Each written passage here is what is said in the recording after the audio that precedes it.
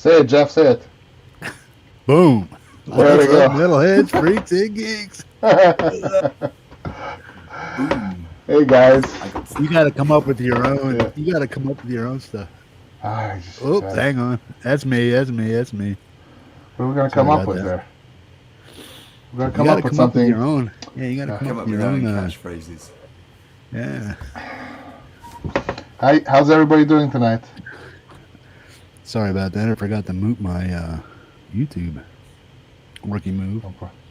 Hey, what show is this? LOL. It's the unboxing show.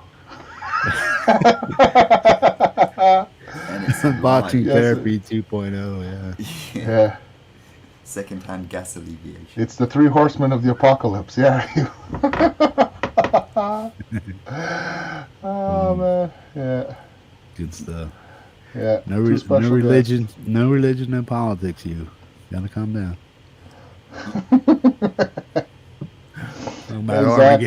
Armageddon coming down the road. Watch out. So who's it? That's just a new pedal from Fuzzlord, isn't it? What? The Armageddon. Armageddon. Yeah. If it isn't, it should be. So let's do a rundown of who's here. I know Nelson was here at first. Then we got, hi Nelson. We got Zach Thong. We have Danny, Autism Rocks. Hi guys. Gary. I think he split. He'll be back after. Epiphonium, how you doing, man? Ace, how you doing? Hugh. Bobby Lopes, how you doing, man? And did you say Zach Thong? I think I did. Zach. I'll say it again. Hi, Zach. How you doing? What's up? Is that it? I think Daniel that's and Squire. Oh, Squire Telecaster. Hello, Mr. Rock. How you guys doing? Are you guys following? Who's following you? Squire and Mr. Rock.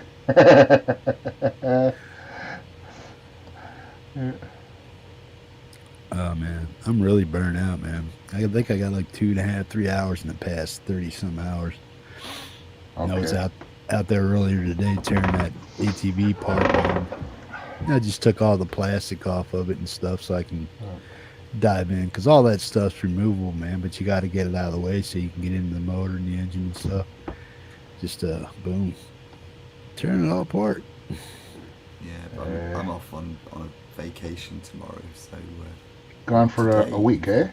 Yeah, going for a week, just going to the coast and get some sea air and try and kick. Now, is it like a real vacation, or is it like a it's screw you guys, vacation. I can't hang with you no more? No, it's a real vacation with the kids and everything. Yeah, it's no, we're off to the seaside. Sweet. You know, hey, Mr. Dion. Silly things at the beach. If it isn't raining. What's up, Mr. Dion? Squire Telecaster, you're rehearsing. You got a gig. Cool, man. Cool. Get some footage. Put some live footage on your channel. Be cool to catch. Yeah, you guys haven't put anything new out for a while, man. What's up, Zach? They just put a new song, man. Did they? Yeah. I have to get it on Sunday's show then. Something like that. Cool beans. Yeah, good to see you guys. Both of you guys, send me a song for tomorrow, both of you guys. Okay. Tomorrow's Friday. Friday's the original. Yeah, I think I sent you one before. You played a couple of my collabs, so it was, I think you slotted in a couple of collabs instead. But there's one on my data channel that's it's kind of slow though. It depends what kind of show you're doing. So if you want a slow melodic one, then I'll resend you the link. Some of the stuff I've been getting this week is kind of a little up tempo, but it's up to you, man. Hey, Ian, I'll have a look. I'll have a look through my back catalog. What about that song we were working on? You didn't start working on the video on that? That would be brilliant for it, but for tomorrow, it won't be. I'll be right back. No, I haven't. I still owe you the green screen on the keys, so yes, yeah. I'll work on that. The video for that, yeah. Okay. So. Hey, Ian Nunes, how you doing? You just ordered your stuff. I ordered mine. No joke. I ordered it 2 days ago. I got mine last night I got it? I got it like in a day. I'm losing track of the days actually, but yes, it was probably about 24 hours ago. Hi also Lloyd. Hi Lloyd. But yeah, and I've had to be sitting here on the other side of the Atlantic, coaching him remotely, saying, "Do not open it. No, don't open it because I so wanted to open it. Do it live. You've got to. This is going to be a big event because hardly anyone's got one of these. Tell me about it. It was super fast, Andy. Yeah. It's they had it at the main warehouse in Toronto, so I ordered it in the afternoon, and the next day in the afternoon, it wasn't even 24 hours. I had it at the store, my local store. Mr. Rock, I got it at Long and McQuaid. You'll see the bag after shortly. Actually, here, look.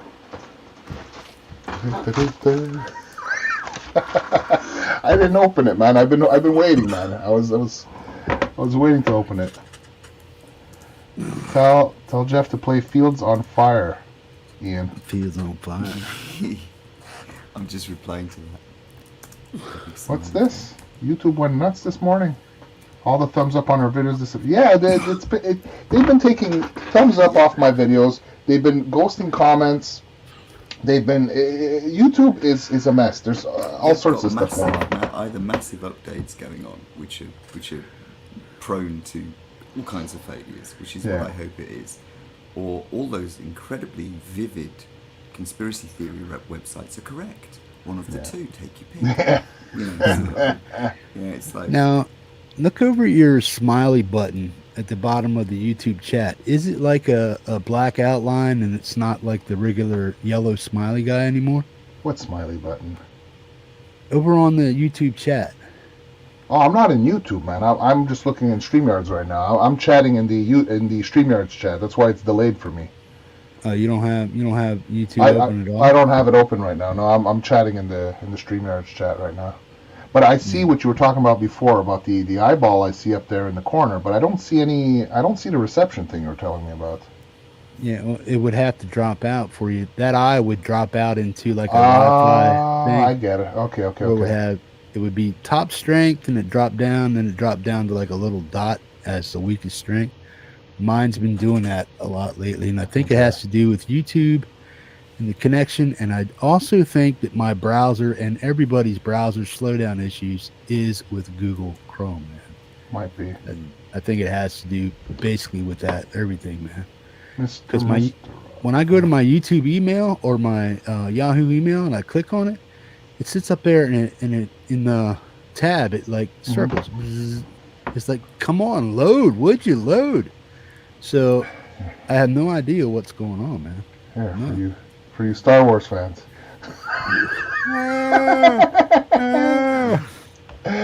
Mr. Rock, when you said which one, are you talking about the store? It was the Long McQuaid and Laval that I ordered it at. I just called him on the phone. I called my guy there. I said, put it on order. Bring it in now. Yeah. If you ever get anything... You're saying it's got the same software that your existing Headrush has got. Okay. What's nice about Headrush, okay, if you got the big pedal board, or if you have the Gigboard like what I have now, which is the one I've been using for the last 2 years, or if you get the MX5, which we're going to unbox shortly, they all have the same software. Quick question. Yeah. What does Adam Burse have? He's got the full pedal board. He's got the Cadillac, right? That's right. Yeah. You got the like Prius and then the other one. Now, how do those two compare? This one. I'm just trying to. How many Headrush units are there that are actually out there? 3 now. Well, the new one is the one that just came out. Okay. Yeah. So you had 2 pre-existing ones. You had the pedal board, the full-size pedal board. You have the Gigboard, like the one I have over here, which I'll show you shortly, and then we'll compare, and then you have the small one, the MX5 that just came out. Yeah. Now, each of them have their benefits and I wouldn't say shortcomings, but I mean challenges, because the full pedal board, what's nice about that is that you got 8 full buttons to program actual effects in them. So and my Gigboard only has 4 buttons, and the new one has 3 buttons. But the way it's programmed, you can do so much even with just less buttons, because you can go from different modes on this hands-free with your feet. You can go in a mode where you go switch, and you can have different things programmed. It's so easy to use. It really is pleasant to use. I mean, I've been using it for the last 2 years now. It took me a while, like to really appreciate all the features of it, and I don't think I'm using all the features yet. But I mean, it's so easy to get a good tone out of it. It's really nice. More buttons, more better. Not necessarily handy. And this one has an expression pedal built into it. Yes. So, which up till now only the big Cadillac has had. You know, that's right. You know, and what's nice too. They do a separate one, but it's like this one's built into the unit, which is what I thought was cool. Because on my gig board that I have, I use an expression pedal with it. I had to get an expression pedal with it. Like when I did the Dano duel with Andy, I was using the Headrush, and when you see my foot on the wah, it's not a wah pedal. That's an expression pedal I was using basically. So. How does that compare with the wah? It depends on the expression pedal, how it feels. The one I use typically, I have the one from Moog. Yeah. I like that one. I also have the Boss one, the EV30. I don't like how it feels under my foot, that one, you know? Right. The Moog one has a more natural feel like my wah pedals do and stuff. Right. So that's so it depends what you get. I don't know how this one's gonna feel. We'll check it out after with my Fila slippers. And let's give some good vibes to Mooney there. I know Mooney right now, he's not feeling very good. For all you guys that saw on the last stream we did, his back was out, and his back is really, really bad right now. Mm-hmm. So let's give him some good vibes. He's very, very bad shape right now. He's really feeling it. Mm-hmm. He shouldn't be shacking up with big old ugly monsters, man, beating them up like that. We tried to tell him, but you know. Yeah. So it's just a wild man. Yeah. So sorry, bro. I've been really excited about opening it. So how about we just get to opening it? Yeah, I think you teased us long enough. All right. Now, while you're opening it, man, what are the big differences, if any, between that one and that one? Does one have more than the other? The processing power, all that stuff? Boom, boom, boom, boom, boom. Is it the same damn thing, but in a smaller package with a wah? Exactly. The processing power between all three models are identical. The effects are identical. That's why I want to see actually in here to go through the screens and we can compare both. I have another camera set up here so we can look. But the processing is supposed to be identical. Everything in this one is in this one is in that one. It's just the way you operate is a little different because you don't have the same amount of buttons. Basically. So for $400, you're getting the Cadillac, that one, software, and that yes. Yeah, because see, like Line 6, when you buy their product, you're buying the full pedal board, you're allowed X amount of blocks. Mm-hmm. But see, Headrush, you're not limited. It's the same thing for all three. You can put like 11 blocks in there and everything, and there's no limitation. Made on your other Headrush, you can export that file to that's this, right. And so anything you've already got, you can load onto this one. Exactly. Oh, so you can put all the programming from the one you have already set up. You can You can transfer them all into that one. Absolutely. I mean, and you can do that between people who have the pedal board or the gig board. Because I mean, Cool Music Tech, he made some patches for me and he sends them to me by email, and I just load them in here and that's it. I could play with them and stuff, and I could do the same too with the patches I made. I could send to him. I could send them to Adam Burse or whoever. If I hear any difference between the Headrush engine and the Cosm from Boss, I don't know. I can tell you that the Headrush, in my opinion, sounds phenomenal. And like, I mean, I went back and forth between analog pedals and amps, and like I have a bunch of different amps and I have all sorts of stuff. I did want to believe that I like this thing because I'm a guy who, it's got to be a tube amp, it's got to be analog, and I've come to the conclusion that after 2 years of using the Headrush, I'm Headrush. I mean, I got the Headrush FRFR speakers, the gig board, and now this. I'm Headrush across the board.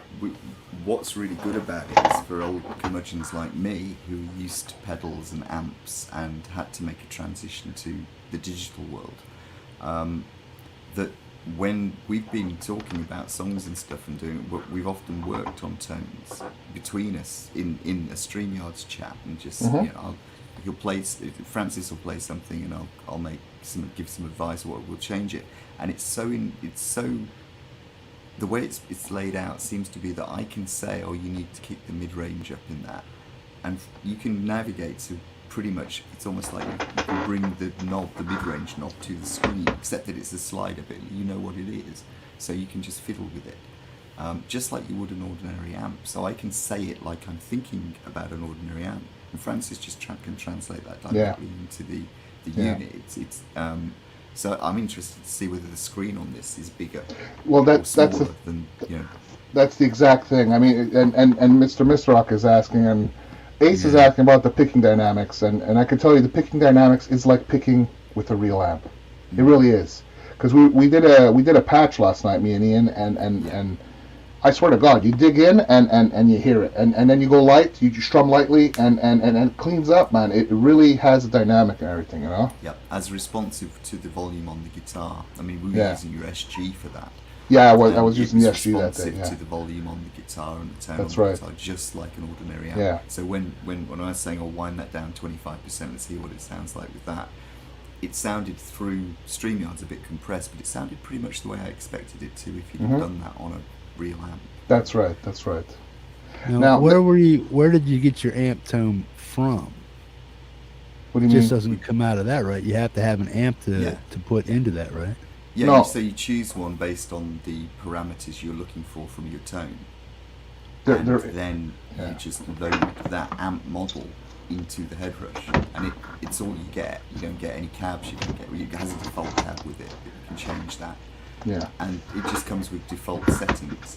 So for the tone that we made last night, we've actually got a video of how we did it, just walking it through and showing the screens. It's on the other Headrush, and basically you just choose an appropriate amp.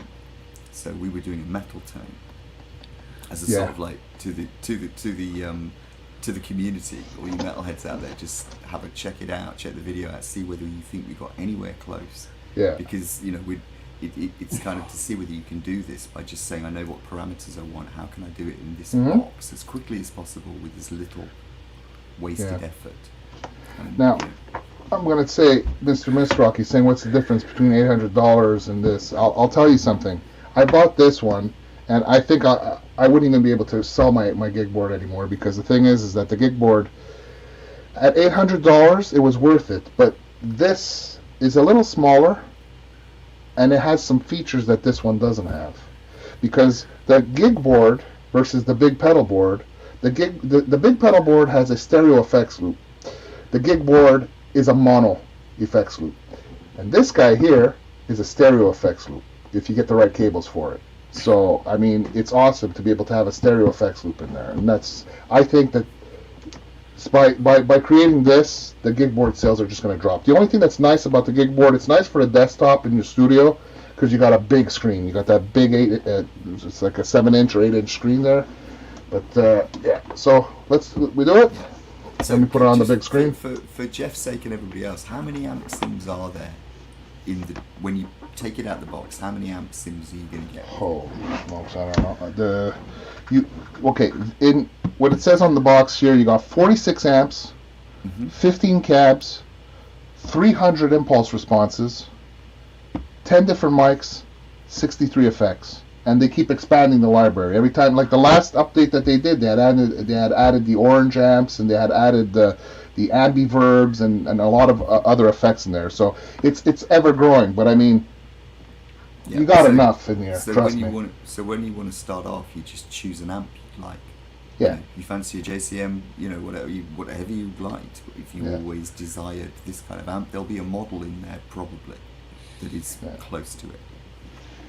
This is where I always get confused. Where is the sound coming from? Are you plugging that into the front end of your amp and using a 4-cable method? No.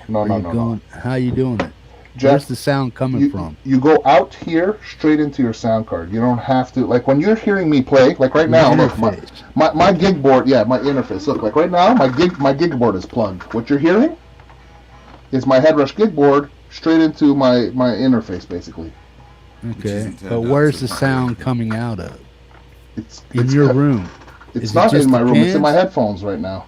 But if I turn my speakers on, monitors too, right? Well, yeah. If I turn my speakers are off, so I don't get feedback from the mic. But if I turn my monitors on, you'll hear it. Yeah, I'll hear it through my speakers. Absolutely. So that is the amp, and if I wanted to turn my monitors on and play through my monitors, I could do that, or I could play and listen quietly through my headphones. That's and right. just jam out that way. So I don't need to plug that into an amp.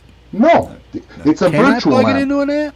Can I plug it into an amp? But and if use you it as an effect front end? Yeah, you can. But if you plug it into an amp, you're better off disabling the amplifier in there and the impulse response. You just want to go into the effects, because if you have the amp or the cab sound out of there going into your amp, it's going to sound like ass. So when you're using an amp, you disable the amp in there.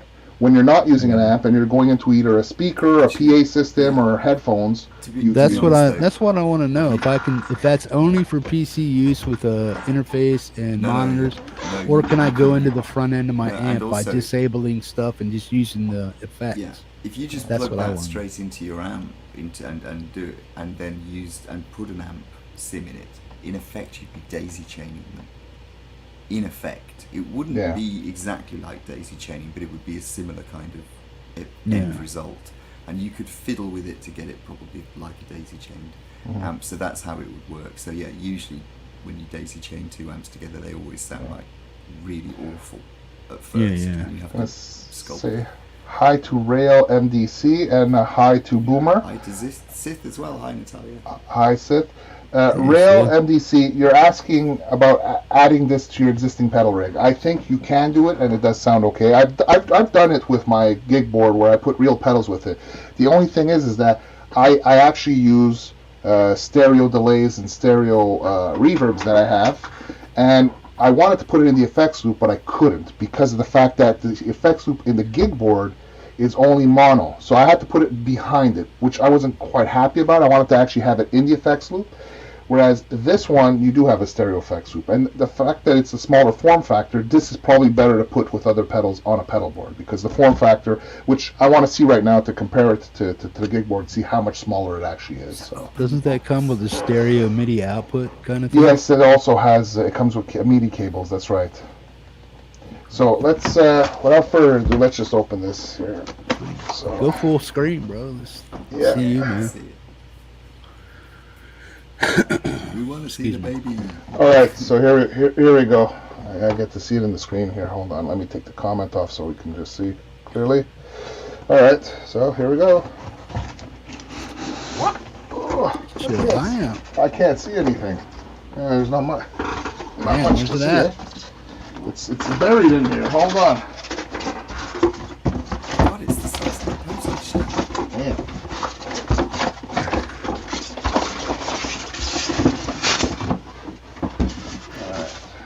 Man, the styrofoam is... Oh, because... Okay, there's a box. It's heavy. Oh my god, this is so small compared to that gig board. I like that. It's like the size of two regular Fuzzlord pedals, man. It's cool, though, because it's a lot smaller than the gig board, so it's easy for grab and go, man. Alright, can you so set that one on top of your gig board so you can show the actual compared size? Absolutely, I will do that. So yeah, when you get to it. This is the USB cable, so you can connect it. You can use it as it comes with. Yeah, absolutely. And you can connect it directly to your PC to use as an interface, because you can just record directly, or when you're uploading and downloading your patches and stuff. And then you have the power cable. This must be the MIDI cables that comes with it. Yeah, this is the MIDI cables. Oh no, this is the other half of the power supply. Yeah. Where's the MIDI cables? Now, what is the power supply? Is it 12 volt or 9 volt or what? It's I think it's 12 volt, right? I'm blind here. I think they're 12. It's 12 volt. Yeah, it's 12 volt, 3 amps. So let's see what this thing looks like.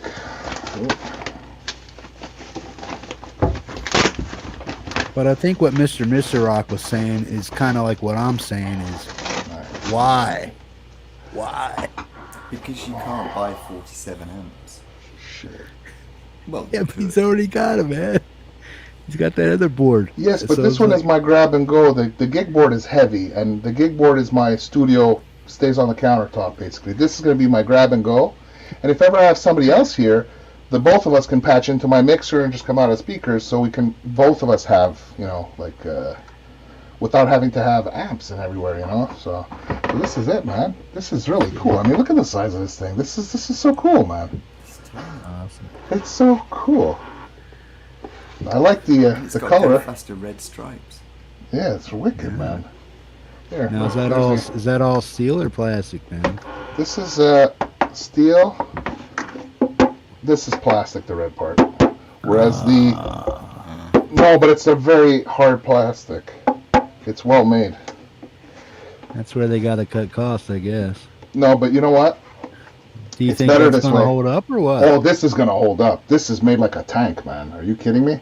And what I like about this is that it reduces the weight, because the Gigboard is freaking heavy, man, because it's all steel chassis and everything, So. But I would think, me personally, I would think if you're a gigging musician and you got plastic and you drop that son of a bitch, crack, you'd be pissed. So let me just does this still work? Let me just change. Okay, hold on. Let me bring you guys back in here. Wait, how can I do this? I can do it like this. There you go. Okay, so yeah. So basically, yeah, this is pretty cool. So let me change my camera angle. I'll get the other camera in here so you can see, and we can do a comparison of the size here. You guys, Ian, if you can keep an eye on the chat, because I'm not really looking right now. I can't. So let me just change my screen camera to this one. You guys see that camera? Yeah, man. Okay, cool. So basically, well, yeah, okay. I don't have the right angle here, but as you can see, I got my two 8-inch FR speakers, basically the Headrush speakers here. Those are 400 a pop, ain't they? Yeah. They're they're $299 Canadian. Danny's asking a question about. He says the Ampero that he uses has cab Sims effects for electric, acoustic, bass keyboards. Does it have the same? Yes, it does. Yes, it does. Yeah, it has all of those things. Yeah. You can use these with keyboards. You can, it is standard effects units. I did in that too. Yeah. In that song that we're working on, I did that, right? Remember, I made a patch and I did the keys through there. Yeah, so use keys to trigger it rather than the guitar. So if you look here, this is my Gigboard. This is the Headrush Gigboard. This is what I have. This is the one I've had for 2 years now that I've been using, basically. Okay? So you got the 4 buttons here, everything. I mean, this thing is built like a tank. Cancel. This thing is heavy. It's a nice big screen as well. The screen on the other one's got to be smaller than that. Well, the screen of the other one is smaller. I mean, look. Yeah, the big one's a 7-inch, and that's a 4-inch. Yeah. See, but I mean, if you look at it, if I just sit it on there, basically, that's the difference in size. That's the difference in size between the Gigboard and that. And I'll tell you that the Gigboard is heavy as hell, and it has heft to it, but it's not as heavy as that one. It's really pretty cool, So. Let me just plug this. Like the pedal, does that have good travel and stuff? I think it's adjustable. I saw. Yeah, it is adjustable. You see, over there you can adjust the tension on it, but it's nice though. It is. It can be used as a volume and a wall. This is metal. And it seems it's almost like sandpaper here, so that you got grip and not slip. It's got like a nice grip here. Basically, this is nice. See all the outputs on there. So the outputs are all 1/4-inch jacks. There's no. Yes. No, only the big pedal board has XLR outs. The Gigboard and the MX5, they just have 1/4-inch outs basically. Right. That's been a complaint for a lot of people, but you know what? It's not that bad. The sound quality is pretty good. I mean, you've heard all the songs I've played, and it sounds pretty decent. To be honest, I didn't know it was coming out. I've always thought they were XLR cables coming out.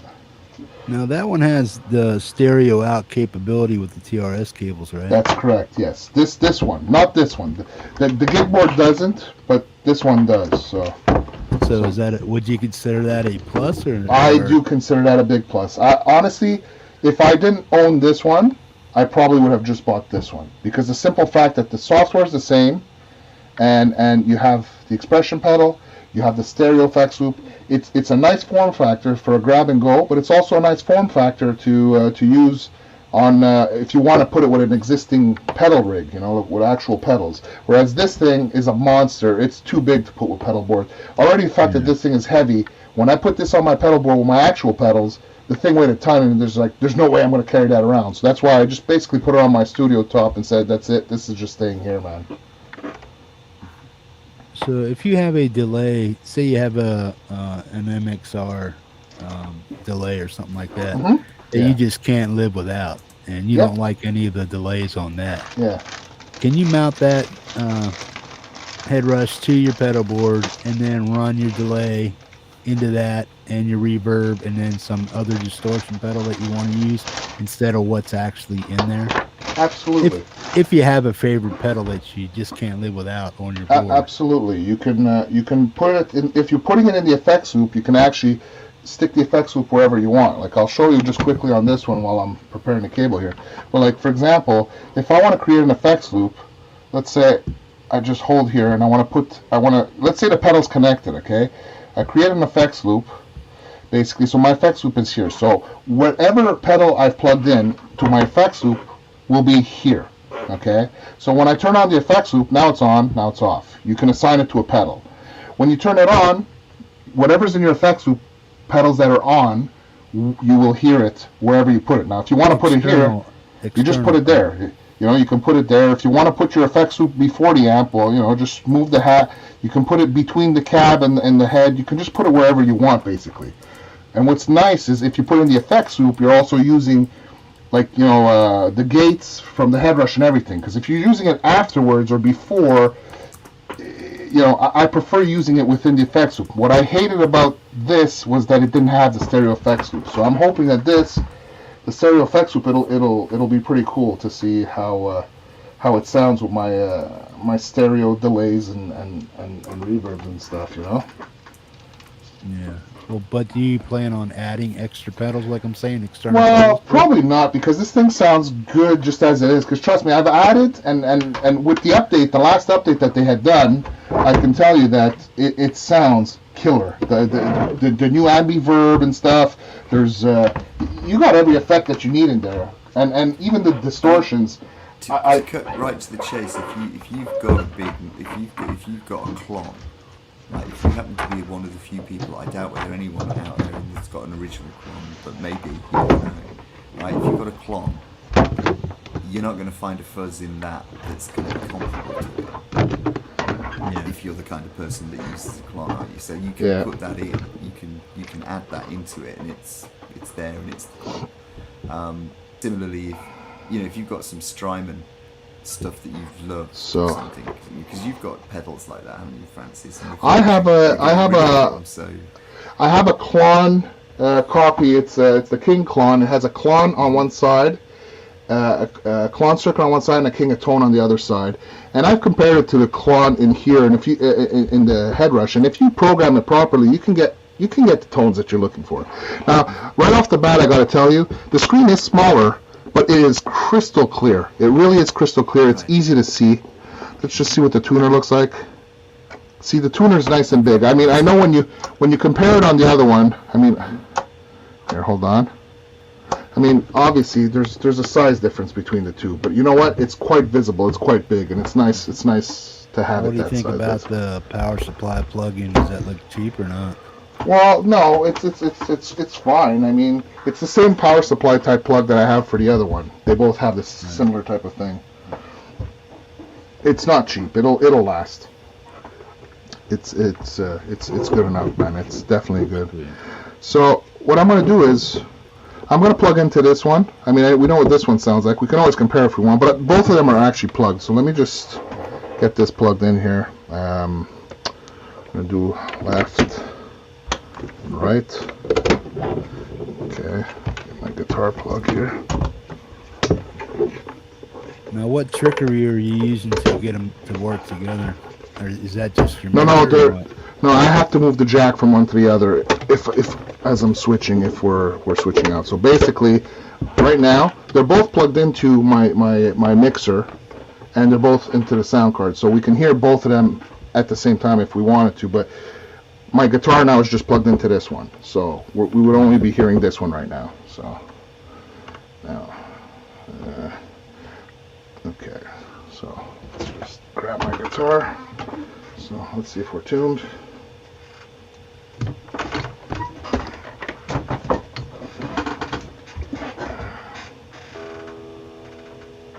Can you guys see the screen well? Yeah, pretty good.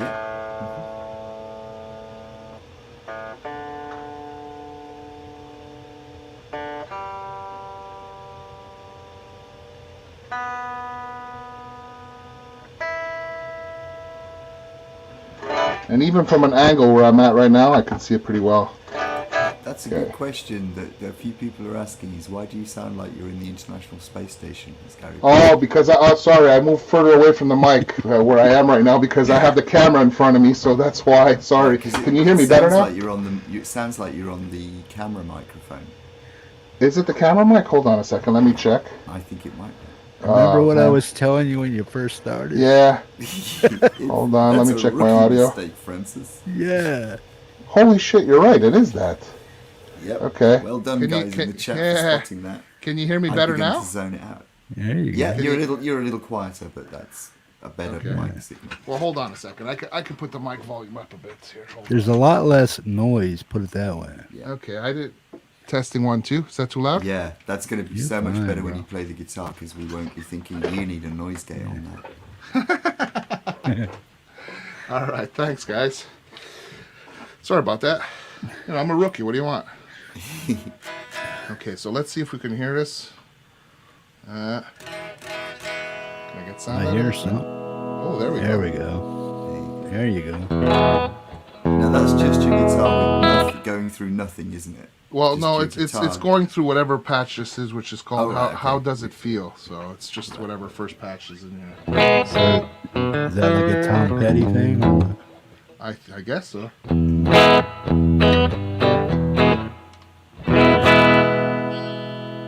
For heaven's sake, Francis, tone control down a little bit. That's what I'm doing right now. I'm on the neck pickup and I brought the volume a little bit back and the tone down to about 6. Just bring the volume up a little bit here. Can you hear me good? Is the guitar loud enough? The guitar is actually a little bit on the muffled side, but a little bit quiet, but not too. It's probably the patch though. I mean, I can bring the amp up. Hold on. See, look, Jeff, if I want to bring the volume of the amp, I double tap on the amp head and there's my amp head, okay? Do you see it? You can't see it really, eh? Where are you hitting now? You see over here on the screen? Now, the actual screen now has all this stuff. When I was in here, this is your chain, okay? Basically your signal chain. So basically the guitar's going in, so the input starts here. If I tap on the in, you'll see you have like a gate, and you can adjust your gate, your threshold and everything. This is automatic, okay? Then from the input, you have all your channel. You can change the different signals. If you want to, this is all like mono going in. You can have it as a split signal with double amps and all sorts of stuff. But now we're going into a white boost, which is basically it's just a boost pedal. It's going into a dynamic compression, and then it continues the chain to the amp head, the speakers. You got a volume pedal. Oh, that's why it's lower, because this one has a pedal. I'm not used to that. Hold on. Oh shit. Okay, that's why. Okay, so. Okay, because I'm not used to that because the other one doesn't have that. So this is your volume pedal right now over here, and then you got some reverb over there. So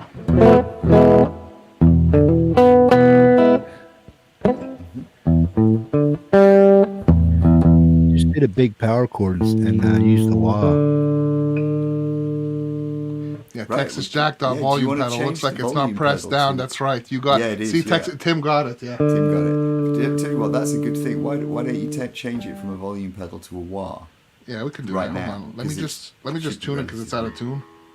I should have put my other guitar as an SG. It doesn't stay in tune very well.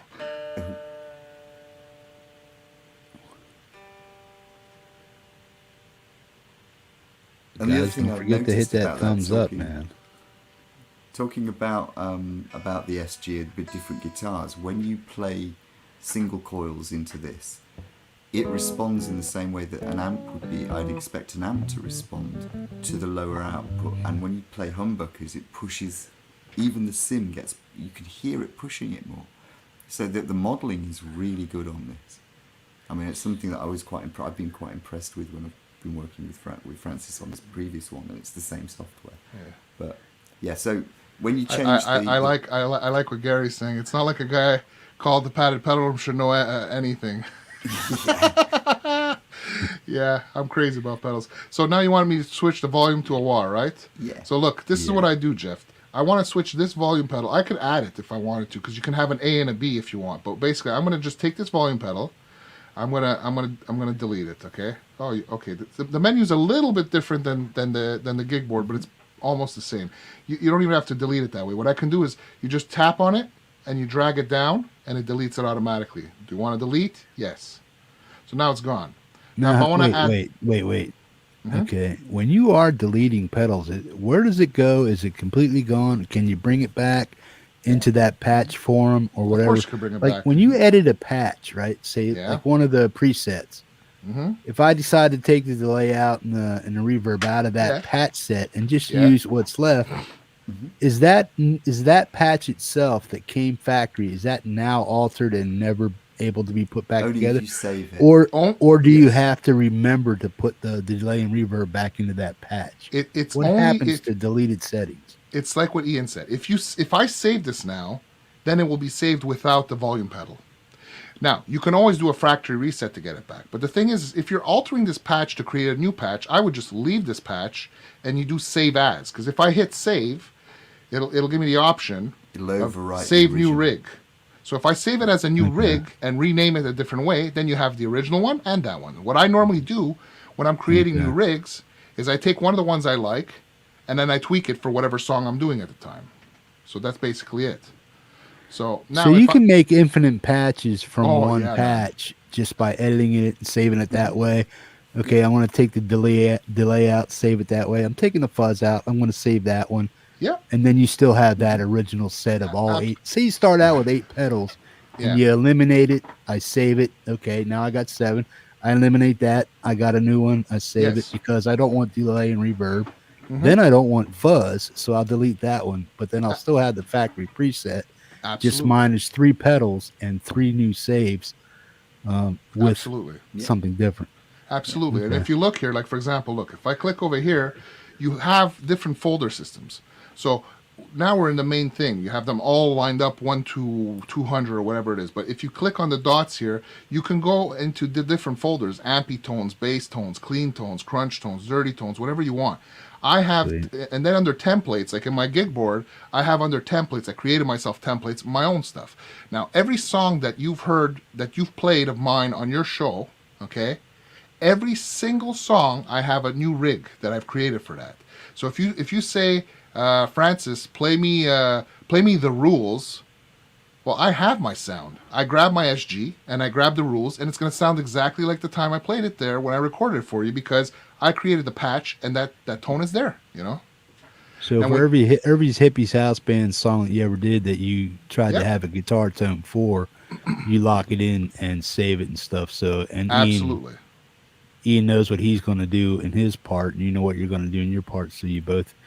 Ian, how are you manufacturing tones? Are you doing anything like this, or are you just doing all stuff online, sims and stuff? It's very similar, but it's all computer-based sims for me. I don't have the external controls, and the interface is different on the stuff I use. But mainly with the house band stuff, I'm just singing. So that's just the microphone directly into the interface, directly into my DAW, with just a tracking vocal setting, a very basic vocal setting, and we tweak the EQ on it, add echoes and whatever we need in the post-production. So I just do a clean recording, just straight through, which makes it a lot easier to get a clean signal. But for guitar work and for the bass work that I've done with it, I've got very similar systems, but they're all entirely software-based. Yeah, but he saves his presets. I save every single one of the Hippie house bands. All of the settings used on my stuff is saved somewhere. So okay. Always, now you know what, Epiphonium, yes, I can. If I was standing up, I would be able to read it because this is a very crisp. The problem now that you're not seeing it so crisply is because this camera is not as good as my other camera there. But the screen on this thing is absolutely crisp. You can see it clearly if it was on the floor, especially if it was dark. The way this is lit up, man, you would see it phenomenally. Trust me. The same thing with the Headrush, the other one. You can actually adjust if you go into the global settings. If you click here on the dot, you can go under global settings and you can adjust the brightness. See, like right now the brightness is at 5.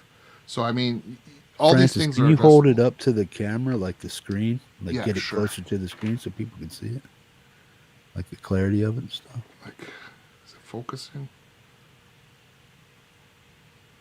Yeah, I mean, you can see that it's digitally sound. It's clear and stuff. It's very clear. Your camera, yeah. Yeah.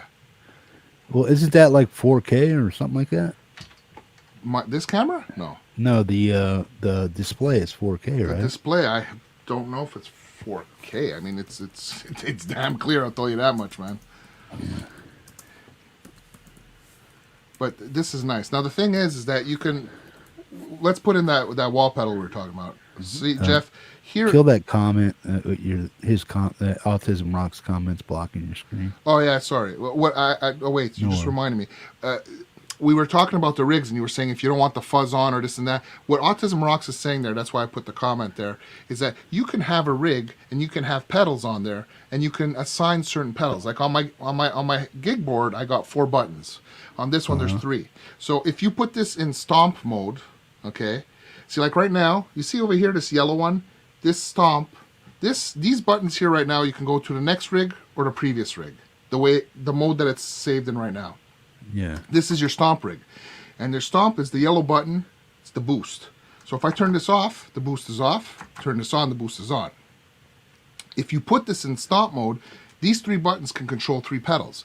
So if you want to take external pedals. No. The pedals in here. Okay. Now or your effects loop. If you put an effects loop in here, then it will control the pedal that's attached to your effects loop. If you leave your pedal in the effects loop on all the time, and then you can turn on and off the button here of your effects loop, which would in essence turn off, like if you have a fuzz hooked up to it, to your effects loop, you turn on and off your effects loop, and it'll turn on and off the pedal, basically. So yes. Okay. So you don't have to make, let's say, 5 rigs. If there's one particular rig you like, and let's say you want to be able to turn on and off your boost, on and off your effects loop, and on and off, I don't know, your reverb or delays or whatever. You can do that with this, basically, you know? Yeah. So now, if we want to basically, if we want to add that wall we were talking about, you see, you take an empty block. Those are the ones with the plus signs. You just click on it, and you go through what you have. You got amps, you got this and that. So what I want to do is I want to go to expression effects. The expression effects, you got volume, you got shine wall, black wall, more wall, wham, harmonizer, panner, chord wham, time warp. These are all the effects that can be played with the pedal. Now, just so you know, all the other effects you can also program with the expression pedal, so that if you want to, let's say if you want to hook up your distortion to this, you can program it so that this controls your gain of your distortion or your volume of the distortion, or you can control this to control the modulation effect, the amount of modulation you want. So you can program this to do anything you want, man. It's really impressive, man. Now, if I want to go, I'm going to go with like a shine wall, which is basically like a Vox wall. You don't shine because the 847 walls had like the chrome on it. So now I'm just gonna, you can go with a default, a closed, or an open. So closed or open, you can make this, you can invert it basically if you like having it reversed, your pedal, depending where you like your sweet spot to be, and you can also program your sweet spot in there. So it's actually pretty cool. Open, does open mean that you have full range use of the wah up and down? No, it means it's in open mode, like as if your pedal's all the way open, basically. You know? You see? Yeah, that's what I mean. You have full range. No, but if I put it closed here, look, I want you to see the difference. If I put it in closed mode, it's going to be reverse. Okay, so listen.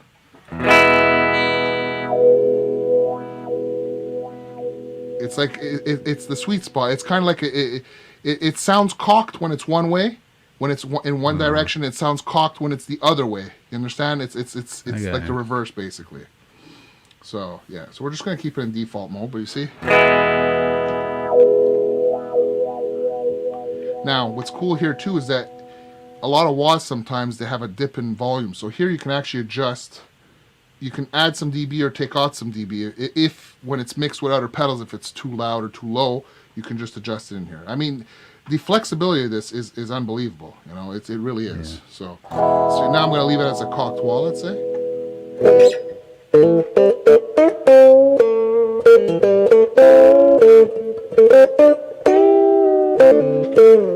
So that's basically this.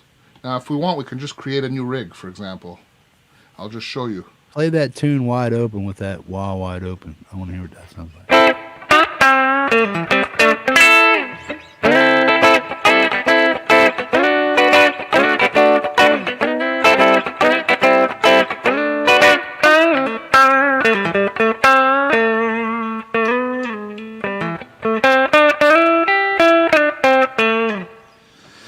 Now, that sounds awesome, man. But the magic with this, I'm going to tell you right now, guys, is now we're using the speaker that's the modeled speaker that's in here. And if you go on the modeled speaker, you can adjust, you know, the different type of speaker, the different type of mics, the placement of the mics. But the magic, and you can also get hold of IRs from Celestion and such, that are made for this, so that you can actually load in extra packs if you like, if there's a particular speaker that they don't do. But actually, the selection of speakers is phenomenally good. Yes, but don't forget, Ian, it does come with its own IRs. So it does have IRs. And actually, when you buy any Headrush product, you do get 2 free Celestion IRs, which sound pretty fantastic. But like, for example, this one here, I'm going to mute the speaker cabinet. Oh, you can't. Okay. On this one, you got to cancel it. You can't. Why can't? Okay, it's made a little different than the Gigboard, but okay. So I'm going to delete this, for example. And I'm going to add an IR. So what's an IR? It's an impulse response. It's a picture, basically, of an amp. So I'm going to go into the IRs they have. One of my favorite ones here is this one here, basically. It's the Tangerine 412. So it's a 4x12 orange cab, basically. And right now, if I click on it, these are all the different settings. What speakers would you compare that to? I mean, as far as like greenbacks or I think the orange speakers came with... Was it vintage 30s or was it greenbacks? I think it vintage 30s. I think I want to say vintage 30s because it's a bit darker as a general rule. It is a little bit darker. And listen to the difference now. All I did was change the speaker cab, okay, to the IR basically. Oops. That's a little loud, but see, they're always louder, so. Is that because your wall is wide open too? Oh, you know what? Let's close the wall. Actually, let's do that. Let's just close the wall. We don't need it. So let's go back into the IR. And I'm going to pick the setting that I like, though. This is set under dark. What I normally like to do is I normally like the balanced. It's a mix of a 412 mic and a 121 Royer mic. So.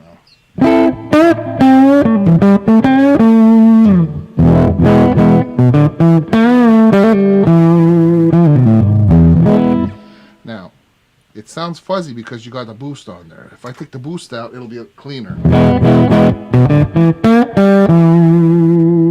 Now, if I put my pickup up all the way, you're going to see how it responds to it, like an amp that it's going to be more overdriven now. Now, if I pull back my volume, you're going to notice that it responds the same way.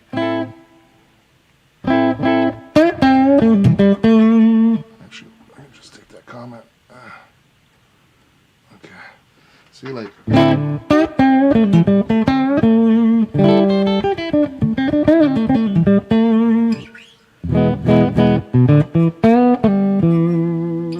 So it sounds pretty good, but I mean, there's so many IRs in here. What kind of amp is that? The amp, actually, which amp is it? This amp is the Black Duo, so we can change the amp. Right, okay, so the Black Duo, to explain it, they don't actually have the same names as, for instance, if you wanted a Fender Twin Reverb. The Black Duo actually is, isn't it? That's what the Black Duo is. It's the Fender Twin Reverb. That's correct. Really what it means is a black face twin. But Black Duo. If you want to know what they are... Have to work them out. But if you don't want to work it out, Ian... Headrush does have the description of what's what in the manual and on their webpage, so you can work it out that way easier if you want. But let's take another amp. Let's take the orange amp, the Tangerine Clean. I like this one. You know, this was one of the new ones from their update, and like.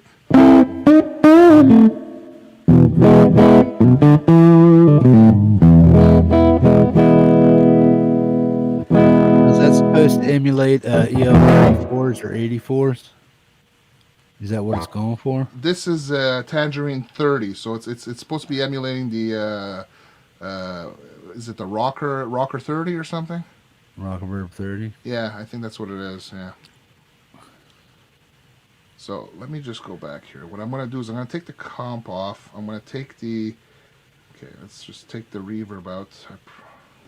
This is just the amp. Yeah, it's a bit.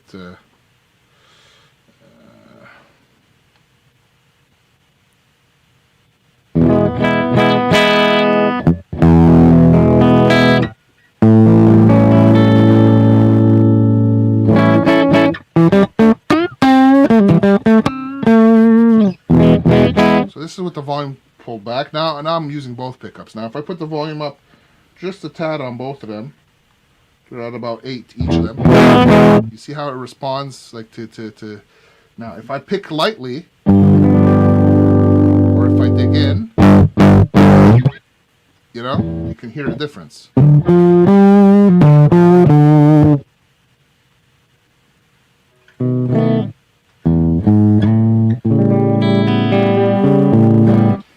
Does it have? Yeah. No, that's not clean, Epi. It's not. That's not clean. No, it's not. It's a little bit dirty, I hear. But it's also, don't forget the SGs. It's quite. Can it do a clean sound? Yes, it certainly can do. A clean well, yeah. Here, we'll pick a. Well, look, Squire was asking about Vibro Champ. Let's put a vibe. Francis, pick that machine up. Pick that machine up and feel the bottom of it. See if it's heating up at all. No, there's no heat whatsoever. No, there's no heat. Even my other one that's been running for a few hours now, it's been on. There's no heat on the other one here over there on that one. That's cool. So everything runs pretty smooth, right? Oh yeah, no. This is nice, man. I have to admit, I really like the form factor. What's up? It's recommended to lower the volume on all the. Yeah, it is actually. That's something I do. Yes. What happens is, and this is part of the reason, because the IRs are always here. We can keep the orange one. If we go into the IR, basically, one thing I like to do, it's a trick I learned from Rhett Shull, is to get more of a speaker type of sound. See, I'm doing it with my finger here. You can do it all with your finger, or you can do it with the knobs too. Like if you click on it and then you use the knob, you can use the knob to make it go up and down. But I prefer using my finger. So the high cut, I bring it down to about 5,000 to 6,000. So you can tap on it and then just use the knob and then it go up and then you're done. Yeah, because if you want to precisely do it, because if you're going with your finger, you might not be able to get to the exact, you know. So then you'll want to tweak it just for precision with the knob, you know. Yeah. So like basically, you normally do that when we're working on a tone because I'll give an exact number. And it's actually not supposedly. I'm just guessing a rough number to go for, but you'll wind it back to that. So we know we can do it in increments to find the sweet spot on a given setting. So it's quite useful for that. You get a lot of fine control. Yeah. Oh, thanks, Brian. Yeah. And Bobby, yeah, thanks for that. It's true to drop the volume. So now, for example, Epiphonium. This is when you're setting up your effects, and then you use the foot controls to trigger a whole lot, you know, to make it turn on, and you can map them to your individual pedals on rigs and things like that. So it's so if you have like a 12 song, like witchcraft, you know? Yeah, if you have like a 12 song set, you can program each song individually down in a row just by it, but you have to know how to click and where to click and all that stuff. Well, or you just set them up and say 1, 2, 3, 4, 5, 6, 7, 8. They have the arrows that are on the front face between the buttons, between the foot switches. So they're basically telling you that those go up and down. So when you're in a certain selection mode, it'll go up and down your list. So yeah, you can have 12 songs, create 12 rigs, be in the rig selection mode, and just use those buttons to hit them in. Yeah, and you can actually create a set list in the programming of the Headrush. So you can have your set list. Because like the folders I showed you before, you can create a set list, and it's your folder. So let's say you call it set list. Let's say you have 3 bands: set list for this band, set list for that band. You can have each set list there. So then all you have to do is click on the set list. You go up and down, whatever, and then you can have. At the same time, you can control certain foot switches if you put it in stomp mode while you're in it, and there's a lot you can do, Jeff. I mean, so if you guys were going to do a live performance of all Hippie's house band songs, you could just like boom, we're starting up here with this, and then going down next, and you got all your tones arranged right there in the whole damn machine. That's basically the way. And you can do that live too, right? Take your absolutely. Kit. We got a 12 set list. You just put this song's clean, this one's metal, this one's country, boom, boom, boom. So you can have all your sets. So all you got to do is boom, and your band just starts playing that song, right? Let me just show you over here. Look at this one, okay? Look at my gig board, okay? On my gig board, okay. See, on my gig board, I have it set up right now that I can go up and down with these 2 buttons here. I can go up and down my sets. So this is an orange rig that I created that I like for my SG. But okay, hold on. I want to go to rig hybrid view. So these 2 control right now up and down, and these 2 control the buttons. So if I want to go down, I want to discard the changes. I don't want to keep the effects loop in there. So this is the song I did with Gary Hubbs. See, I don't know. Can you see? It's called Gary Hubbs, Anthony Lee. This is a song we did for the metal show. This is the sound that I used, okay? This is just a Fender thing that I did. This is when I did the song with Andy Dion, the Gretsch Club, and Boomer. This is the patch that I have. This is the song, Jack Flash, yeah, that's not out yet. HHB, this is the... That was beautifully discreet, Francis. Sorry. This is the unplugged patch, basically. This is Kevlin. This is Kevlin. When we did the song there, the collab with Mooney and Can't Away. This is the song I did with Mark Wade. So I this is COVID Fever, the one I did with Sean. This is Boomer Bass Meeting when I did that funky thing there where I was upside down with him and everything, Every one of my songs are in here. Everything that I've done, see HHB4. That's the 4th song we had done together, which was was it the rules? This is the house band song, but 222 is in here. 222 I did prior getting this. I'm creating my patches for those so that it works. But a lot, Ain't It Strange, the song that I've done, everything's in here basically. So that's the way I program it basically, Yeah. So there's so much you can do, and you can also do scene modes. So like let's say you create a scene and you want to have your clean tone, your dirty tone, your lead tone. You can create scenes, and then you go into your scene, and then you have the 3 scenes on it basically. So you can have clean, dirty tone. So this way, let's say you want to turn on 4 pedals at the same time. You want a delay to go on and a reverb at the same time as distortion. You hit scene 1, you have it programmed that way. And then you have scene 2 where you want to take out your delay, you want to change the distortion pedal to another one and whatever. You can do that all with the scenes. So there's so much you can do, Jeff. I'm telling you, man. It's quite cool, Yeah. Yes, Epiphonium. You can really read it, the display standing up at a gig. I mean, I brought it to Sean's house once when we were jamming, and if you have reasonably good eyesight. Yeah, but the thing is, the light is so good on it. Even if it's a dark, the screen is so brightly lit and it's clear that you can see it. You can see it on this. That's what I like about the Gigboard, is that the screen is really big. This one, it's a little smaller, but it's freaking crisp. It's really clear, man. I gotta admit that. Can you kill an overhead light to show us, or what? Sure. Or yeah. Just to check now. Here, if I turn this one off, will it make a difference? Here. Boom, yeah, you can still see it, man. Sweet. But I mean, on the camera, because the camera's not great, that's why you're not seeing it so well. But I'm looking at it, and it's absolutely crisp, Yeah, because I look brighter than I am, man. I'm sitting here in relative darkness, but these lamps, they throw some ambient light back here to the screen and stuff. But I want to be able to sit right here because my keyboard is dark. If I didn't have an illuminated keyboard, I wouldn't be able to see it. But if I put that thing up here and I wanted to play around with it, that would be good for me because it would just like boom. Yeah. Now, is it so overbearing in the light? Like, did it like blind you? Like this? No. Yeah, when you turn the lights off, was it like, whoa, man, that's too bright? This one's a little brighter than that one because I set that one lower. But you could, like I said, you can adjust it. If I go into the global settings, okay, you can adjust the brightness. Right now it's at 5. My Gigboard is set at 1 because I find that at 1 I get the best. Actually, let me try that. At 1 I get the best view on camera.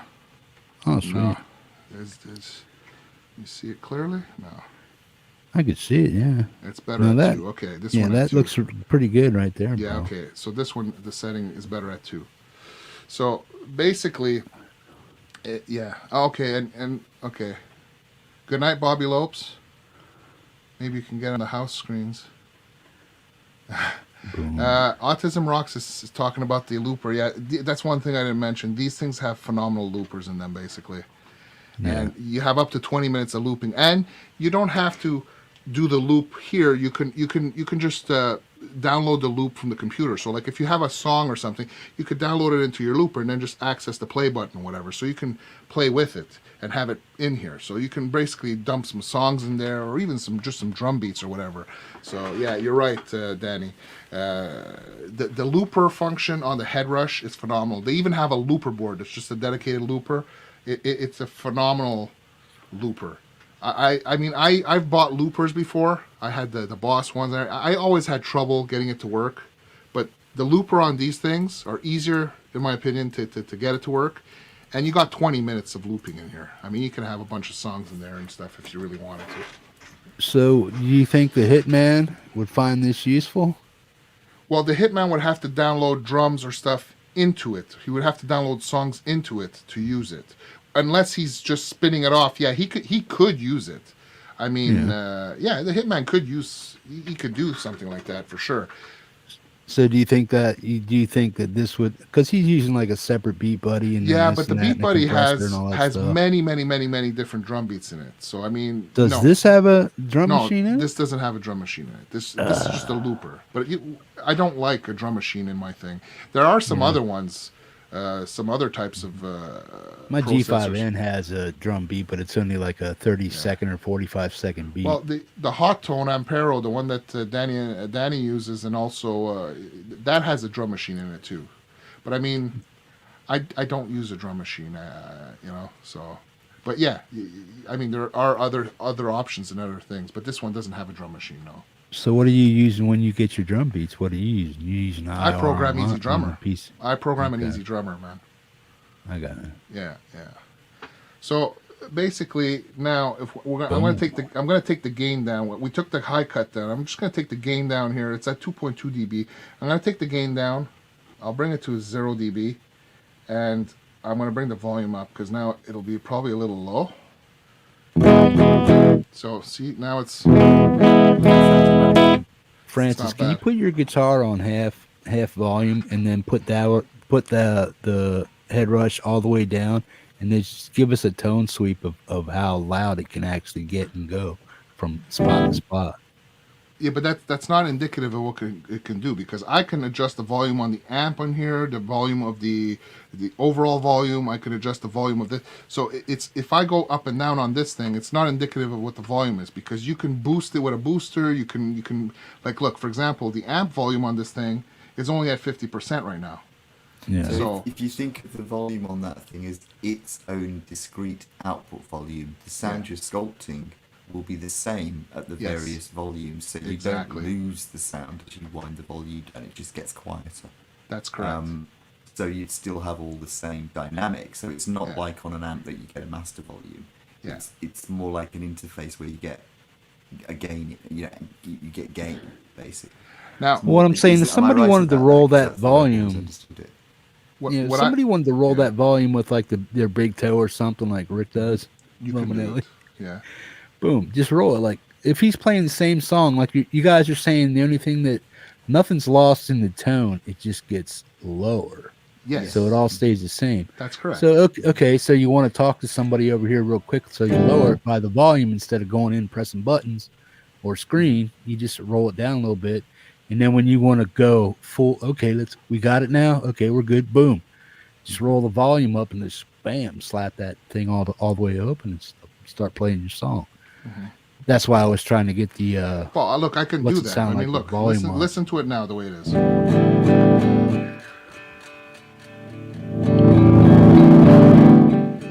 I mean, the sound is not changing. Like, look, if I put some dirt on there.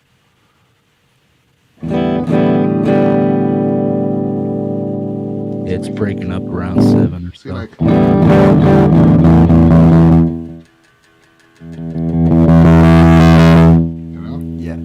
peeking through stream, through the stream. Yeah. Now, what I like to do when I'm creating sounds and stuff, normally I keep my Headrush always on 5. I always keep it dead center. So that way, whatever patch I create, if I'm going live or whatever, if I need to boost, I can go up to 11. It's not like when I listen to Mr. Misrock, I put my volume at 13, but it goes up to 11. And if I want to bring it down, you got room to maneuver. So I like to keep the volume typically dead center, create my patch the way I like it at the volume I like it, and depending on your situation where you're playing, if you got to go up, you can go up. If you got to go down, you can go down. You got room to maneuver. So that's how I like to do it, basically. So yeah.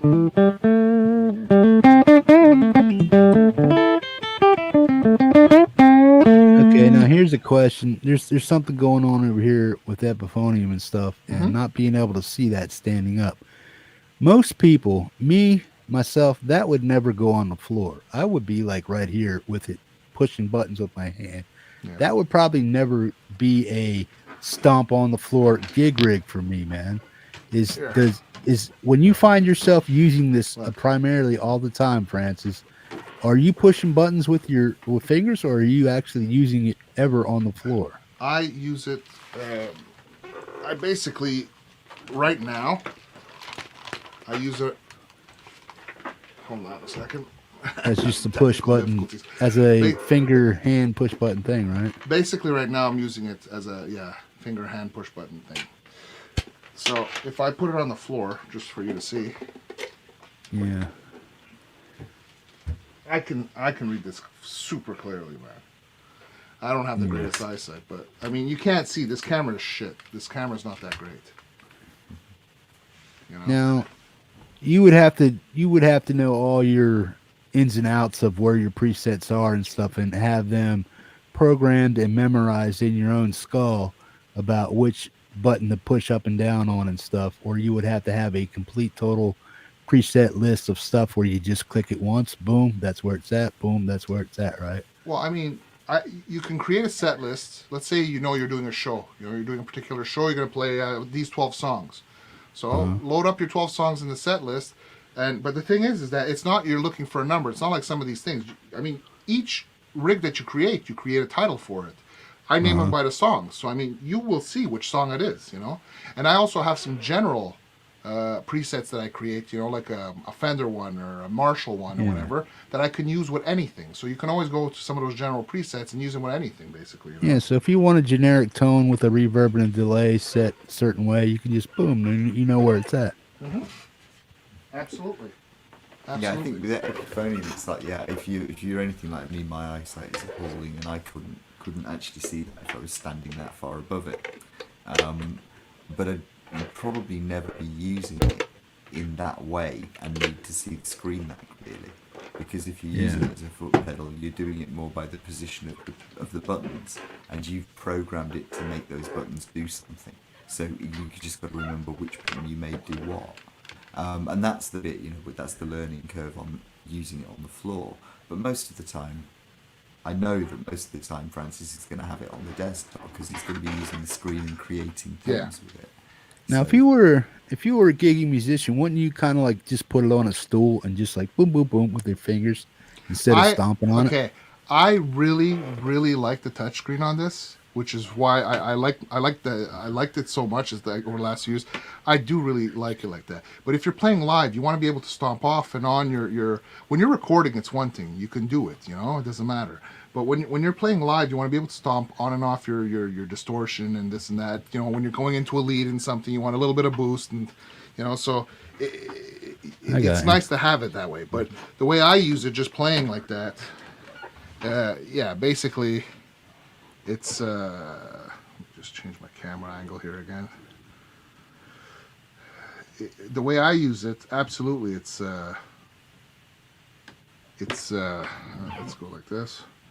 The way I use it here, that's why my Gigboard, especially the fact that it's heavier and everything, this is going to stay in my studio like this. What I like about this, because it's small and lighter, it's not that much lighter. It's pretty hefty, to be honest, but it is lighter than that one. But the size form factor is great. I can put this in a bag and just go jam, and that's it. So I mean, for me, this is a good option. I mean, if I didn't have my Gigboard, I wouldn't be buying the Gigboard. That's my honest opinion. So it's not actually a foot pedal, really, is it? It's an entire amp rig. With the foot pedal qualities, with the foot pedals included, kind of the switches included. Yeah. So it isn't really just a foot pedal. It's not something that you just plug in and then start clicking buttons as you're standing up. It's something that you create your tones with in the same way that you do it with any amp simulator on a computer. Yeah. You just treat it like you would an amp. But you can, like I said, from my perspective, if I could afford one good amp, I'd be searching my whole life for that one great amp. Yeah. Like we all are, that's the thing. But with a sim, I can try out 50 or 100 different amps, and I can afford to do that. And then I can decide this one's good for that song. That's good. I could never do that in real life. I could never swap. I could never say I Fender Twin Reverb for that, and a JCM 800 for that, and I want, I think I'm going to need a Soldano for this, Mm-hmm. I'd never be able to do that. So that's the age-old. Isn't that the age-old question where it's like people are saying, are amps dying? Are tube amps dying out? And is this the new way? Is it the new way? It is for the regular consumer, but for the professional who can afford to invest in amps, I think amps Angus Young. Yeah, exactly. For people who do it like, because you're absolutely right. If I'm at a live gig, I like the comforting look of the amp, even though I know most of the time I'm not hearing any of it. And most of the time they're going DIing straight through the PA, so the amp's really there for show. It's like, I mean, I'm going to tell you, Jeff, honestly,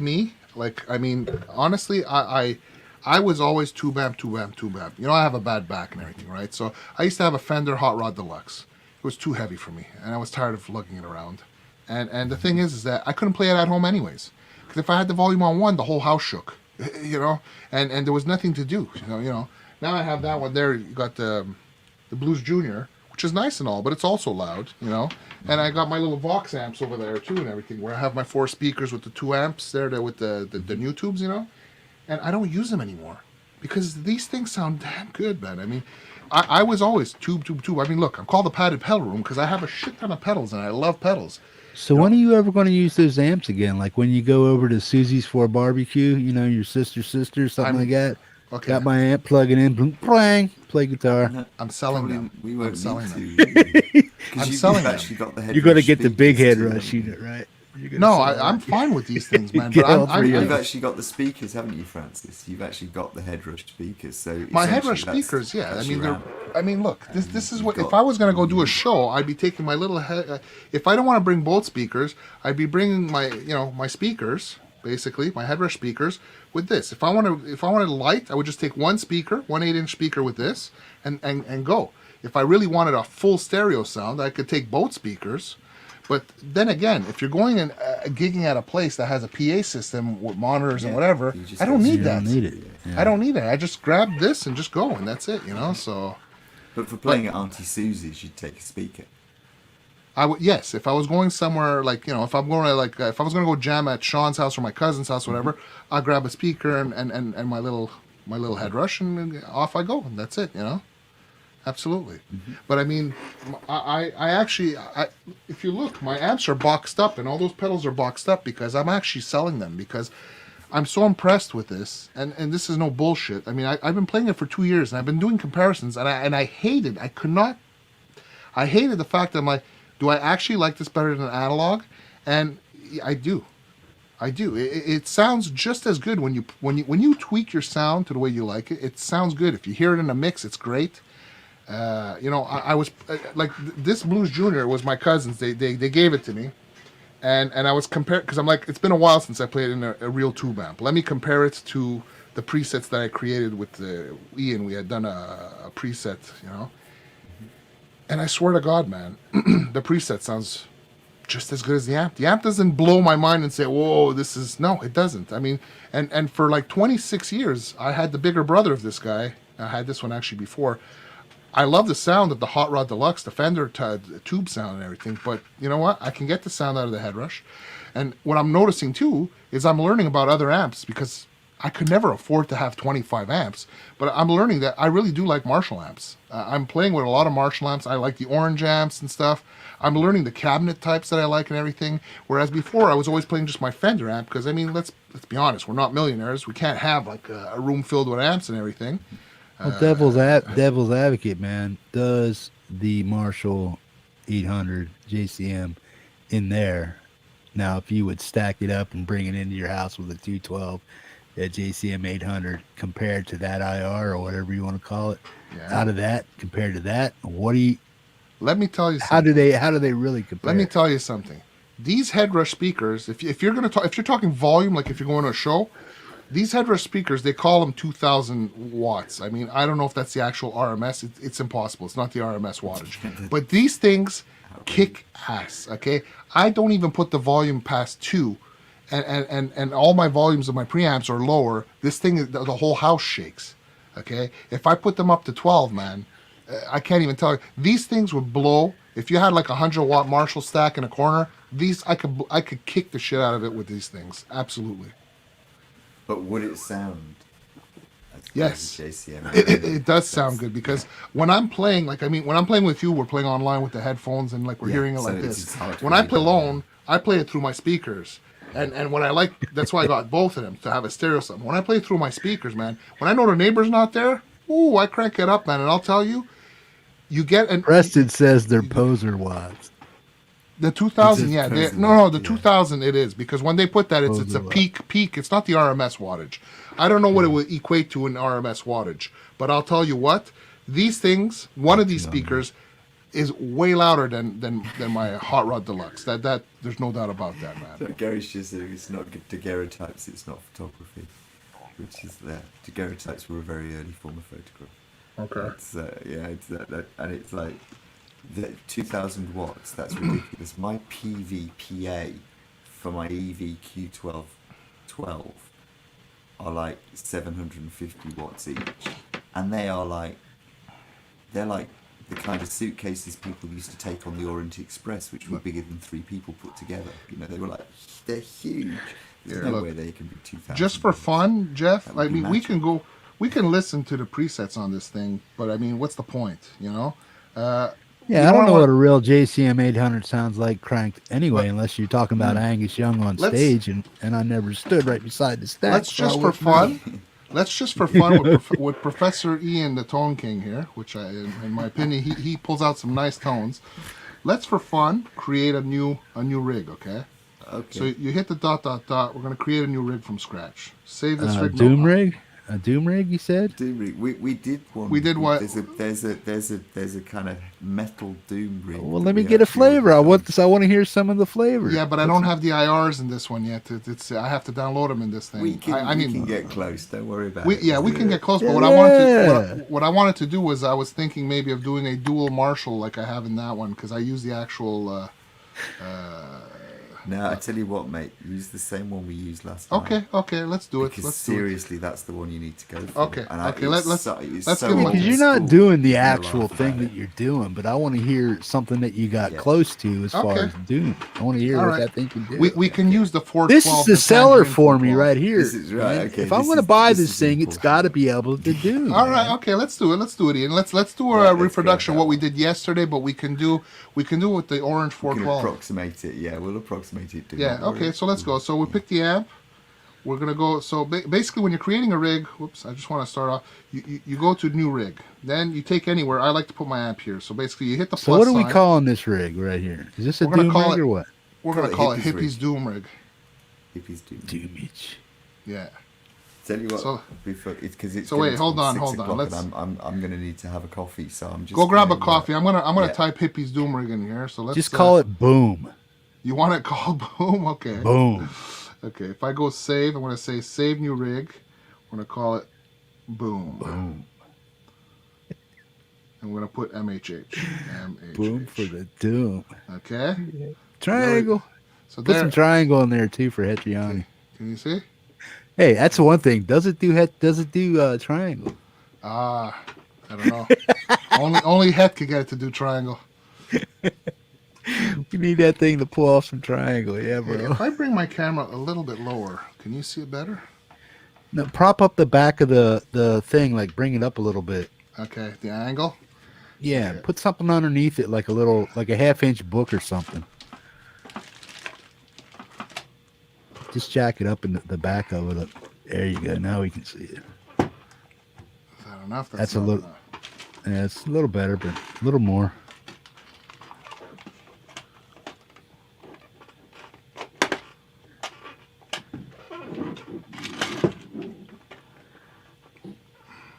Got to get something a little more stable there, Francis. Yeah, this is gonna go flying. Yeah, look at something. Even if you just raise the back a half inch, you'll be fine. Here, hold on. Let me just.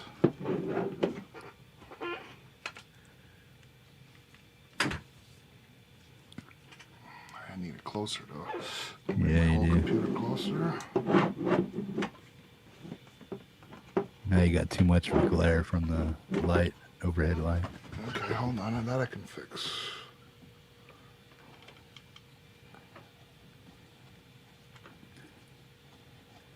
See the screen better though, yeah. It's just they got an overhead light on it, it's killing it. Boom, guys! Don't forget to hit that thumbs up, man. Boom! Go down there and hit it. Smack it around a little bit. Let's see. Can I get this? Can you see better now?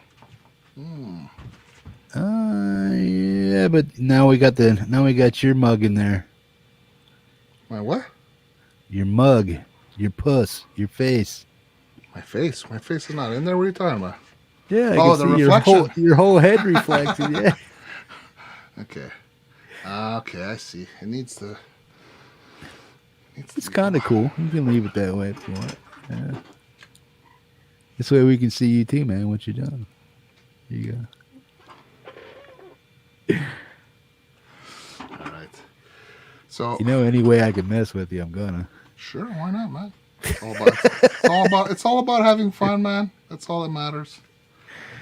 Yeah. I'm gonna have some fun there. I figured you were interested in it, so I mean it'd be cool just to go through it with you. It's just to show you the power. Well, yeah, I was thinking about getting the one you got, but I'm just like $800. No, it's honestly, Jeff, you get the same sound. You're gonna get the same sound out of this. It's the same program, and it's got the benefit of having the foot pedal if you need it. You got the benefit of the stereo input. Let's see, it's loop. It's right footed. It's like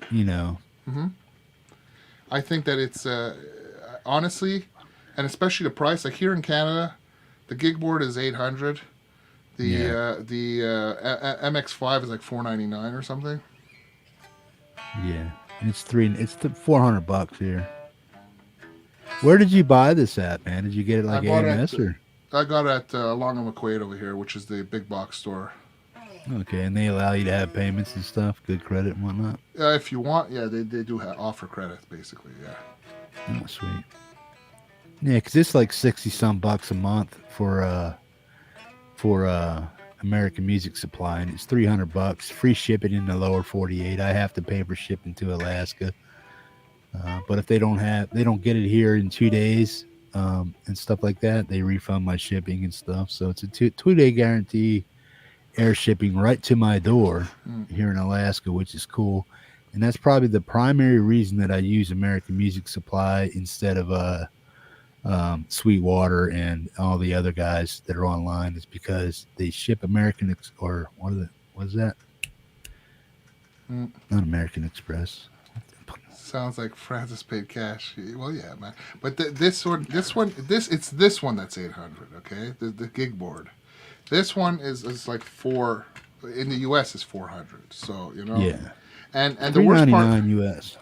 I mean, and I think with the features that this has, the only benefit that one has is that it's got one extra push button. But this one has the pedal, so you can use it the exact same way. I don't see I mean, honestly, if I didn't have that one already, I would have just bought this one.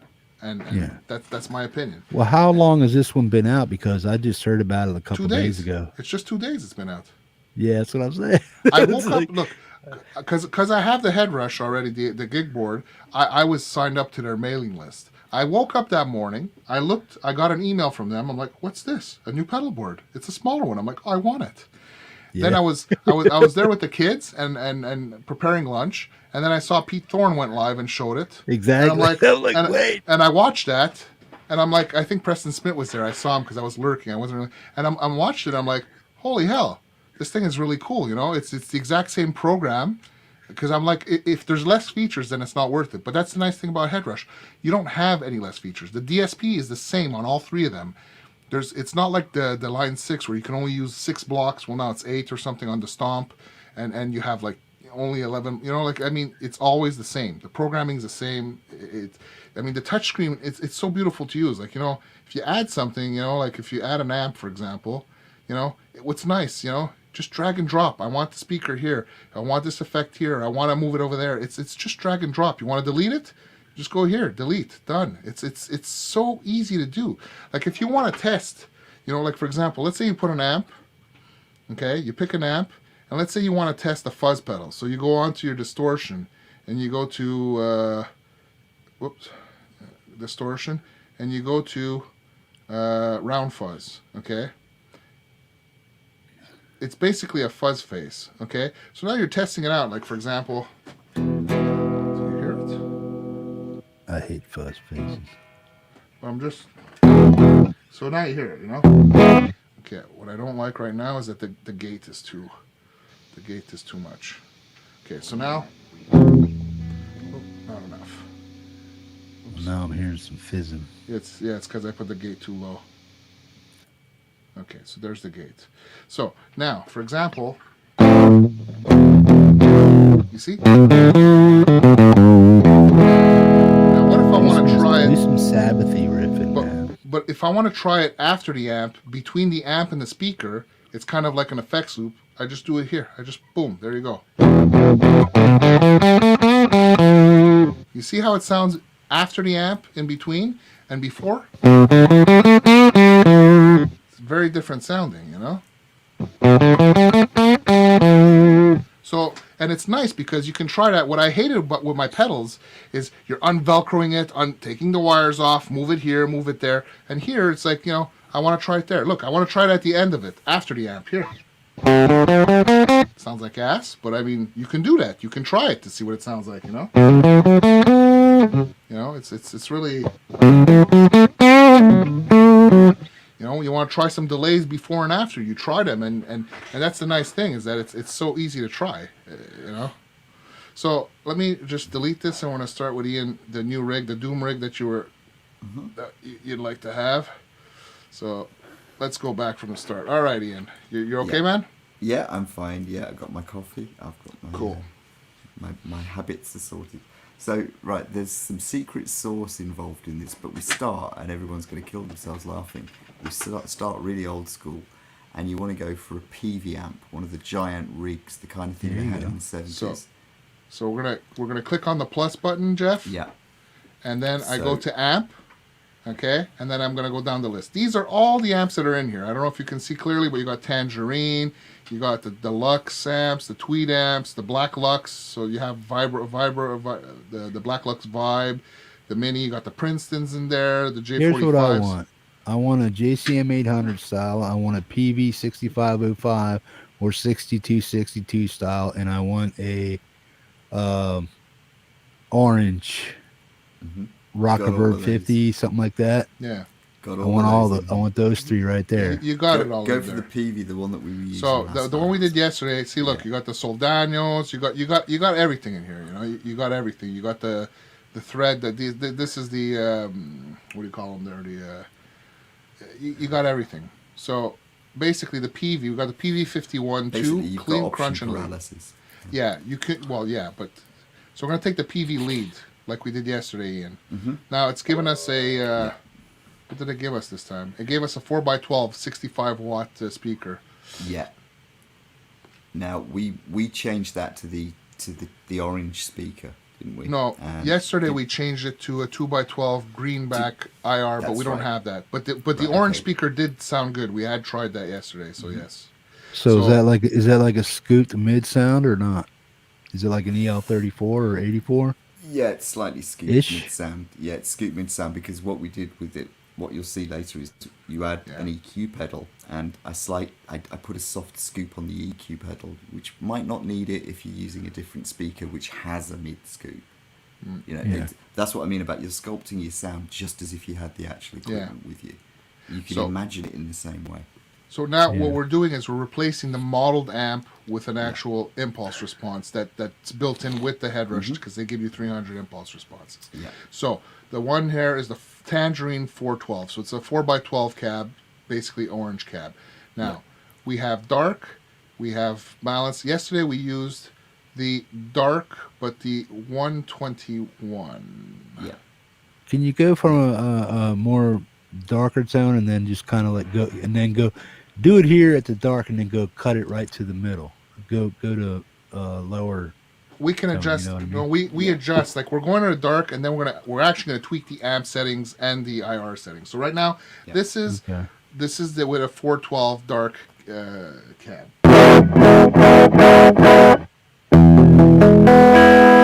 Now guitar's on 10. The guitar is on 5. Right. Yeah. Stick guitar on 10. Guitar, everything's on 10 right now. Right, wind back your tone a little bit. Yeah, I like to create it with the tone, with the volume in the middle. So hold on a second. So wipe out the tone. Which pickup do you want? You want which pickup? Which one's best for this kind of stuff? Jeff, which pickup do you normally use when you're playing this type of stuff? Bridge, right. Okay, bridge? So stick bridge and wind the tone down to sort of like 90% of the way. So you've got 90% of full tone.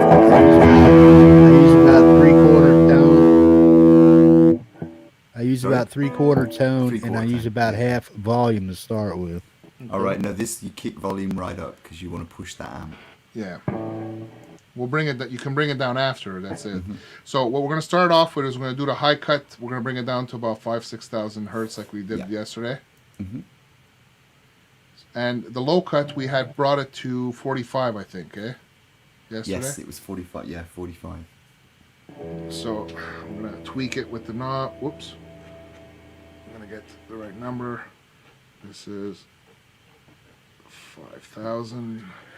This is 45 we want. Now, when you guys are talking hertz and music and stuff like that, what's the general rules, man? Are there any general rules for what you use for certain pedals, certain effects, this or that, or whatever the pots? Because you got 250K pots, you got 500K, then you got active, which you're about. It's all a matter of personal taste, and also things like pots on a guitar. Each guitar's unique, and therefore the pots will change. You know, the electronics will change the tone of the guitar quite significantly, and you can darken or brighten the sound using different pots. But that's physically to the guitar. But yeah, you can all the stuff about frequencies is that when we say low end, what we're talking about is things below below sort of really, I suppose, from about 90 hertz down. But it goes to a point where the human ear doesn't really hear it anymore, or where it becomes just a hum in the background. So when you tighten, so we tend to tighten those frequencies up or get rid of them, so that they don't intrude on a mix and make the whole thing sound muddy. But that's tweaking. There's further tweaking you'd need to do to any tone when you're recording it, because you're recording it. But there are rules, there are tricks that you learn. I mean, I think of them as tricks. They're just stuff I've picked up over. Now, when you say rules, are you saying rules as they apply into the mix and mixing the song? Because if you do it this way here, and if you try to mix it, it's going to sound like shit anyway. So no, you can't do that. You're going to have to do this instead of what you want to do, because it won't record right. Yeah, exactly. They're both of those. In fact, you've got little things about not pushing it too hard so that you clip the signal going in, so you get a nice clean signal. Well, it's not clean. It could be a distorted signal, but it's not distorting on recording. While you're recording it, the recording won't be distorted. It'll be just what you hear or what you want to hear, and then you can sculpt it to make it exactly fit with the rest of the frequencies you're using. But then there are other little tricks, like if you want something to sound like classic rock, then you want the bass guitar to actually be slightly behind the bass drum in terms of tonal range. You want it to be a little bit deeper than the bass drum. The bass drum needs to punch a bit harder and a bit higher. Whereas if you want to get funky and groovy, you just reverse it and you put the bass ahead of it, and the bass picks up a bit. So there are rules like that. They're not rules, they're just guidelines, and you tweak them until you hit the sweet spot for just what you've got. And it's just about using your ears. Sweet. There he goes. So he's like, man, you guys ain't paying attention to me, man. No, that's okay, man. So what we're gonna do now is we're gonna bring the gain down to a bit because it's a little loud, right? Mm-hmm. So yesterday we brought it to minus 7.5, I think it was. Eh? Yeah, I think it was around about that. But the other secret sauce in this is where you get the pre-gain, which is later on. The secret sauce on Doom, it seems to me, it's when we get into the amp. There's usually a preamp of some sort, so you're boosting the signal into the amp, and you're actually kicking it through. And there isn't a preamp thing here, but you can do the same thing. It's got a setting which allows you to affect that, and it's not like hitting the gain. It's doing that how though? Well, we're going to do it right now. Yeah, okay, we'll show you how that. Basically, what we just did is we set up the speaker cabinet right now. This was the IR is the speaker cabinet. So our speaker cabinet here, which is basically is this here. So we set up the tone of the speaker cabinet, the gain of the speaker cabinet. So now we're done with that. Now we're going into the amp. I just double click on the amp. Now we're into the amp, and you got basically you have your pre-gain, your mid, your post, your low, your high, and if I go on to the next switch, you have resonance and presence. So these are all the controls. This would be like when you're looking at your amp, all the knobs on your amp is these things here, basically. That's all it is. And in this case, because it's the lead, the pre-gain acts the way that you'd expect a preamp to act. So on an old classic system that I might remember going into the music shops when I was a teenager looking at with a PV, I'd have thought, okay, would it get a really hard sound if you stuck a preamp in front of it? And it would just be like a fairly standard preamp would do the job. But then you don't get that here. You get you actually can, because it's a lead, you can preamp it, if you see what I mean. So it mimics putting a preamp in front of it in this way. Yeah. It's very useful. That's the secret sauce, I think, for Doom. Yeah. All you Doom and metal guys shoot down, because I'm a pop singer. What do I know? So okay, pop singer. Give me the magic numbers here. Let's put the magic numbers. Your pre-gain. Yeah. You want that to be somewhere around 7.2. It was quite high. No, the pre-gain's at 48% now. You want me to bring it to? Yeah, bring it up to. Actually, no, it was 65. We took it to 65. 65. Yeah. Okay. Yeah. And okay. Now Yeah, and then you've got your volume at this point on your actual amp. You can have it at 100%, and that's no problem. But remember that you're sending that signal out to your recording. So I always wind it back a bit, just to give myself overhead. but that's a matter of taste. So I'd take your volume down to about 8, around about 8. Or 80% or whatever it is. Well, right now you're talking about the amp. It's the pre-gain and the post that are giving us the volume on this thing right now. And right. Okay. Let's stick to the way it is. And don't forget, we have the presence. We have the presence. Okay. So what's the next button down? We've done the. The next one is the mid. Right. The mid. Right. So your mid tone on this needs to be about 60%.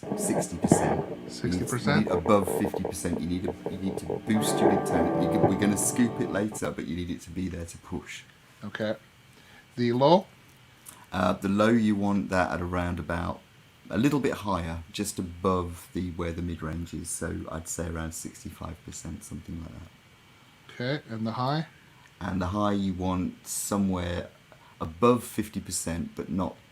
Actually, I think we had it down to 45, and we took it to 50. We left took it back at 50 up in the end. to 50. Yeah, because it was about right at 50. But I'd usually put it a bit above just to give yourself some crispness. But it was a bit much. We might need to put it up a bit because the cab's different. Now the post. Yeah, post. We want it. That's where the drive is. That's where all the distortion comes from. Yeah, that's right. Now we put the post up, didn't we, to about 56 or something like that. I can't remember. If we put it up to 50 here. Oh no, it's way down. It's way down. It's 35 or something. This is 35. Yeah, that's right. It's more like that. Okay. Yeah, I think your treble does need to go up a bit on this because the cab's different. So just put the treble up maybe to about 60 or something. Okay. And if we go to, now it's the resonance and the presence that you have. Right, okay, so resonance is probably about 2, did we say about 2.5 or 3 or something like that? It's at 30% right now. Yeah, so and 25, 30%. And presence, you want the presence needs to go a little bit higher than 50%, so take that up to 60% as well. It is at 60, okay, so we're good there. Okay, so this is the tone we have right now.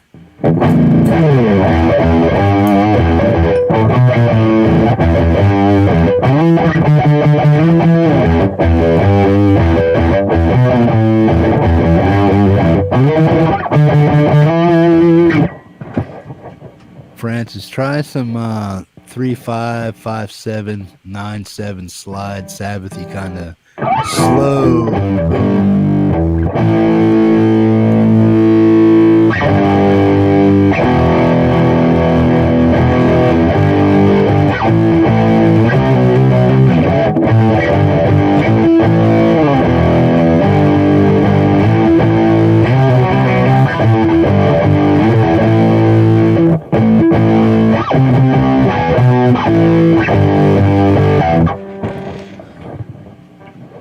So, yeah, we're not done with the tone though.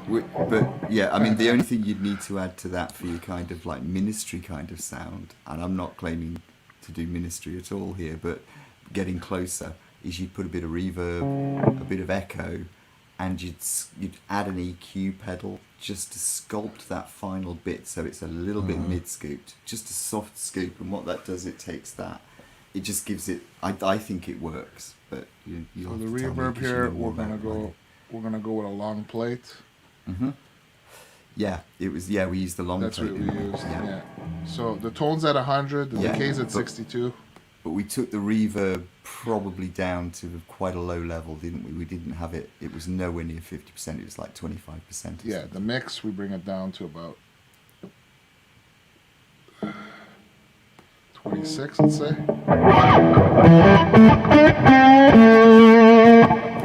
The tone, we bring it down a bit. It's at 100. Yeah, bring it down to about 75. There you go. And the pre-delay is at 20 milliseconds, and leave that as it is. It's fine. and the decay is at 62%. The decay you needed to take down a bit. I'd say about 45%. I can't remember what we used yesterday, but Yeah, ministry's very cut. They cut it. Boom. They knock off their notes real quick. Very, very rarely do they just like let a note ring out unless it's at the end of the run. Yeah, you should still be able to palm mute this. That's the what we're trying to get the settings on the reverb right, so that when you palm mute it, it will cut, and you won't get overspill. You'll just get a little bit of ambience. Mr. Rock saying to cut some of the mids out. Yeah. Yeah, if you want to get that real ministry tone, more treble, less bass, mids probably. We're going to do that though with an EQ afterwards. Next? Shall we do that with the EQ pedal? Let's put the EQ in. Yeah, okay. So you want to soft scoop the mids on the EQ. We're going to put a graphic EQ in here. Yeah. And we're going to go with the default and tweak it basically. So basically everything's at 0 dB. So, like we said yesterday, it was 100 take hertz. Out the very lowest one you cut to -12. Just take it all out. Take as much of it out as you can. Yeah, -12. And then the next one you want to go up to about 55%. We're at 9.7 dB. Right. No, it was at 0. We want to bring it down to, I think it was -7. Yes, it was. Yeah, was it? Yeah. This is sculpting the mid range out. Yeah. Yeah, we had cut the difference, I think, to 7.5 on this one. Right. Yeah. The high gain we went to -3 or 6. It was. I think it was less than that. I think we actually ended up like -2 or something like that. Okay, -2. The low. What did we do with the low mid? The low mid we scooped. We took that down to about -6 or something. Okay. And the high mid? And the high mid we took down to, I think that gain was somewhere around 0. It wasn't far off 0. And here's another technique for Doom. A lot of guys, they come up and they ride the neck. They'll put it on the bridge, but they'll pick on the neck, like right around the 17th fret, something like that. That's where they'll pick, and they'll just let that flubbiness of the string vibration go down to that, because they're picking at a higher, because they're like, if they're up here on the neck and then they hit down here by the bridge, that's going to give you that real bright, doomy kind of Sabbathy tone. But if you want that real sludge metal stuff, play up on the 17th fret and then hit them chords, the 3-5 and the 5-7-9-7 back and forth. Just shuffle around like that and play it on the 17th fret compared to the over the bridge, and you'll hear a dramatic difference well, not very dramatic, but you'll hear the difference between playing up on the neck at the 17th to the 15th fret and right around or right over top of the first humbucker, or right at the beginning of the neck, whether it's on the 22nd or 25th fret or whatever, or the 24th fret. Boom. And just try to play there and then hit over the bridge and then hit over on the 17th fret and see what kind of noise you come up with. Look at that Euphonium. 5 hours later, we have a sound. No, it doesn't take 5 hours. We're taking our time. It's because we're discussing it and we're talking about it. But it takes like all of like 10 minutes. You've already done this when you get to the show, so you just have to click one button to get it. Yeah. Hey, Carrie. Okay, so we did our graphic EQ. Now we're going to add a bit of delay, we had said, like we did last time. Yes, yeah. Just because Carrie, what's up, bro? It was mostly unsupported, wasn't it? So delay, you had said you whatever wanted delays you like in or whatever, but I tend to always think that it's quite nice to have a bit of a delay so that when you palm mute and cut, then there's something still filling the atmosphere, but you wouldn't ordinarily use it if you were recording. It's just because you've not got anything going on in the background. So you don't have to put it in if you're going to put something on a backing track. You wouldn't bother. But you keep it really low key, so it's only like 25% feedback, and just literally, so it's just a little tiny ambient kind of blur. But that's really like that. Yeah. Feedback's at 24. The delay's a quarter note. Mix 20%. The ratio's 50%. Yeah, take the mix down a bit to 25%. You don't want the mix is at 20 right now. Mix is at 20. Oh right, okay, that should be fine. Yeah, yeah.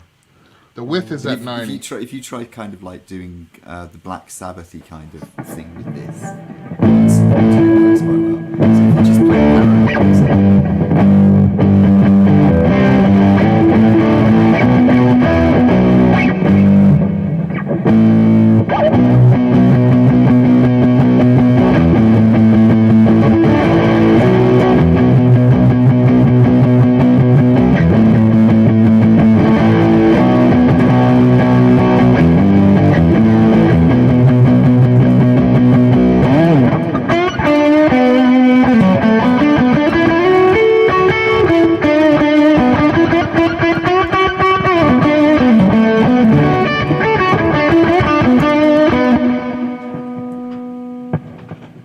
think your whittly single notes sound good, but as far as riffs go, there's something missing from it, in my opinion.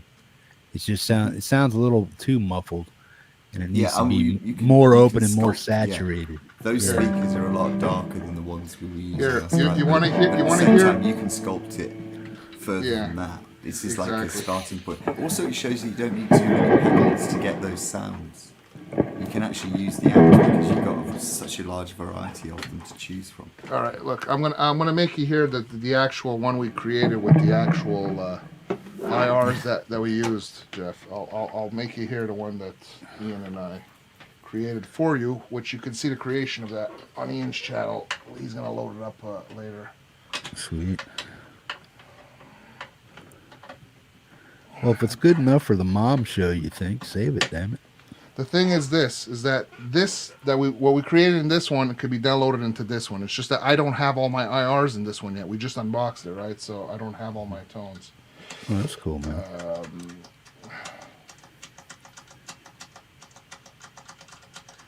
Yeah, it needs way less delay and verb to my ear. That's what it sounds too open and not saturated enough, is what I was saying. Yeah, like I said, in a mix, you wouldn't normally put those in. It's just because it sounds very, very dry when you're not getting anything else. And again, it's it's a general kind of metal thing. So this is the actual tone we created for you yesterday, which has the actual IR we liked and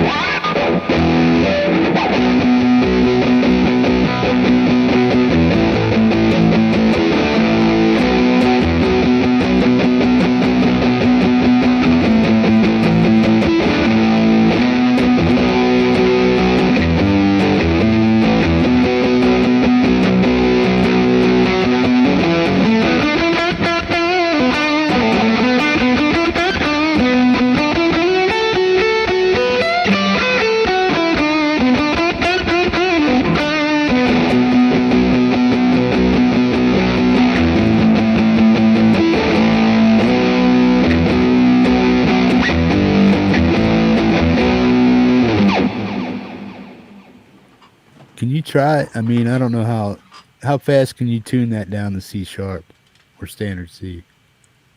Because that's where you're going to get your tone at. You want me to tune to C? Yeah, C standard. The E string or gets C tuned sharp. down the E string gets tuned down to a C.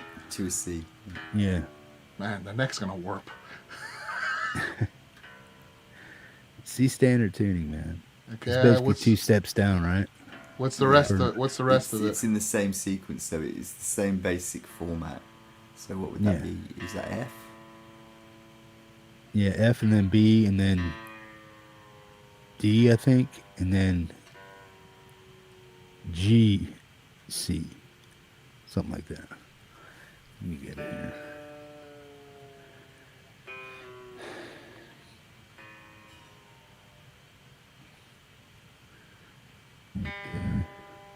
Wait a second. C? It'd be C, F, B, E, G, C. C. F, B flat, E flat, G, C. B flat, you said? Yeah, B flat, E flat, G, C.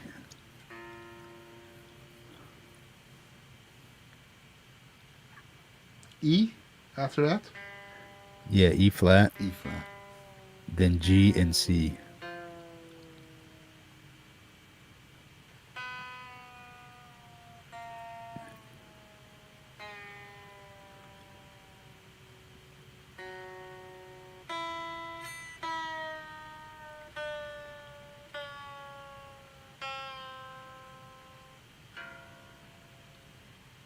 Iommi primarily uses C sharp in more of his jams than anything.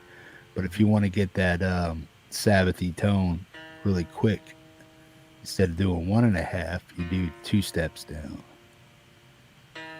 I think I'm right that way.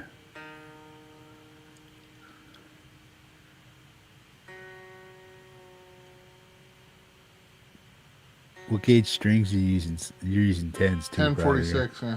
Yeah. So might not hold that tune.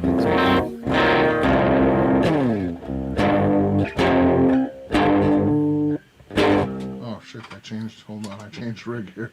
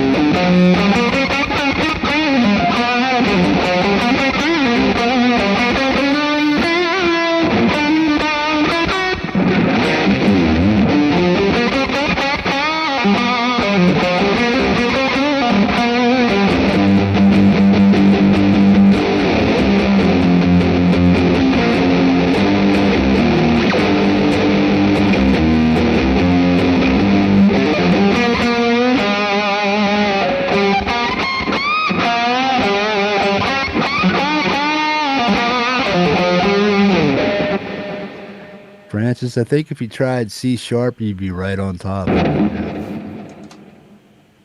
If you did C sharp tuning instead of C standard.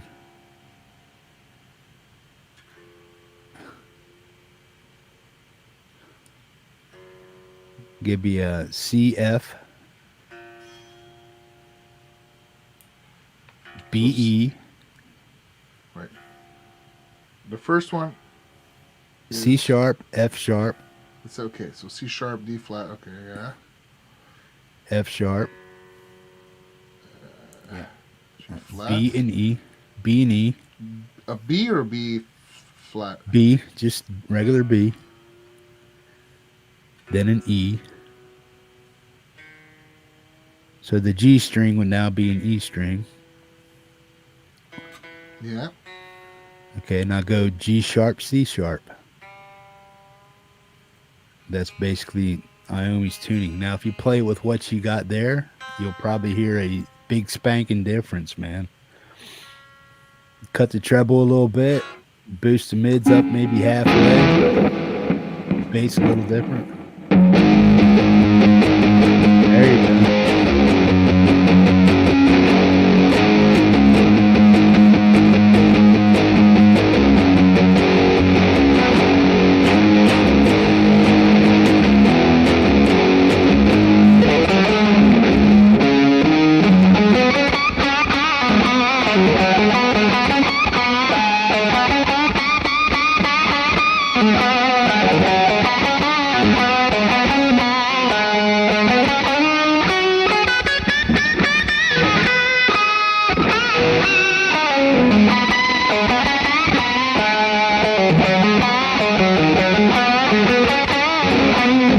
It's easier to bend the strings with this type of tuning. There's no tension at all on this, man. Yeah. It's like playing sevens. Does that sound better? It sounds like the mids are boosted a little bit, and take out the treble a little bit. I'd say put the treble at like 1, the mids at like 12, and then the bass like at maybe 11 o'clock. So if you do it that way, you're probably hitting Iommi right on the head, man. You want the treble a little lower, you're saying?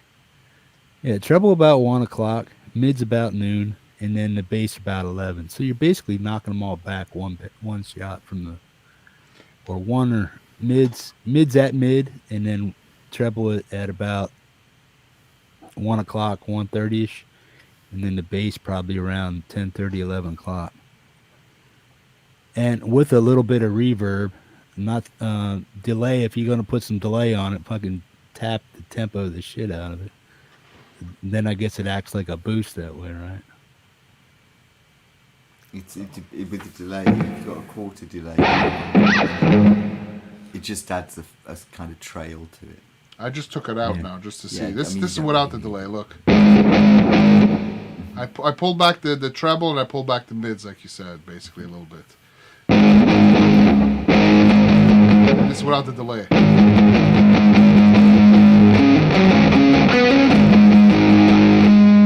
If you put the delay back in, this is.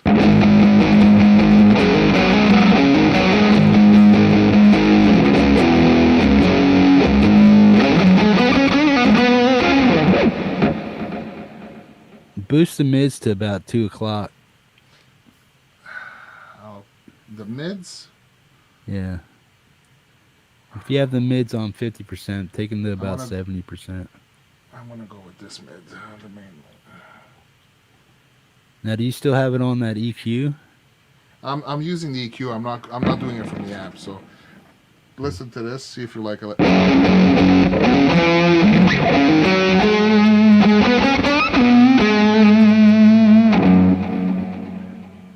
And put down some Sabbath riffs, man.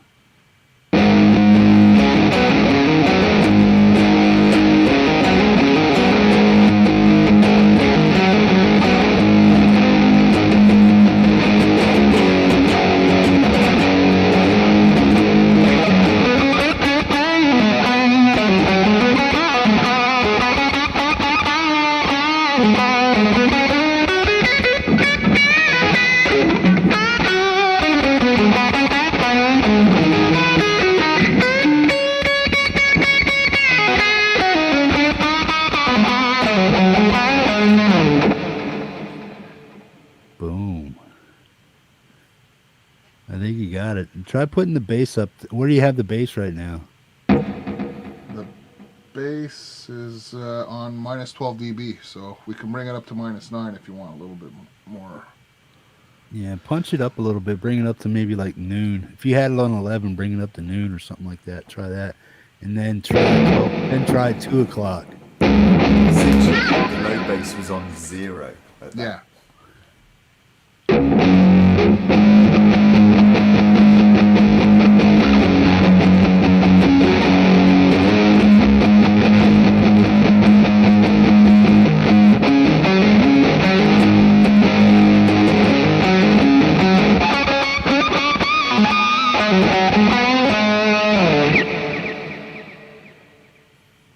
I think if you play around with that EQ just a little bit, I'm thinking that bass might have muddied it up a little bit. But if you play around with the mids and the treble just a little bit, not much, but you're digging the tone right there. You got it pretty much. Yeah, now it's just finding the sweet spot.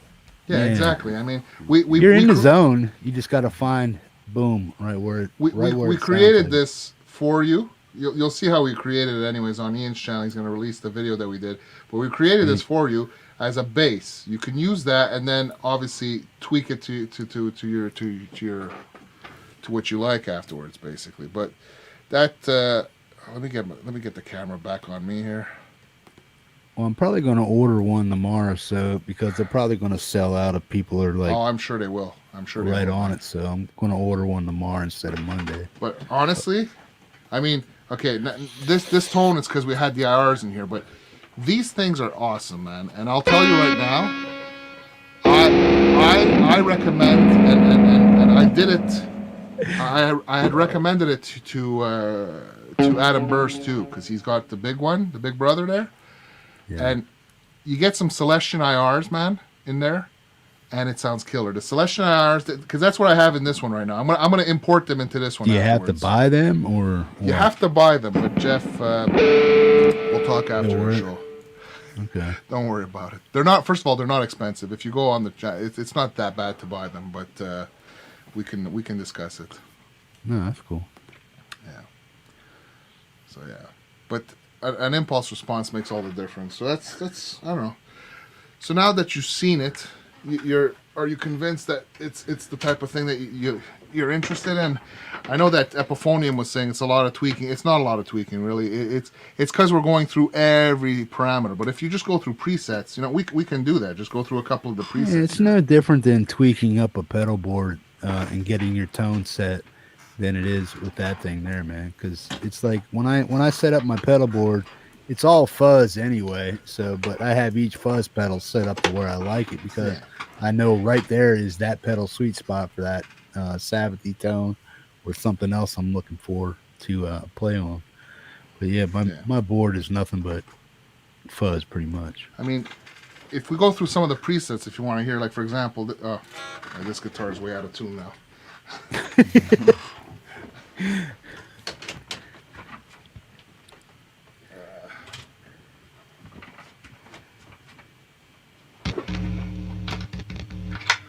I don't care who you are, man. Iommi's tone is very hard to pull in, man. It just is.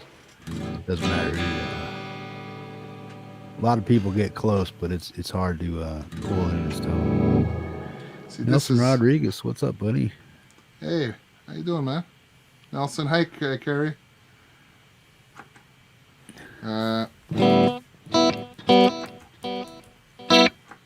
Everything is expensive. Yeah, man. So this is a wet, dry, wet preset that's in here. It's the same preset. They have them in all. The presets are pretty much similar with both. The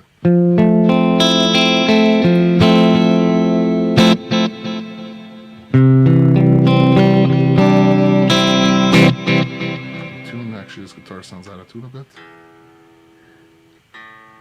Steve Lukather preset.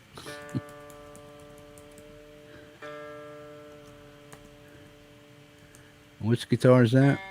It's my Gretsch Corvette. Okay. The CVT. It's the guitar I bought it used. It's the 20-some-odd-year-old guitar. It's the guitar I used in the Gretsch Club video that I did with Andy and Boomer. Okay, so you guys seen Jason Johnson's, right? You ever go over to his channel? Do you check him out much? It's been a while since I've been there, but yeah. What do you think of the aluminum necks, man? Oh, never have to worry about jack shit as long as they're set up right. Boom. Never bowed, never twist, never do this, never do that. As long as you have the angle right there in the pocket set right and it's set up perfect, you never have to touch that guitar again, man. I don't know how it would feel. I don't know how it would feel on my hand. That's the thing. Yeah. I quite like the idea of. I mean, it doesn't offend me or anything. What worries me is that it sounds great because when I hear him playing guitar, it's like, yeah, that is one killer tone, but it's the tone that we expect from Jason, and his tone is that tone, and I kind of look at it and go, oh, I wonder what that would sound like, trying to play sort of soft and mellowy stuff and the kind of violin sounds. Would it be harsh? Would it be? And it's like the only way you can really tell that is by trying it out. But I'm sure I'd love to try an aluminium neck out and see what they feel like. Yeah. Because I've got no idea how that would feel under your hand and how it would change. Yeah, I would think if you put a little bit of baby powder like right here on your hand when you're playing it, it would help you slide up and down the neck a lot. Not so much on your fingers, but right here on this knuckle of your thumb and stuff right here. If you put a little powder on there, that might help you out. Later, Gary. We'll talk. Yeah, we'll talk tomorrow, Gary. I know you were going to call me after this, but it's too long, so no problem, man. We'll talk tomorrow, man. Yeah. So I mean, there's a lot of nice presets in this thing too. Yeah, I was agree. I mean, Preston's just that Iommi's tone is in his fingertips and his willpower. Yeah. And I'm not tone Iommi. is always in the fingers of the player. At the end of the day, we all know that.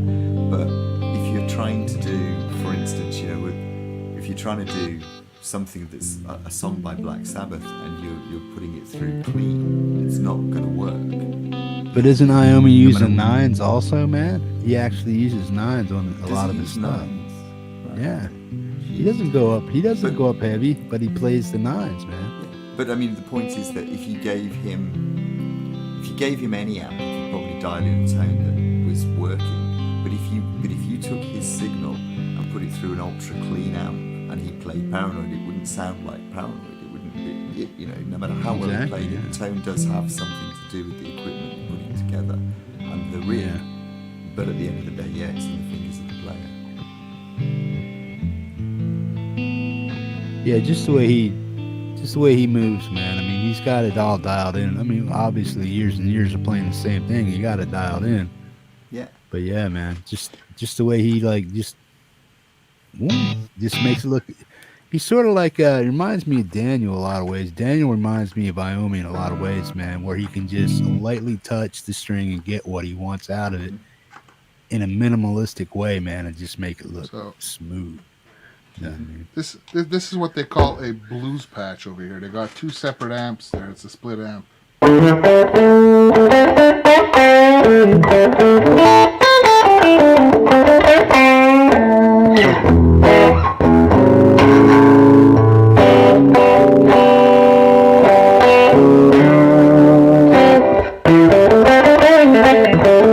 This is not the right guitar for that.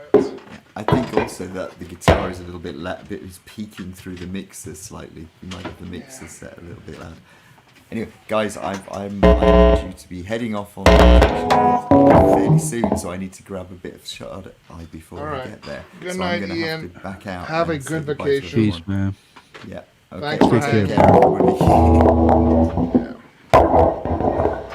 Take care, man. Good night, Carrie Pruitt. Gary taking off too? Yeah. So yeah, I mean, leather tone, yeah. Damn, bro, you got 15 people in here. Come out and say hi, man. Hit that thumbs up. How many people's it say you got in here? Come on out and say hi, 15, folks. Yeah. Zach Thong still hanging out. Gary Hubbs, Epiphony, Mr. Rock, Gary Pruitt, Preston Smith, and Nelson Rodriguez. What's up, guys? Yeah, because I was like, that's why I kept like haranguing you about that damn Headrush, man. It's like, do you really need it? Why do you have it? Are the computer IRs the new thing? The sim packs, is that the new thing? Why do you need that $800 piece of equipment? And then here I see you compounding it with another one. I'm like, what? What's a guitar player really need, man? When is overkill? And where can you stop tone chasing and say, look, I get my tone out of my amp. That's cool. I don't need the IRs and I don't need all the fancy foot pedals. I got a few and I'm cool with that. Okay, but why do I need all this fancy gizmos and gadgets? Why do I need 2 of them? And then why do I need all that plus IRs on the PC? Jeff, I don't. Devil's advocate, bro. I know I look crazy with all the equipment I have, okay? And I'm the same way. I got all the same stuff. Yeah, but all the pedals behind me and the amps, except for the Fender amp, my cousin gave it to me. This is going to stay here. If they come and jam, at least I have an amp here. But the thing is, my Vox amps are for sale. All my pedals, I've been on the fence about getting rid of them. I mean, honestly, I'm happy with the Headrush. Now, why did I get this small one? I mean, I didn't need it. I have the Gigboard and whatever, but I don't want to. It's heavy. It is heavy, okay? And I don't want to move it from my desktop. I like it here on the desktop. I want it to stay there. Because my setup is ready. If I want to go live, I just hit the power button, bang. That's it. I turn my mixer on, everything's good. That's it. I don't want to have to move it and everything. This is my grab and go, basically. This small one here is going to be my grab and go. When I go jam, I just grab this. It's smaller, it's lighter, and basically, I like that it has the expression pedal, so I don't have to drag my wire, my cable, and my expression pedal like I would have to with this one. That's why I like this one. And basically, it's got all the same programs. So all the presets that I created in this one, I'm just going to dump them in this one, and I have my tone to go. And what's nice, I mean, I wouldn't put it with other pedals because I've done the comparison. I can get my tones out of this. I mean, I've done the comparisons like with the analog delays, the analog delay in here with my analog delay pedals that I like, my TC Flashback and my Memory Boy Deluxe and everything. I've done all the comparisons. I've gone back and forth. When you tweak enough, you can get the sounds that you want.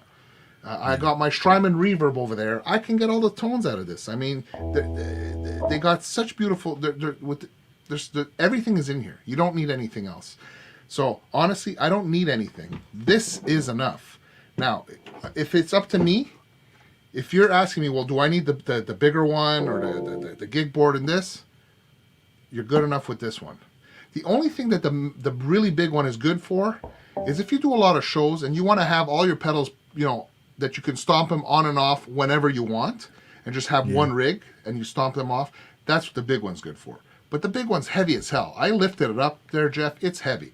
Mine is heavy. The Gigboard is heavy. This thing it's a good weight, but it's nice and light. You can put it in a backpack and off you go, man. And that's it, man. What's it say that thing weighs on the package? It's like 3-point-something pounds. I'll be right back, Francis. Yeah. Not sure what the weight is on this thing. I don't think the weight is written here. If I had to estimate it, yeah, maybe about 3-4 pounds. 4. Yeah, 4. Maybe 5. Maybe 4 or 5. 4.5 pounds. Hi, Greg Vanzini. How you doing? Yeah. So basically, we were just looking at the new Headrush MX5 that just came out. I just got a hold of one. We were fooling around with it, basically.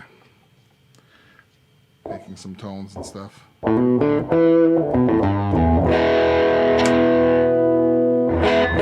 So, see, now I'm on the neck pickup. It cleans up nicely when you put the volume back a bit.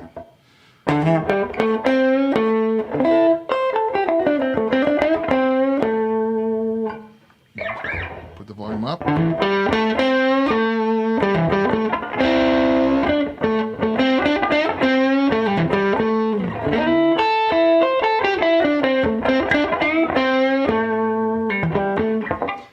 Every modeler I play with, I create my live rig tones. I want it to match as close as possible as what I like. I never try to copy other. No, exactly. You create your own tones, Preston. That's exactly what I do too. Is I create my tones for my different songs, and I create my tone, the sound that I like to have, basically. Yeah. You love the multis? Yeah, I know. You had gotten the new, I think it's the Pod Go. And it's pretty cool. They're all good. They're all good. What I really love about Headrush versus the other ones, I like the touchscreen. I like the functionality of it, basically, and how to control it, basically. You know, it's for me, it's what I like. See, great fanzine. I'm gonna show you since you weren't here before, but you see, this is the one I used to have. Well, this is the first one I had, the Gigboard, and I like to keep that there. This is the new one, basically. It's smaller. It's got an expression pedal. It's pretty nice looking, you know. So yeah. No, because when I seen that, bro, the only thing that really turned me off about the Headrush is the price, and that's it. It's like, because I was kind of like had Marshall running in my ears, like, Jeff, get this Nolly stuff or get this boom boom boom boom IR on your PC, boom, $150. Jeff, boom, you'll get all the tone you want, all that stuff. Yeah, so it's like, yeah. I'm going to tell you something. If you want Nolly, we'll talk after. I can get you Nolly. You don't have to pay anything, okay? But the thing is, I can't get my tone out of Nolly. I've tried. I downloaded it, and I'm playing with it. And hi, Amp. How you doing? Well, as far as, well, now, is that because Marshall is playing more rock style music and you're playing more blues style that you can't get your tone? No, I can get tone out of it, but it's not the tone that I'm liking. I like the sound of the amps in here. I like the IRs I'm using. Actually, with Nolly, I downloaded my IRs on my computer, and I was using my IRs with Nolly, and I found that with my IRs, with the Celestial ones that I like, it sounds a little bit closer to what I like. But I like the flow and I like the control of the Headrush. What I don't like about Nolly, because I like to use a lot of modulation. Nolly has zero modulation practically. The only modulation is in the delay pedal that it has there. I like to have rotary sounds and choruses and flangers and whatever. Nolly doesn't have that. You know, I even have the Corey Wong one that I downloaded that has a little bit more stuff in there for that. Do they have that add-on stuff that you can add to what Marshall has? Is there anything that he can get to another pack to enhance all that and get the delays, the reverb, the compression? I don't think so. Stuff? No, I think what it is that if you get Nolly this is the pack, the Nolly pack. If you get the Corey Wong pack, well, this is what it comes with. If you get this is what it comes with. You know.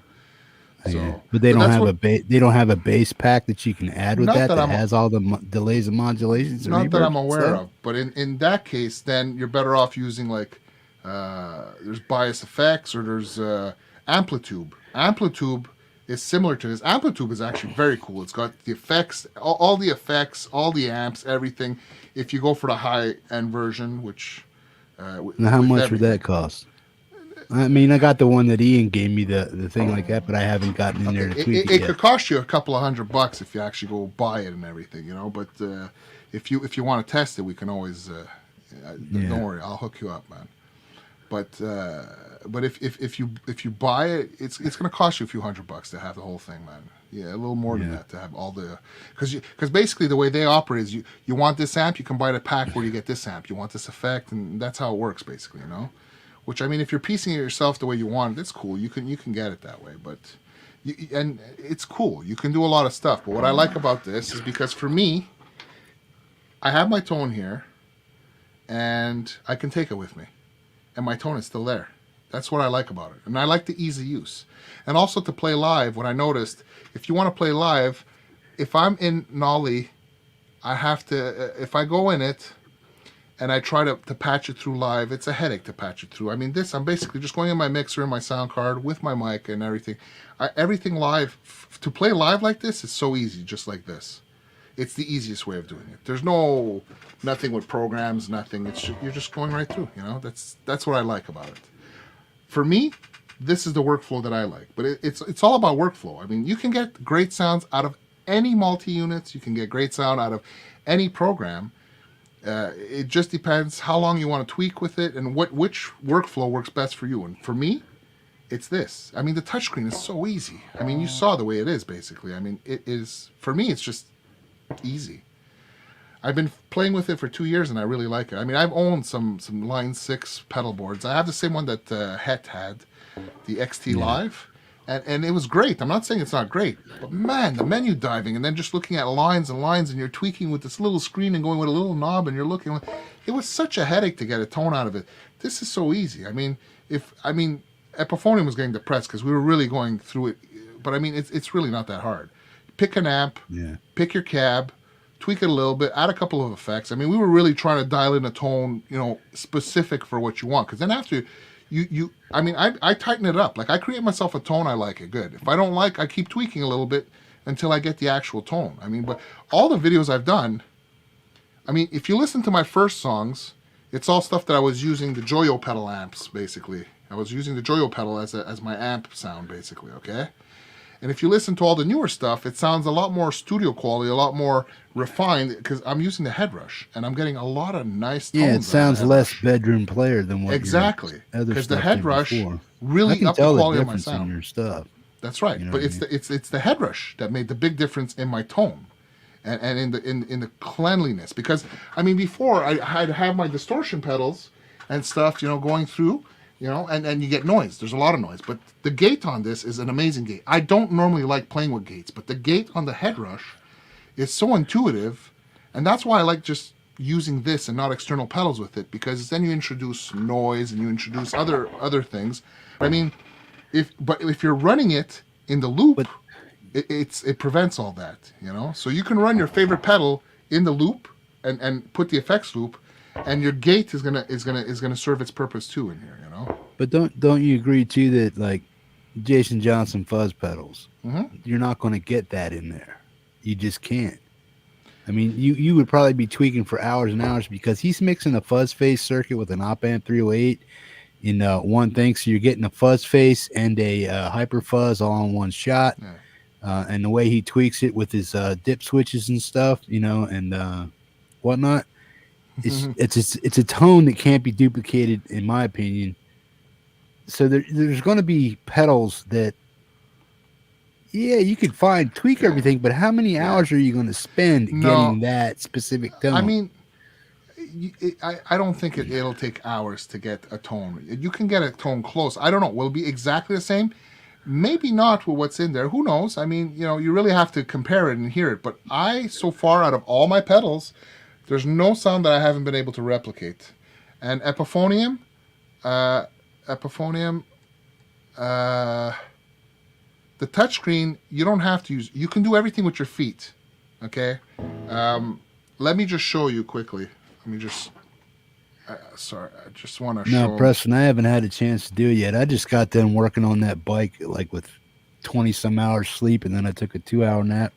And I've been up for another 6-7 hours after that, so I've only got like 2 hours sleep in the past 2 days. But I seen your upload. I just didn't get a chance to listen to it yet. Look, Epiphonium. Look, if I want to tweak a thing here, okay, what I do, I don't know if you can see this. There's a button that says hands free. It's on this one. It's on the other one. It's on all of them. I just hit hands free, and now look. Everything that was in my patch, my graphic EQ, it's there, man. Okay, if I wanna switch to the next effect, see this is bringing the dBs down. This is going to the next effect or the next setting in the graphic EQ. So this button is going through the settings of the graphic EQ. This is your your up and down, and this is your next effect. Oh, you're going to your amp, the pre-gain. You want to go to your low. You want to go through your mid. This is all in the foot switches. I don't know if you're seeing it here, okay? Basically, if I'm going through the foot switches, I'm going through all the different things. Now, I want to go my IR. I can adjust the gain. I can adjust the high cut. And your plus and minus is basically these two knobs over here. Now, the delay, quarter delay. You want to go adjust your feedback. Here, look, I want to put it up. I just hold it with my feet. So you don't have to be bent down on it. If you're playing with it, you can do it straight with your feet. Now, the MX5 does it also. The big pedal board does it, and this one does it. Now, this one here, basically, your plus and minuses are these two knobs because it doesn't have an expression pedal. But on the MX5, to do your plus and minus, it's with the expression pedal to bring your levels up and down, basically. And it's the same thing on the big pedal board. This one, because it doesn't have that, it's with these buttons here. But I mean, it is really, really easy to do. Yeah, so just like any other pedal, man, it's like once you set your tone, you set it and forget it, and leave that pedal alone. Pretty much. That's where you like it to sound. Hello?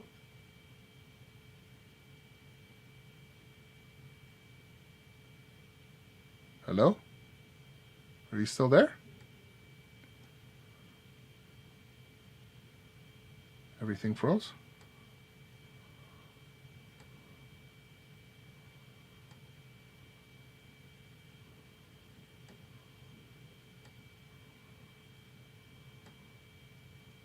Can you guys hear me?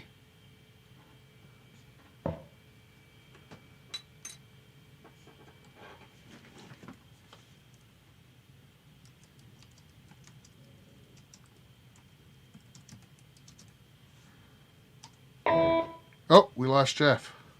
Okay, so yeah, okay, you guys can hear me? Jeff, where are you, man? Come back.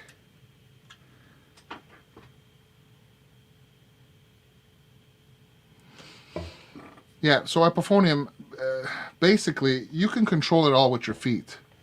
So you want to be able to easily adjust, to able to adjust it easily. It is very easy to adjust.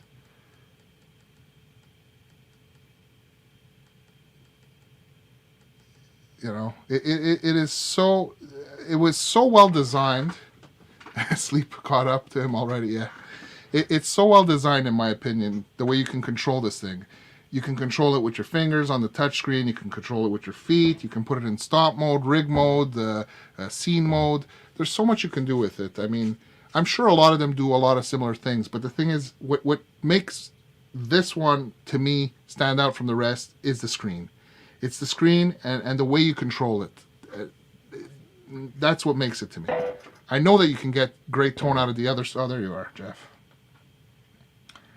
Was that you? No, I don't know. You froze, man. Because I was asking the people, and they said that they still heard me, and you had just frozen. Because I was like, what's going on, you know? But no. Yeah, I'm dropping out, and I don't know what that is, man. I don't know if it's my ISP or what, but no, there is no phone app. And the reason there's no phone app with Headrush is because you don't need one. You got your touchscreen right here. I know what you're saying is because if you have the thing on the floor and you want to have the thing in your hand, but no, this one, it's you either use it with your feet or with the touchscreen. Because of the touchscreen, it's almost like it's almost like an iPhone control. So no, this one, there's no Bluetooth, there's no computer thing. It's all in the machine itself. So, and for me, that's the workflow I like, and I like it. If you want something different, well, you got to look for a different product. This is not the product for you if that's not what you're looking for.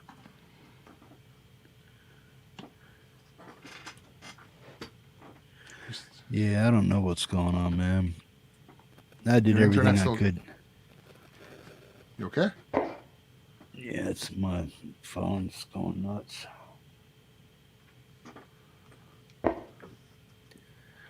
Boom. Yeah, no, I don't know what it is, bro. It started up, I guess it started up like maybe 8 to 10 days ago. I started noticing things slowing down in my browsers and stuff. Okay. And then getting cutouts and stuff, but I can't have that, man, if I'm doing something. So either my router is dying out, or I'm just going to have to go cut out the router and go right into the back of my service box for my ISP people and just run my cable that way. Because if it is the I don't need my phone to be on Wi-Fi because that's the only thing that because I'm hardwired into the Wi-Fi.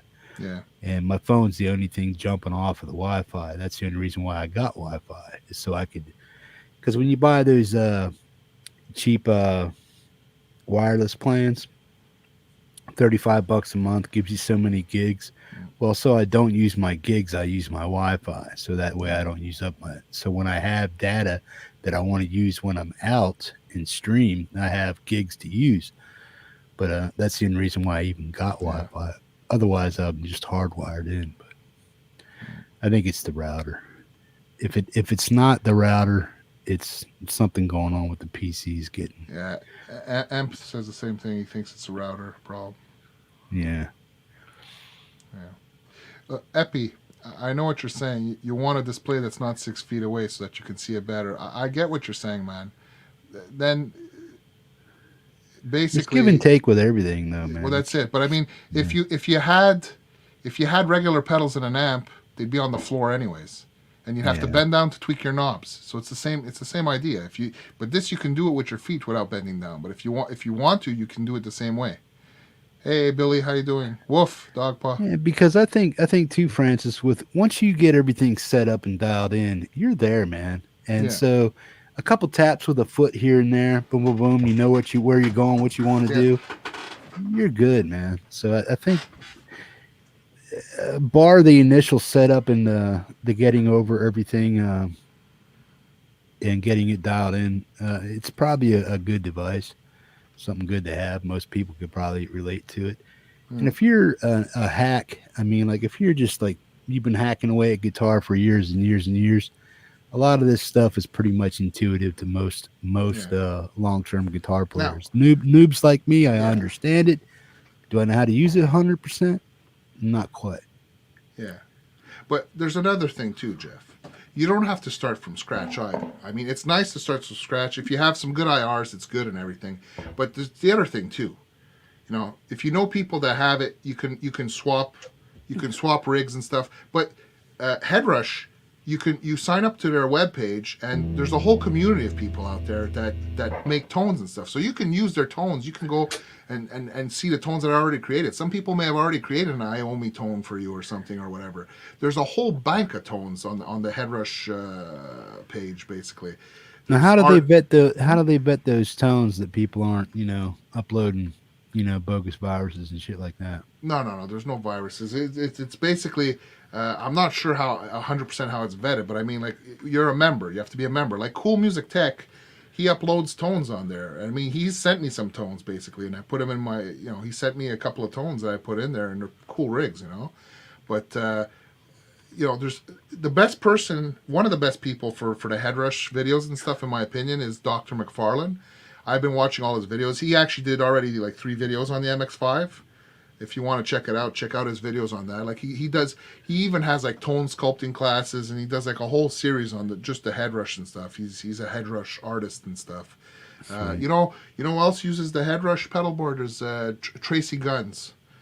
You know who Tracy Guns is? It's from originally I've heard his from name before. Well, he was the Guns in Guns N' Roses before he wasn't there anymore, basically. Okay. But there's a bunch of artists that use it too and stuff, and there's a lot of presets and stuff, and I like it. It's not about the art; it's about getting my own tone out of it. And for me, it's the workflow, and the workflow is great. I mean, so you had asked me like a while back, do you regret getting it? I was fooling around with all the different programs and stuff, and having fooled around with them, you can do some cool stuff with it. And a couple of the songs I recorded, I did use the Nolly just to get a different sound and stuff, and it's like. I'm back to my Headrush because, like I told you, I've been doing for the last 2 years comparisons between my normal pedals, and I rented the Line 6 Stomp, and I bought the Strymon Iridium, and I returned it, and I've tried. I mean, I have the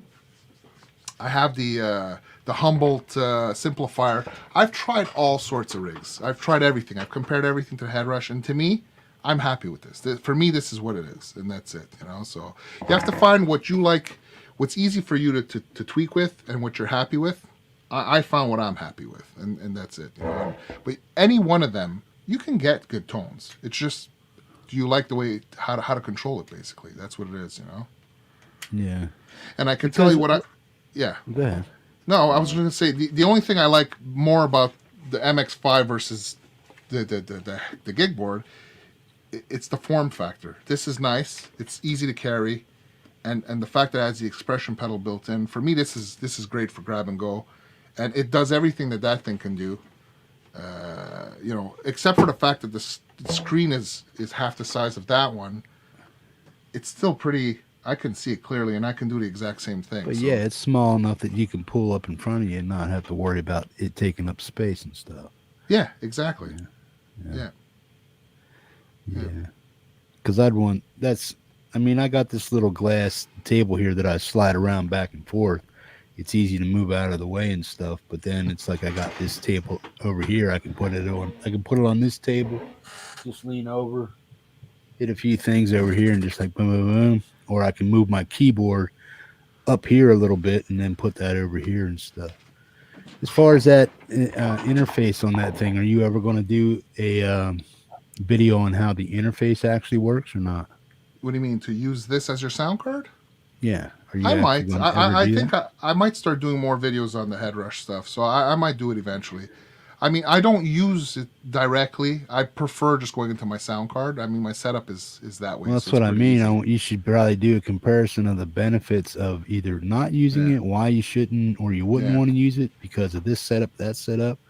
But I think if you give people the full Monty on the pedal and stuff, they're going to be more apt to tune into what you're doing on your channel and looking to go ahead and check that thing out too. Yeah.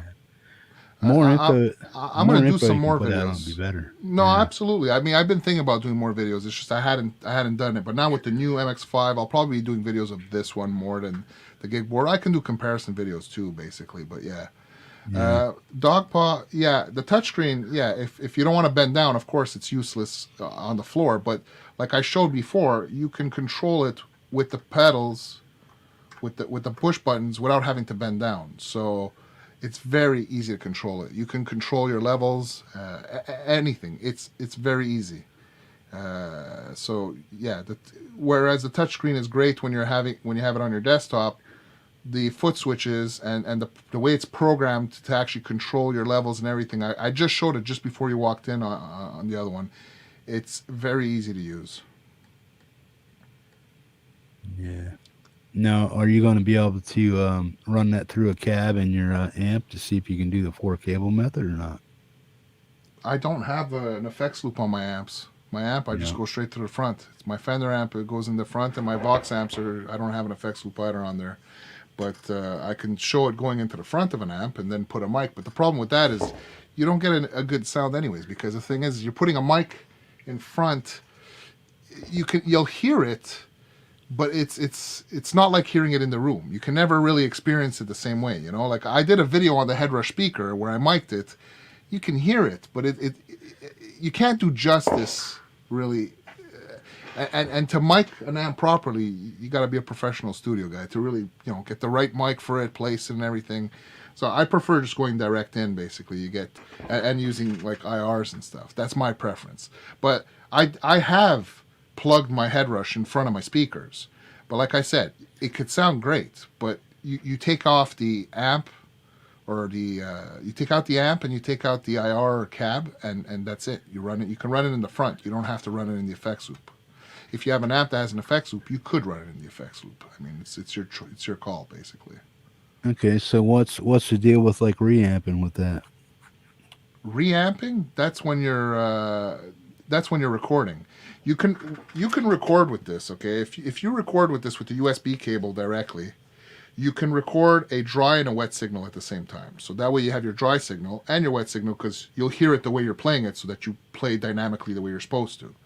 And then what happens is when you put it in reamp mode, you will have the dry signal come back through here, and you can tweak it live to get the sound you want, and then just record that track with the retweaked sound, because you may want to touch up the sound a little bit. So that's what the reamp function on the Headrush pedal, well, Gigboard or MX5 is for, basically. Okay, so if I get that, what am I plugging it into? How do I plug it into my 4i4? What's the deal with that? Well, if you're doing the reamp, you're not going to be going through your 4i4. If you want to reamp it to tweak it with your dry signal, you want to use a USB cable and use this as your sound, as your interface, basically. Well, I don't want to do that because I already got my interface. What do I plug that into if I buy it and get it and make it work? If you won't be able to reamp if you're plugging it into your interface. Yeah, forget about that. How do I get that thing just to work? Basically, you just take your left and your right outs, like I'm doing right now. Your left and your right, because I'm using stereo right now, and I got it going into the left and right of my sound card. But if you're gonna go out mono, you just take your left out and you go into one of your inputs of your interface. So it would be instrument, or because I got. Yeah, you could either use two mics or you can use an instrument and a mic with it. So I think all the inputs will work, but you put it under your instrument input, and that's fine. It'll be fine that way. And that will play into from my sound or from my interface to the PC back out to my monitors. If I wanted to do it that way. Or my headphones. Yes, I want to be able to plug it in so I can get tone out of these. You don't need you plug into the way I have it. Okay, I'm going in the mixer, but forget the mixer. If I have my left and rights out over here, and I'm going into my interface, okay, my interface I have a left and a right out. I got my two Headrush speakers up here basically, so I got my stereo sound. So basically, what I got connected here. Okay. Well, I got 4 extra outs on my interface in the back. Yeah. So like right now, I got this one connected and I got this one connected, but I'm going in my mixer. But forget the mixer. These two, left and right out, I'd be going straight into my interface, into my inputs, left and right, basically. Okay? Okay. And the outputs, the monitor outputs of there are going to my FR 108 and my other FR 108. So I got my stereo sound basically with the two Headrush speakers that I have over here, basically. Yeah, so I don't need a mixer. I don't need a mixer to get sound out of my PC. Absolutely not. No. You don't need that. And the fact is you have 4 inputs anyway. So you can put 2 inputs. You can get your stereo input in there and keep your mic. You know, I only have 2 inputs, which is why I go in my mixer. See, like right now I got 2 inputs. So I'd have to get that splitter to plug into the front of my interface and then run 2 outs to speakers or these speakers. Well, your interface is you already have your speakers connected to it, right? Yeah, in the back. So that's it. Once you in the front I have the microphone, and then the other one is for another microphone or instrument. Okay. And then I have 4 open slots in the back for speakers, mics, headphones. But don't you have 4 inputs? No, I got 2 inputs in the front. Okay. Don't you have 2 inputs in the back on your 4i4? No, there's 6. Okay. There's 2 basically primary. They're basically primary. These are for your monitors, bro. Put these in there. Then you got 4 extras. So I could hook up another set of monitors or another set of cans to it. So I can have 4 extra people listening to a broadcast with cans. Those are outputs. Yeah. What we're talking now, you're asking how to input your I got 1 extra input and I got this mic. Do you only have 2 inputs? That's what you're saying. Yeah, in the front.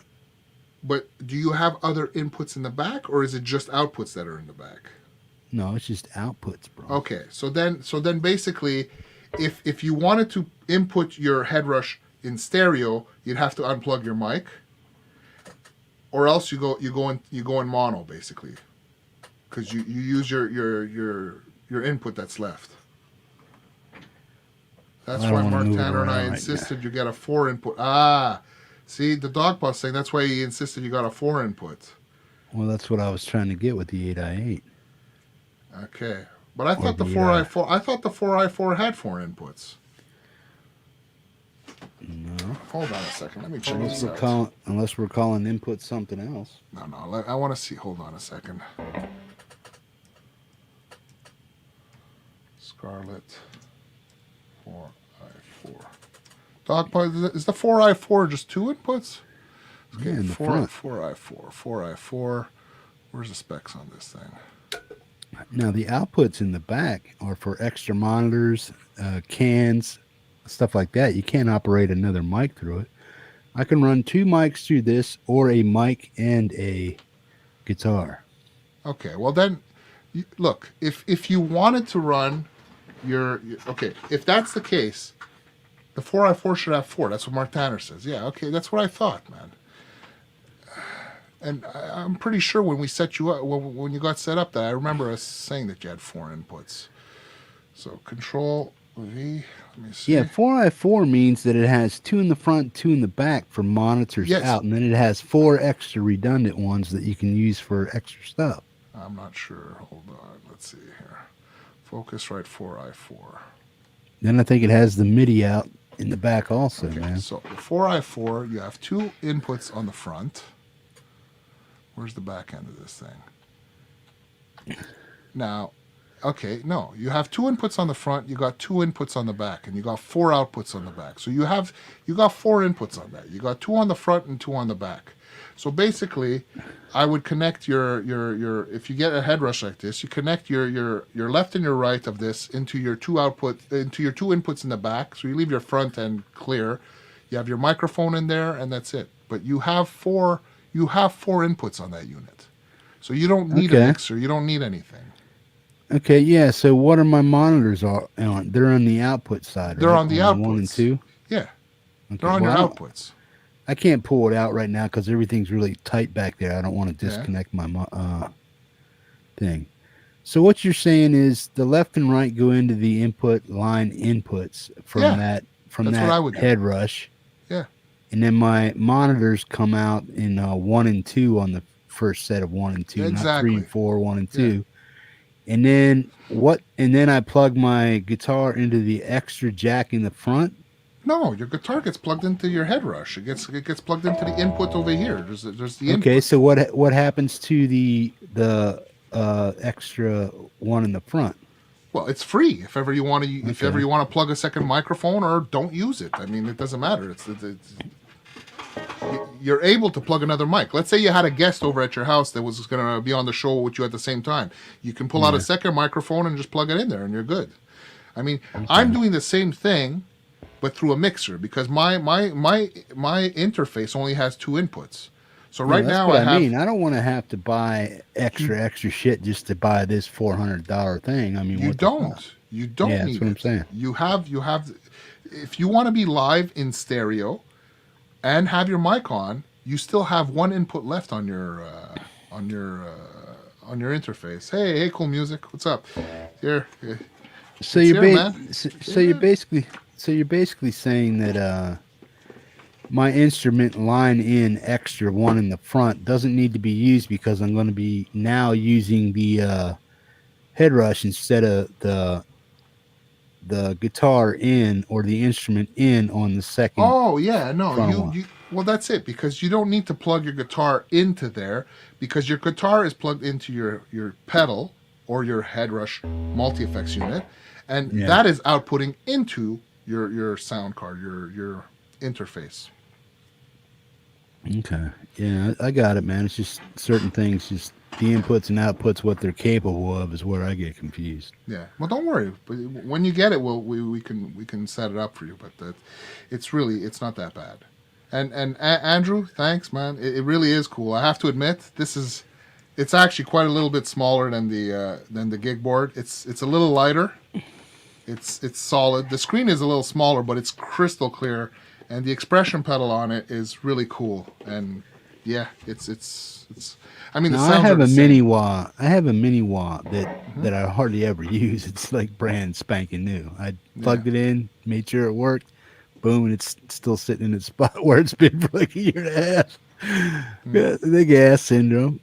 You gotta have stuff. You gotta have. Well, yeah, I got a wah pedal. Hell yeah, I got a volume pedal. I don't even want, man. The thing's like a damn tank. Jeff, man, if I tell you pedals, I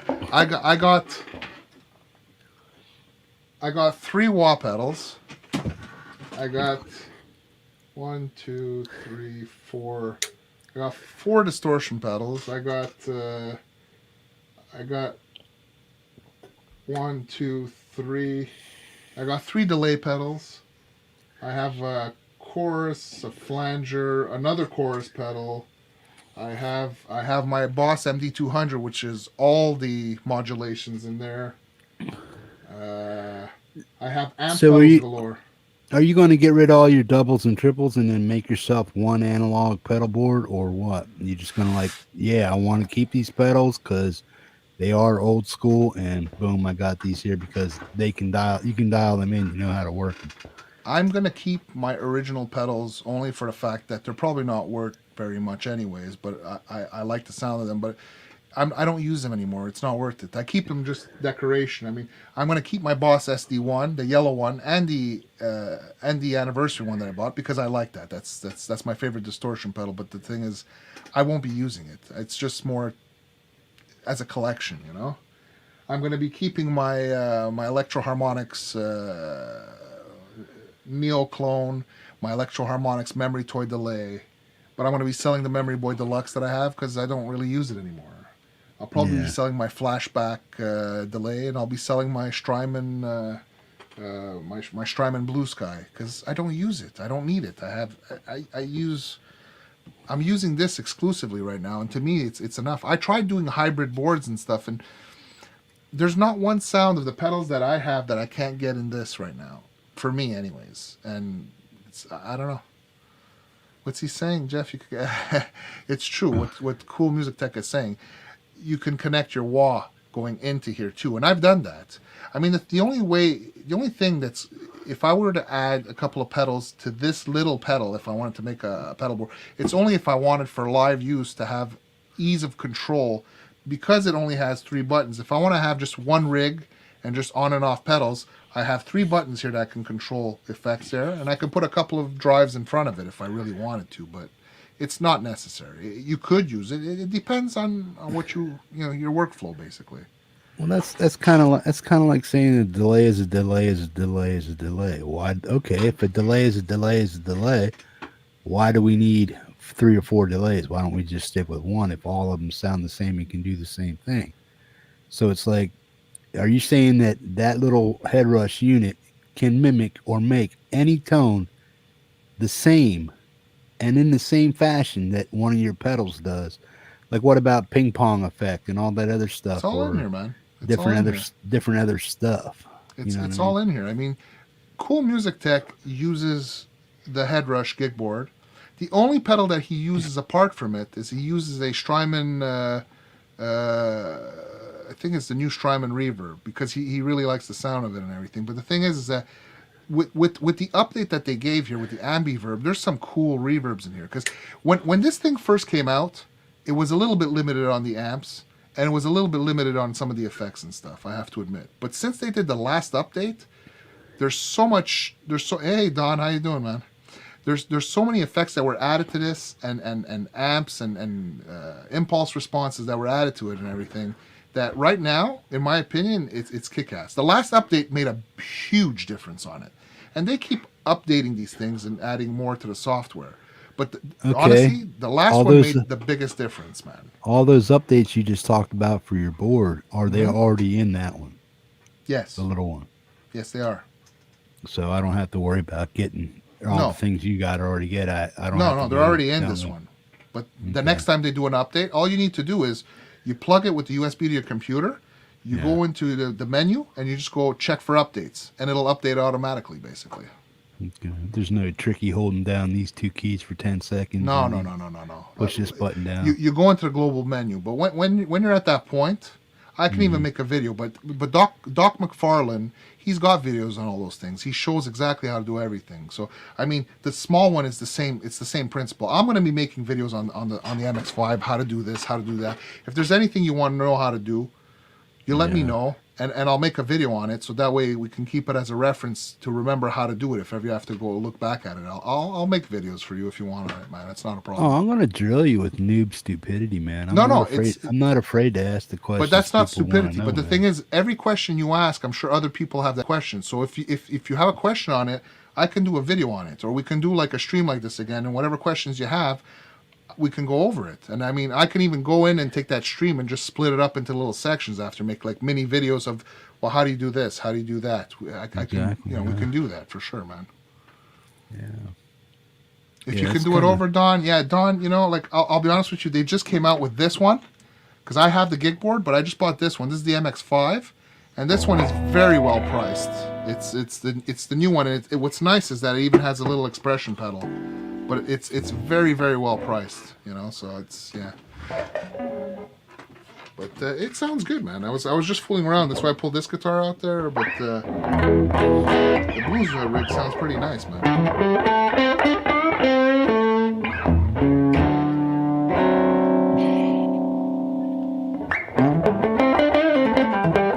What's nice is that it really does respond like an amp, because look, Hippie. If I bring the volume down, cleans up, and if I bring the volume up and dig in, it really responds dynamically. I mean, that's what's nice about it, So yeah, I don't know. For me, it's a go. I mean, and it's like Zach said, if you're happy with it, that's all that matters. I'm happy with it. I mean, I was happy with the Gigboard. This is the same thing. Did I need a second one? Not really, but the reason I got this one is because I want to have a grab-and-go one. My Gigboard stays exclusively on my desktop here for my studio, and this one here, I mean, you could use it on the studio, but this is more my grab-and-go. And it's also if I have a friend over, because I'm going to have my cousins over for jams. It's going to happen. And the thing is, I can patch everybody into the mixer. I can patch one of my cousins into this one of my cousins, I could be patched into one, I could have my cousins patched into one. We could even use amps with that. But the thing is that, like, I don't have a bass amp for my bass. I use a bass rig in the Headrush, basically, and that's it. So, like, I mean, to jam here, it's going to be easier with a second unit, basically. That's the reason I got it, So if I decide to get a little P bass or something like that, cheapy $200-$300 bass, straight to this, man. Sweet. Yeah. Yeah, good. Well, as you know, I'm limited space over here. My Black Star is right here, and then this thing right here. This is my orange. That's my orange right here. Yeah, I remember that one. Yeah. Just boom. It's just big. It's taking up like 2.5 foot of my wall. Yeah. If I didn't have a under room space for this right here, my Black Star, it would be out here on the floor somewhere, not tucked away. So. Yeah, I kind of got to get rid of some stuff, man. It's like Cool Music Tech said. He said he bought the Headrush pedal board back in 2018, which replaced everything. He went 100% digital. And it's 2 years I've been using it, and I'm doing the same too. I told you, look, I got my Vox amps packed up back in their boxes, and I got those pedals. I'm going to be selling it all. I brought it to the store, but they were going to rip me off. So I said, fuck it, I'm going to put it on... I'm gonna put it on Kijiji or Reverb. I have a Reverb store, the padded pedal room. Yeah. I'm gonna I'll probably put them on my Reverb store and just try and sell them all, because there's no point. I don't use them anymore. This is good enough. We've reached a point where it's actually good, because I can't tell you how many times I've done this, Hippie. I went from pedals to pedal board. The pedal board sounded like shit. They sounded like tin cans. Back to pedals. Back to a pedal board, because you get fed up of all the wires and all the Velcro and all this shit. So I went back to a pedal board.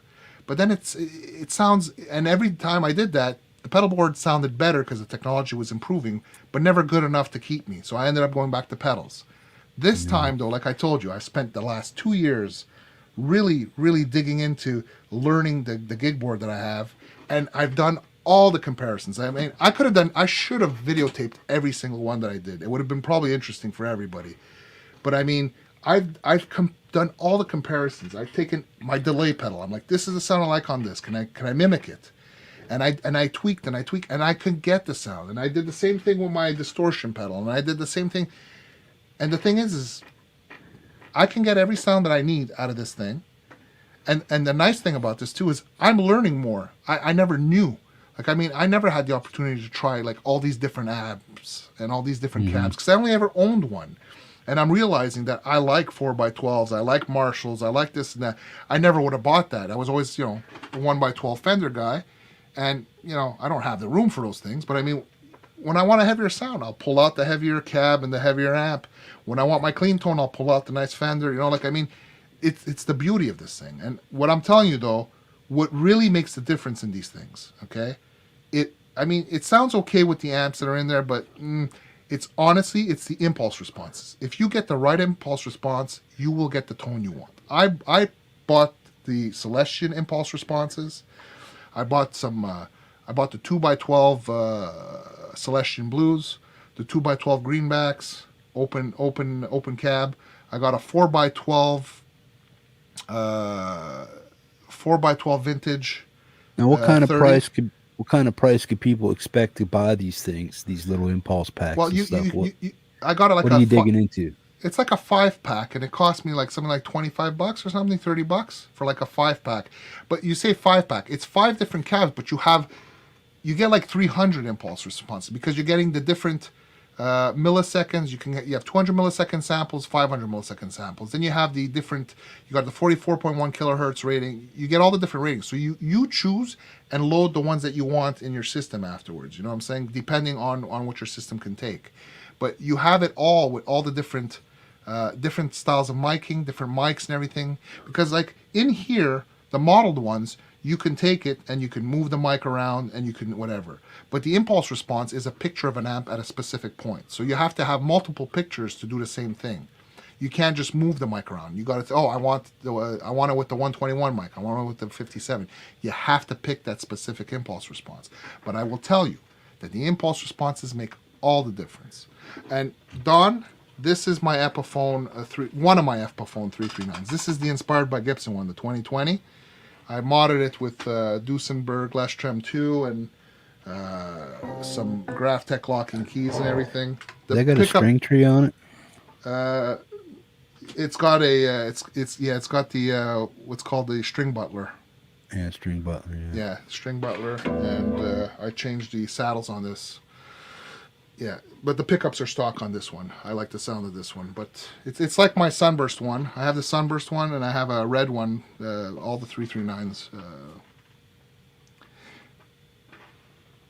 Every IR I have was free. Look around. Yeah, there's plenty of free ones too. I have about 1,000 of them, but not gone through them all. Yeah, there's so many. There's so many.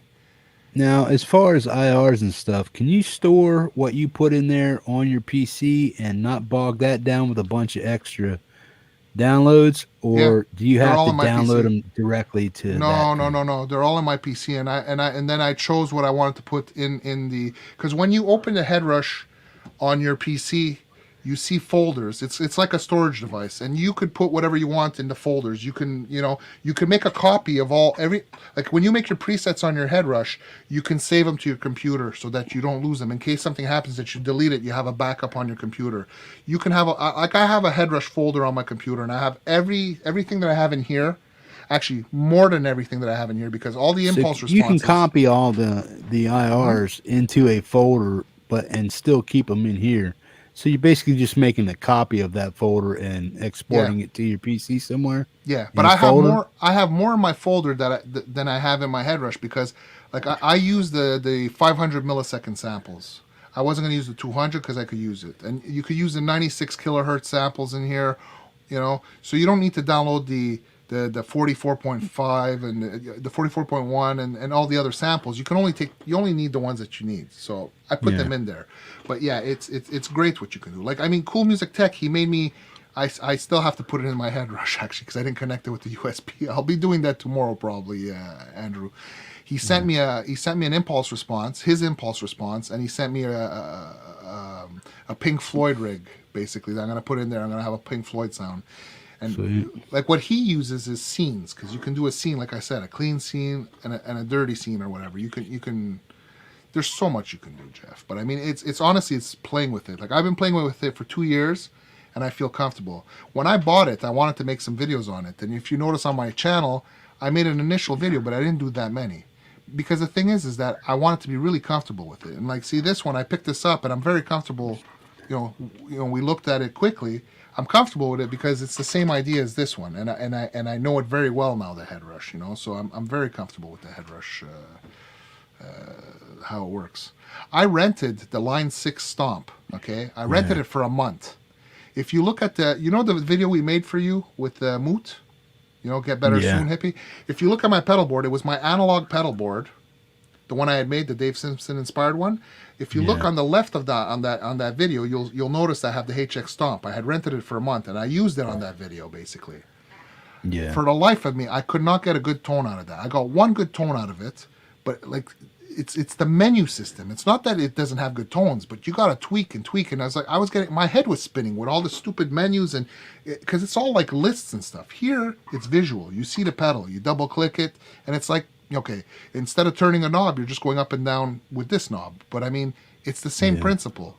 I don't want to see lists of names and this and that. I'm visual. I prefer like analog stuff, and the way this works to me, it meant, for my head, it works the same type of way as an analog. It's easy for me to understand how to work it. I can get a good tone out of it quickly.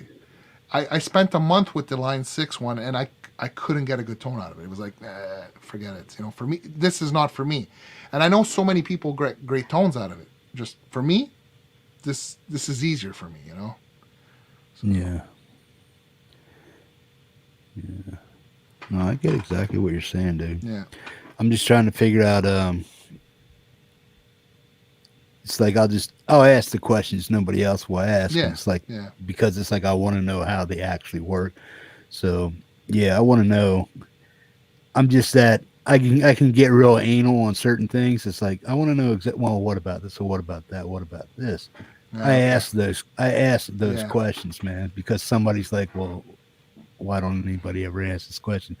And some people are embarrassed to ask because it makes them look stupid or something like that. It's like, no, man, just ask the question. Because if you don't ask, you just if you don't ask a question, you never learn anything. A stupid question is a question not asked. That's what it is. Because I mean, you got to ask, and that's it, man. I mean, I see here what Don is saying. He says the Helix is fairly okay. Yeah, if you use the Helix Edit, okay, the computer program. Yeah, if you program, I didn't do that. When I rented it, I didn't. But see, I like to tweak it on the fly, straight on my pedal board. But you can't do that with the Helix. Okay, maybe when you put it to your computer, it must be pretty easy to use. That's cool and all.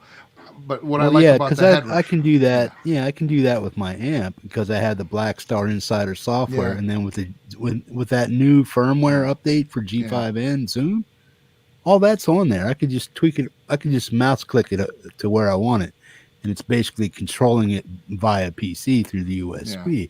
So I get how to use all that stuff. Yeah. But when you're talking about adding in mixers and interfaces and stuff, I get the concept. I understand hooking it up right and getting it to function properly. That's a whole nother thing, man. Yeah. But, I'm not so dense that it's like, hey, Hippie, just plug it here. Boom, boom, boom, boom, boom, boom. Okay, we're up. Let's go. See? Boom. Yeah, see, Great Vanzini, the Basics, Fender, Vox, Marshall. That's mainly what I use too, but I use a little bit of Orange amps too in some of my things. And Cool Music Tech, he says, the touchscreen was it for me. I gigged Helix and Bosch GT. But the Headrush was the Mutt's nuts. He's used them all, Andrew, and he's sold to Headrush too, basically. And for me, that's it. It was the touchscreen.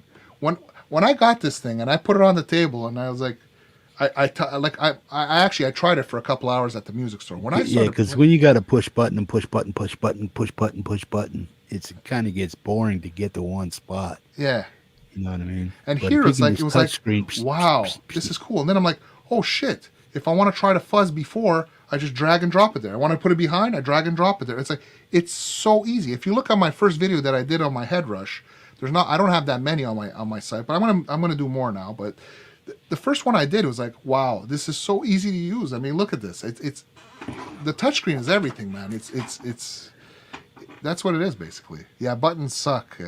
Yeah, that's right, Don. I mean, you're saying you when you program it on the computer, it's easier. I get that and everything. But yeah, the button system on it sucks because, I mean, and that's what I like about this. The touchscreen is so intuitive. It's so easy.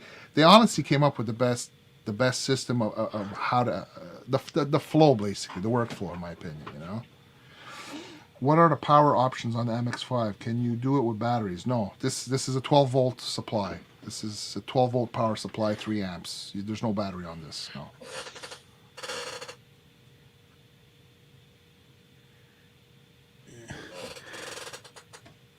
I was going to see how easy it would be to pull out my your Zoom G5 in. Yeah. I mean, your Zoom in essence does the same thing. We saw it last time you pulled it out. It does the same thing in essence. The only thing is that it's not the same menu system. That's all it is. Because in essence, you can get some. I'm sure you can get some pretty nice tones. You just got to tweak it. But the menu system, yeah. It's just the menu the functionality and the operation of it and stuff. Exactly. So you got to hit the button on this side, or you got to hit it on this side, and it's up or down, sideways or this way.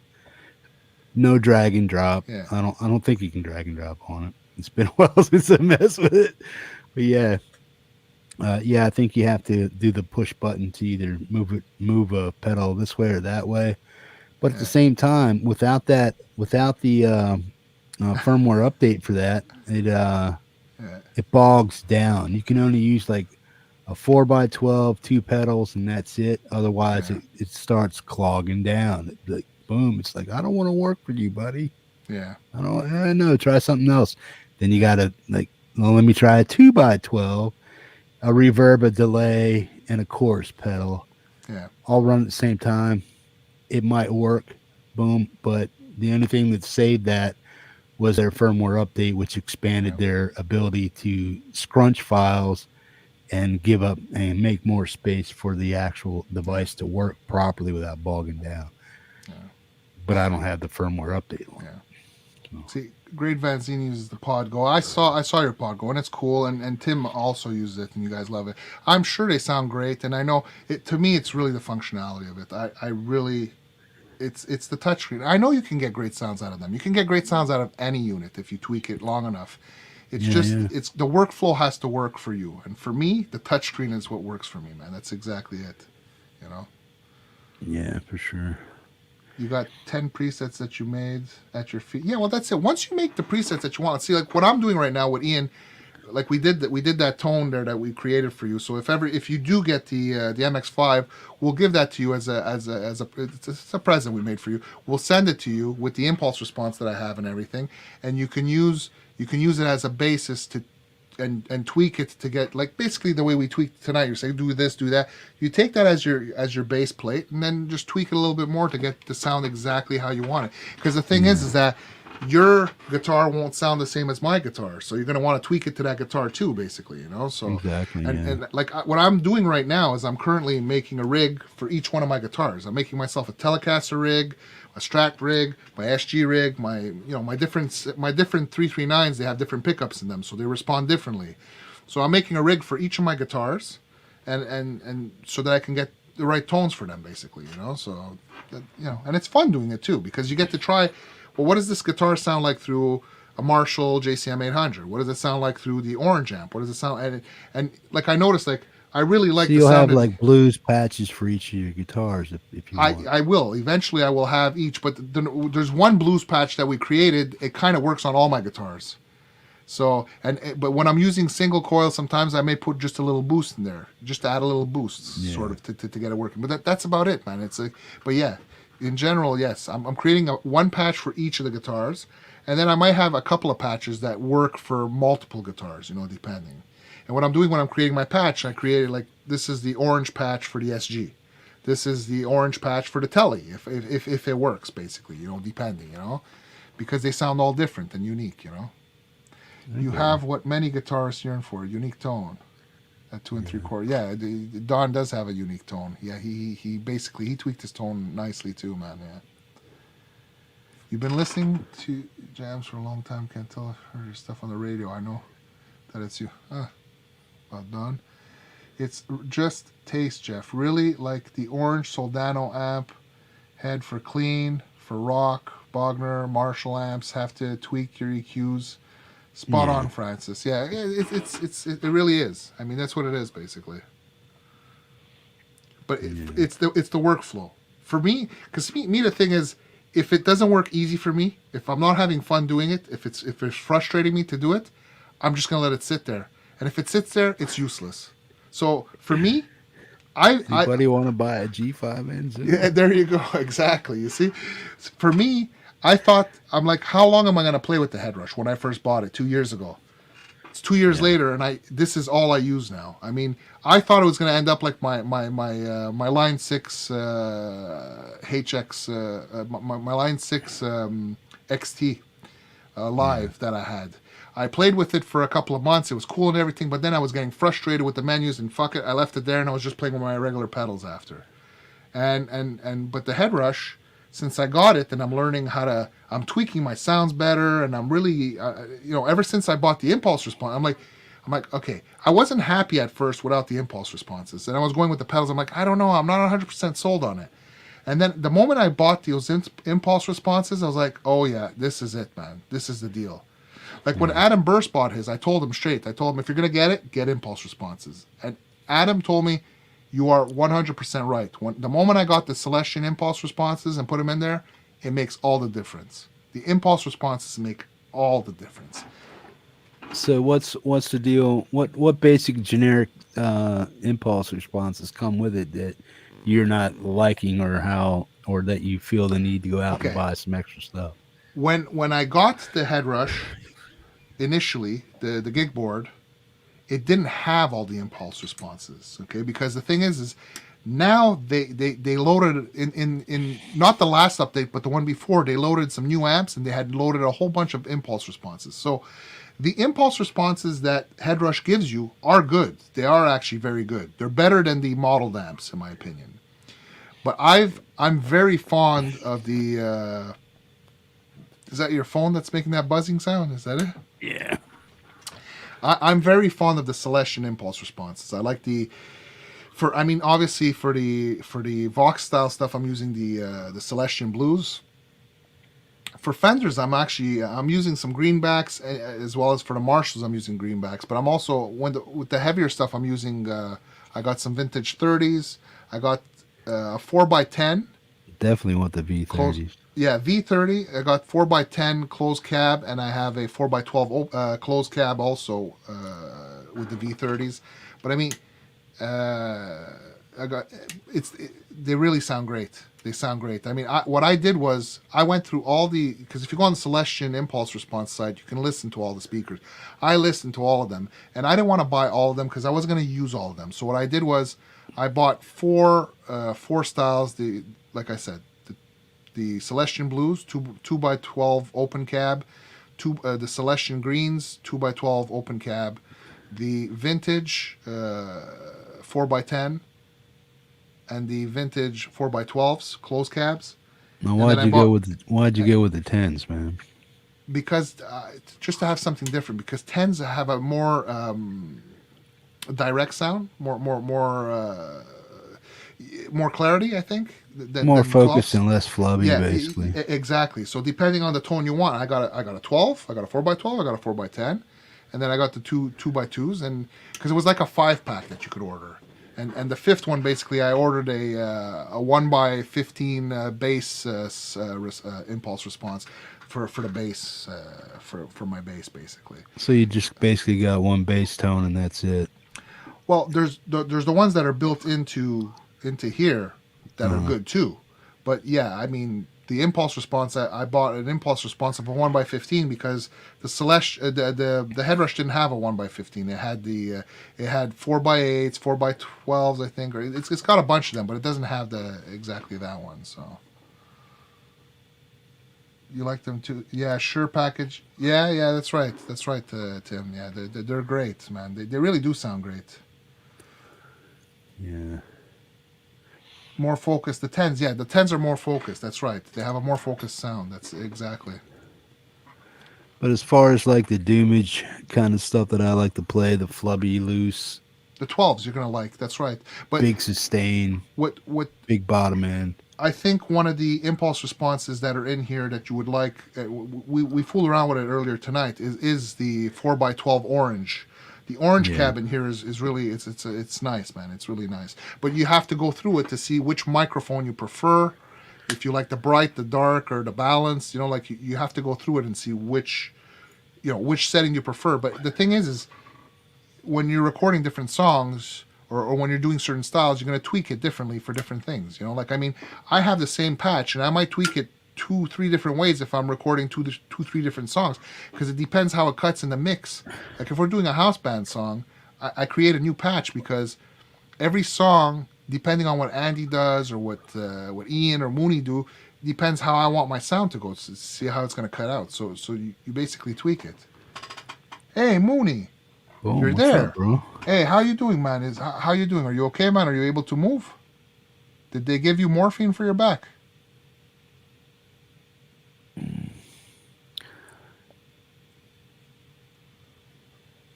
Later, Don. Peace, Don. Take care, man.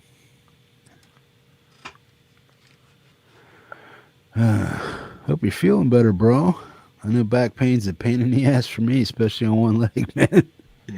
Yeah. I'm done if I'm in pain with my back, man. My shoulder's feeling a little bit better today, but the other 2 days, man, it was just like killing me.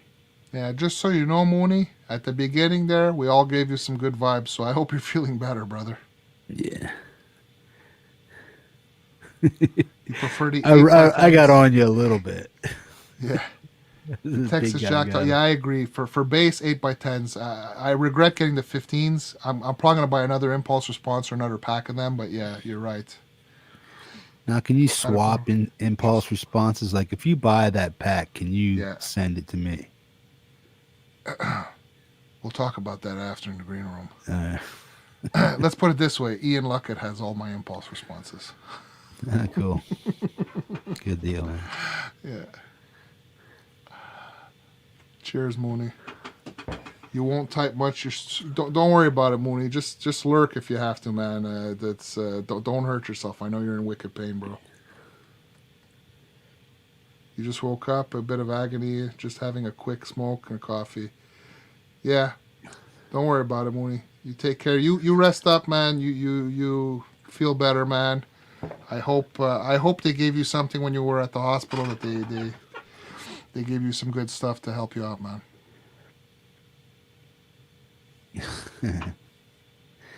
Yeah, I ain't saying nothing, Jack, man. What? What's he saying? He's saying shh. Yeah. No, I just figured that's something, sometimes you can do that. You can share your stuff with people and stuff. Well, I know there's ways around everything, but yeah. No, but the impulse response is something you can email. Like, for example, Andrew, he made a patch for me, but he uses a special one of his impulse responses. If he sends me the patch and I don't have that impulse response, the patch is not going to sound the same, because I'm going to have to put my own impulse response or fill it with one of the speakers that are in there. Okay, so then the patch could sound totally different. So he sent me his impulse response with it. So if I make a patch for you and I have a particular impulse response I'm using, yeah, I can send you the impulse response. That's not a problem, Yeah, I thought you could do stuff like that. Yeah, okay. I didn't say anything, Mooney, because I didn't know if you wanted anybody to know. Yeah, but see, Mooney's back went out. He was spasming. The ambulance had to go get him yesterday. It's got to take me in sciatica, disc infection, and some form of pneumonia. Yeah, you told me about the pneumonia too. I feel really bad for you. When you sent me that message this morning or yesterday morning, Moon, I felt really bad for you, man. I really hope you feel better. I hope it's not because you were sitting in that chair when we did the show the other night for 3 hours when your back already hurt, man. If it is, I feel so bad, man.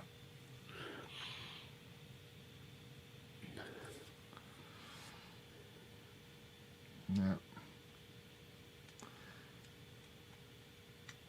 Jeff, you can also use those IRs in your DAW. That's true. You can. Because the IRs that I have, that's the reason I sent them to Ian too, because Ian can so use my them. IR would be, or mine would be Reaper, right? The one we got. And then also you're using Reaper, but the thing is that Reaper, you don't have an amp simulator in there. So the thing is if you had, let's say, Nolly, which I can hook you up or whatever, but if you had that, you can use the amp, and then instead of using the speaker cabinet from there, you can use the IRs in there. Yeah. So well, see, that's what I mean. I want I need to know all the questions to ask, because it's like, yeah, you can use this, you can use this, you can use this, but you have to have this, you have to have that, and you got to have this. But if you don't have this, you can't use it with this, and if you don't have that, you can't use that with that. These two don't work together because you have to use one here, but you can use them together if you use this program. That's the kind of stuff my head gets wrapped around. It's like, where does it stop, and where's a good place to start? And what's the best, quick, streamline, boom, kick you in the nuts? Right here it is, man. Boom. Yeah. This is what you need to do. Yeah. And this works with this, and this works with this, and this works with this. Everything's cool, man. But you need to get this. You need to get that. It costs this. It costs that. You can do this with that. They're interchangeable. Boom, boom, boom. And if you need a little bit of this or a little bit of that, you can do this over here with the email stuff, and you'll figure it out from there.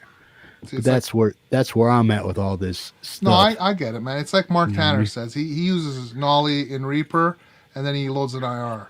If you want to try that, Jeff, I can hook you up, man. You can have Nolly with some IRs and test it out just to fool around with it. I mean, here's what I want, Francis. I want the ease of grabbing the guitar off the wall, having it plugged into something, all this stuff we're talking about now, and just like I'm plugging into my amp. That's what I want. Jeff, my honest opinion, I don't care what anybody else says. My honest opinion, I like something like this. This is my thing. Period. If you're asking me how I feel and what I prefer, my preference is using something like one of these Headrush units. Just straight in, man. How many times do you see me when I go live and whatever, and my guitar's just sitting there, right? And I pick it up, like even when I'm chilling with you, when you're doing your chills, I pick it up and I can play in a second. I mean, the reason you don't hear any noise is because the gate's on, so even though it's on, you don't hear it. But at any moment, I just grab my guitar and I can play, and away it go. That's it. I mean, I like this setup. For me, this is my setup. This is the easy setup for me, and this is what I like. That's what I want. I want it as easy as turning up the volume on any device and then plugging my guitar in, and that's it. Whang. Just like plugging into an amp, man. Turn up the volume, plug it in, boop. Because if I have to turn on my computer and then open Reaper and wait for it to load, and then open Nolly, wait for it to load, and then play, and then go get the patch and play. For me, that's not. I'm not interested. I think there's a version where you can just double click on your screen, but I don't want my computer. I mean, this I can play just plugged into a wall. I don't need it. I don't need to be plugged in anything. I can put my headphones straight in here, or I can plug it straight to the speakers, or I can plug it in. There's so many ways I can do it, but this is easy. And the sound that I have here. So you don't need that plugged into your PC. You can use that as an amp itself, just to have earphones. Exactly. If I take if I just take this, and I unplug everything, and I just plug my headphones to this, that's it, man. Okay. You don't need anything else, man. It's that easy. I mean, that's what I like about it. I mean, you're saying this is going to be my grab and go one, but this one I might actually keep upstairs because it's smaller. I can keep it on the coffee table. And when I'm upstairs and if I want to jam and not come down to the studio, I'm going to just put my headphones and jam upstairs with this one. That's probably what I'm going to use this one for at home. And when I go out, I take it with me, and that's it. Yeah, I was just reading what Doc was saying there. What do you say there? You can plug your guitar right in and on your speakers. Yeah, you can do that too. Exactly.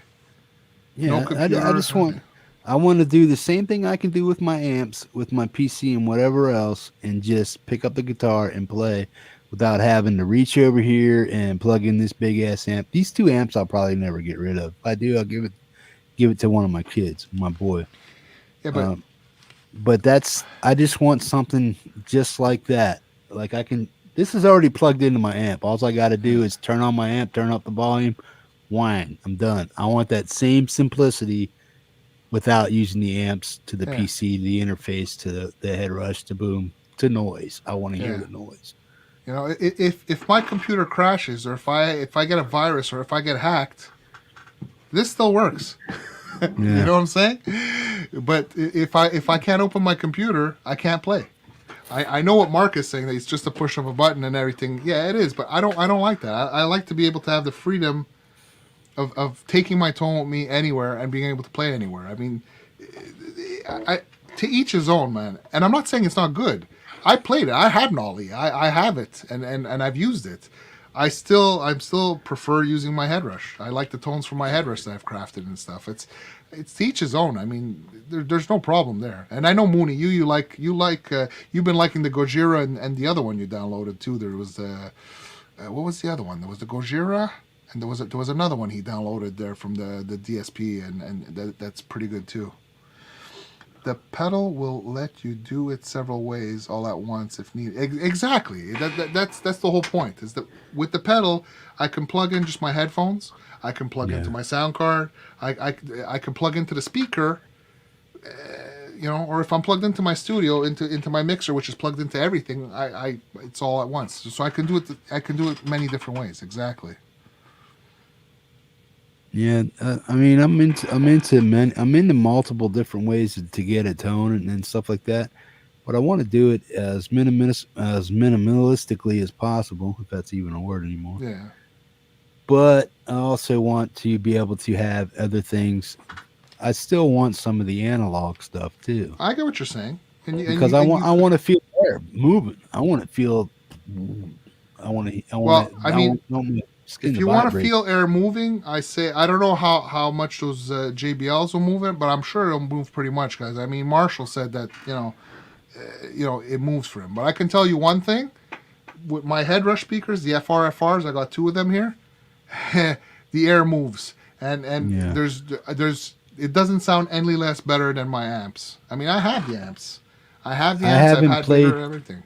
I haven't played guitar through these yet. The only thing I've done with them is just listen to music from here, and played back some of my stuff that you guys played and stuff.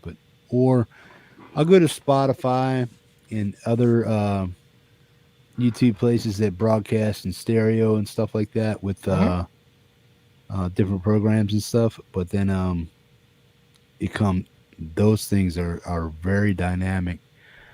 Like when you get in, like when you listen to that very studio, sterile synthno pop craze stuff on here, the boom, the boom, the boom, the boom. Yeah. You know that stuff. Yeah. The boom, the boom, the boom, that stuff.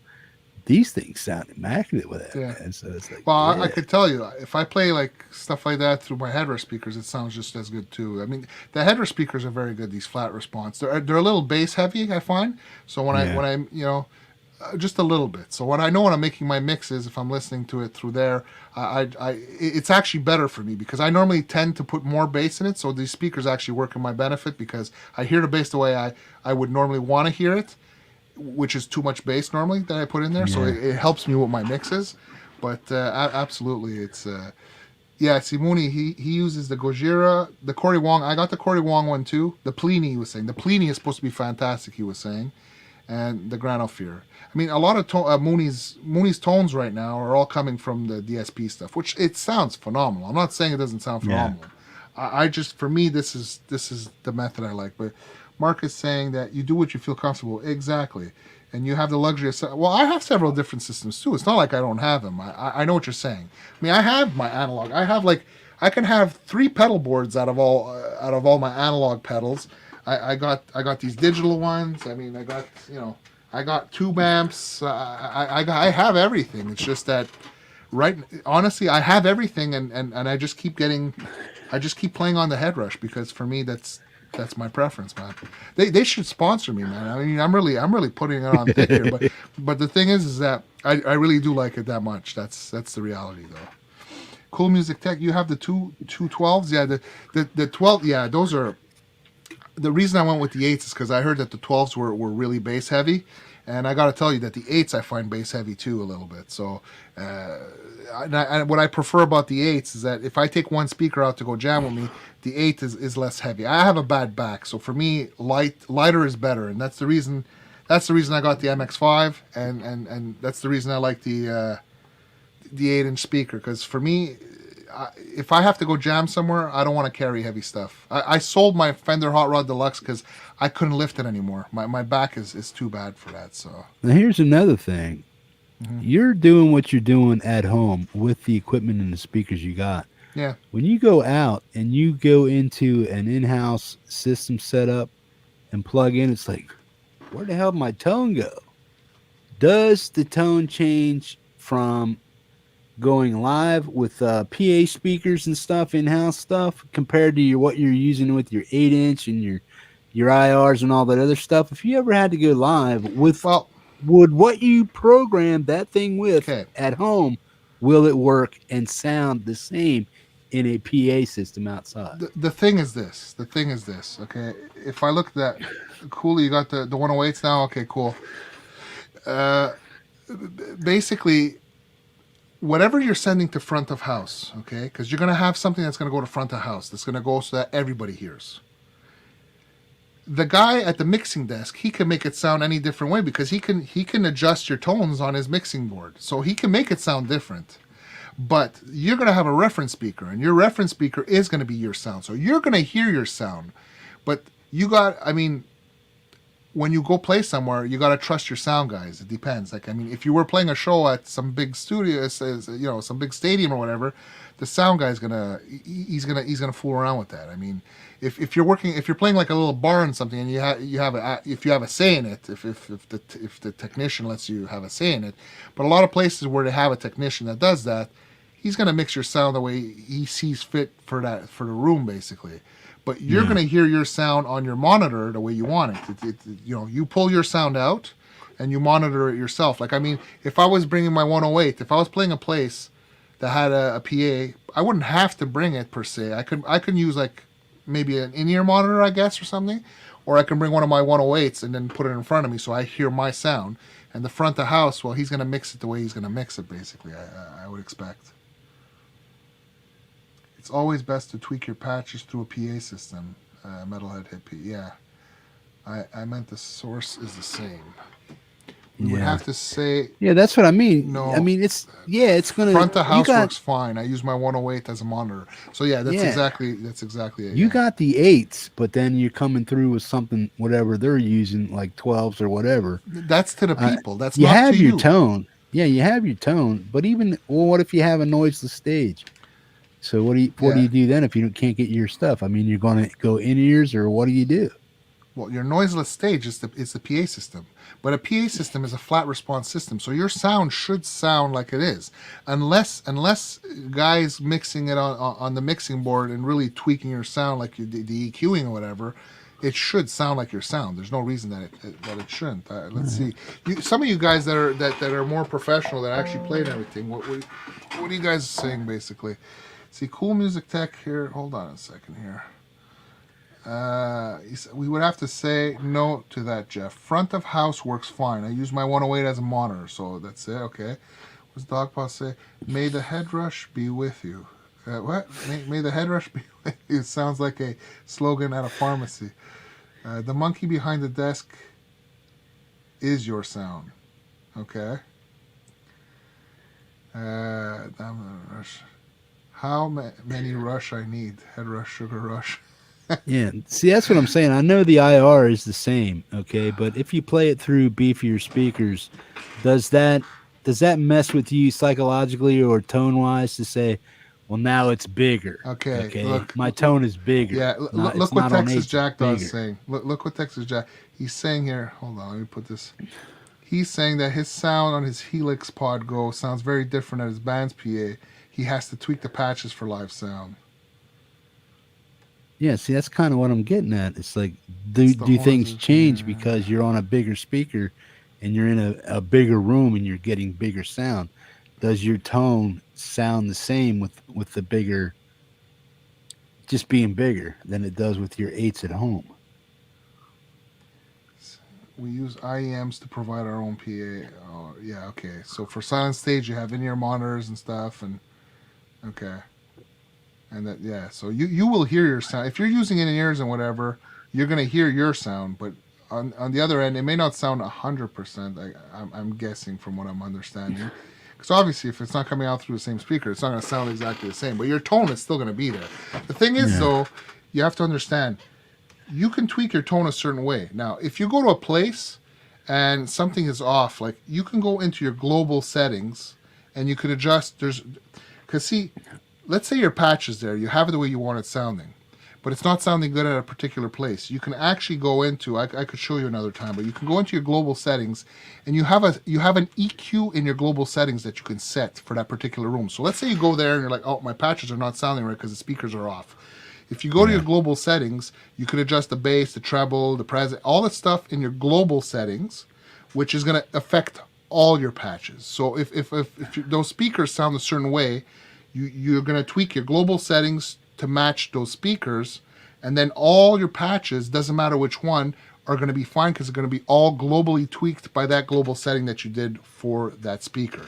So in that sense, if you get there, it doesn't sound right, you're doing a sound check, you don't tweak your patches, you tweak your global settings, basically. But even so, if you're just tweaking it to one song to get your global settings, and then you play some reggae, then you play some country, you play some this and that, do you still have to go back into global and adjust it because it's a different tune, a different dynamic, a different this and that? It's not heavy metal, it's not rock, it's not the same stuff you always play, because usually when bands play, they have a symphony of the songs they're going to do, and they pretty much got them all dialed in. The tone is pretty much regular throughout all the band's sets. I mean, basically, like when you hear AC/DC, you're hearing AC/DC through the whole album. Mm-hmm. You're not hearing them go what. You're not hearing a big departure from tone in any AC/DC album. It's all boom. So if you're talking about that global setting, yeah, that's fine. But what if you're an eclectic band that does that's playing at a wedding or something, and you got to play the Macarena and all this other stuff, and no. What you're not understanding is your global setting is. I don't touch my global setting. Okay, like right now, I tweaked my patches and I got the sound that I like. But if I go somewhere, okay, let's say I'm patching through somebody else's PA, and it doesn't sound right. It sounds there's too much treble or there's too much bass coming out of there. I would not go into each of my patches. I say, okay, these speakers are bass heavy. I need to cut the bass. I'm not going to go in every single patch that I've created and take down the bass. You go into your global setting, and for that night only, you're going to adjust your global setting to those speakers. So you're going to bring down your bass, You'll bring down the bass over the global setting, and that's going to take down the bass over the whole thing. It doesn't matter. Any patch you go into, the bass will be down by that much because your global setting is set that way. So if you're going to adjust to a specific room you're playing at, you're going to adjust into your global settings and not your patches. Your patches you create, you're creating them with your headphones or your speakers. You get the sound you like, fine. But go somewhere else. So what I'm asking is, does that global setting translate from different song to different song to different song? Yes, from patch to patch. Every rig, that global setting is the master setting. It's your master EQ. Picture your global setting as being, okay, I got my pedal board, but I have an EQ, I have an equalizer in front of it, and I'm creating this equalizer in front of it to compensate for the room I'm playing, the speakers it's coming out of. So look at it as a secondary thing. It's like, okay, here's my patches. They don't sound right. I need to take down whatever tones. I want to EQ it differently. You're putting an EQ pedal in front of it set a certain way, and now everything's fine. You got to look at it like that, kind of, Okay. So, Texas Jackdaw say, but you can just globally EQ your modeler to cut. Yeah, exactly. You can adjust the global settings in the modelers and stuff. Learn the Macarena, then we'll talk. By the way, this is a highly controversial topic. Okay, interesting. I do not play my amp through a PA speaker. It's very loud. The thing is, we'll never be able to find an IR on it. Well, create your own IR. You can make your own IRs. LOL, Doc. Yeah, Doc. The Macarena always goes before Cotton Eye Joe. It's the law. Oh, man. Yeah. I was waiting for somebody to say something on that one. Oh, man. So yeah, that's basically it. I mean, you would use your global EQ settings basically, and just so that you understand, picture it as if you were putting an EQ pedal in front of it basically, and that's it. Because you're adjusting to the speakers of that room. Because yes, from one place to another, every speaker is a little off. So you adjust that global setting. But that's the thing, though, is that if you're sending to the front of the house and they're tweaking your sound and you don't like it, you can always tweak your global setting and you'll get the sound the way you want to hear it after, you know? So that's, yeah. Yeah, but they're not hearing it that way, right? Or are they? Well, yes, because if are they hearing it the way the house wants it to sound? No. I mean, if they tweak your sound, if you go back into your pedal board and tweak your EQ because you don't like the way it's sounding, you're changing the sound. You're changing the sound to the way you like it. You know. So you're looking up at him, and he's like looking down at you, and you're looking up at him. It's like, come on, dude, stop, stop. I don't know. I've never had that experience, but I'm sure that's what could happen. You know. It's like he's up here doing this and stuff, and it's like you're down there doing this, and he's like, yeah. Yeah. So what's tweaking it, you son of a bitch? What's Mooney saying? I honestly never get into the nerd side of tech talk. Just pick up your guitar and play," said Pete. Not. Yeah, I know that too. Pick up a guitar and play, but I want to use this fuzz pedal, okay? But I want to know why that fuzz pedal makes the tone it does, so I can understand how it works better. I don't get into. That's why I ask all the dumb, stupid, not really stupid, but redundant questions that most people, you guys know these questions to the answers, but some of us out here don't. So I ask the questions. I'll run around an issue 5 times, and until the sun shines 5 different ways, but it's all light. You know what I mean? I want to be able to give people a full, broad spectrum of why does it actually work this way, man? Well, because of this, and that. And some people go out because some people go out and they buy stuff and it's like, why ain't this working for me? I'm so pissed off. I just spent $10,000. But see, that's the thing. A lot of times when people are not happy with the way they sound or whatever, they think it's buying something that's going to make them sound better. They think it's because I don't have this equipment that I don't sound right, and that's not it. It's either you don't know how to use the equipment you have, or you need to practice playing. Like, I mean, why I asked the question. Yeah, because I mean, you can get good tone out of anything.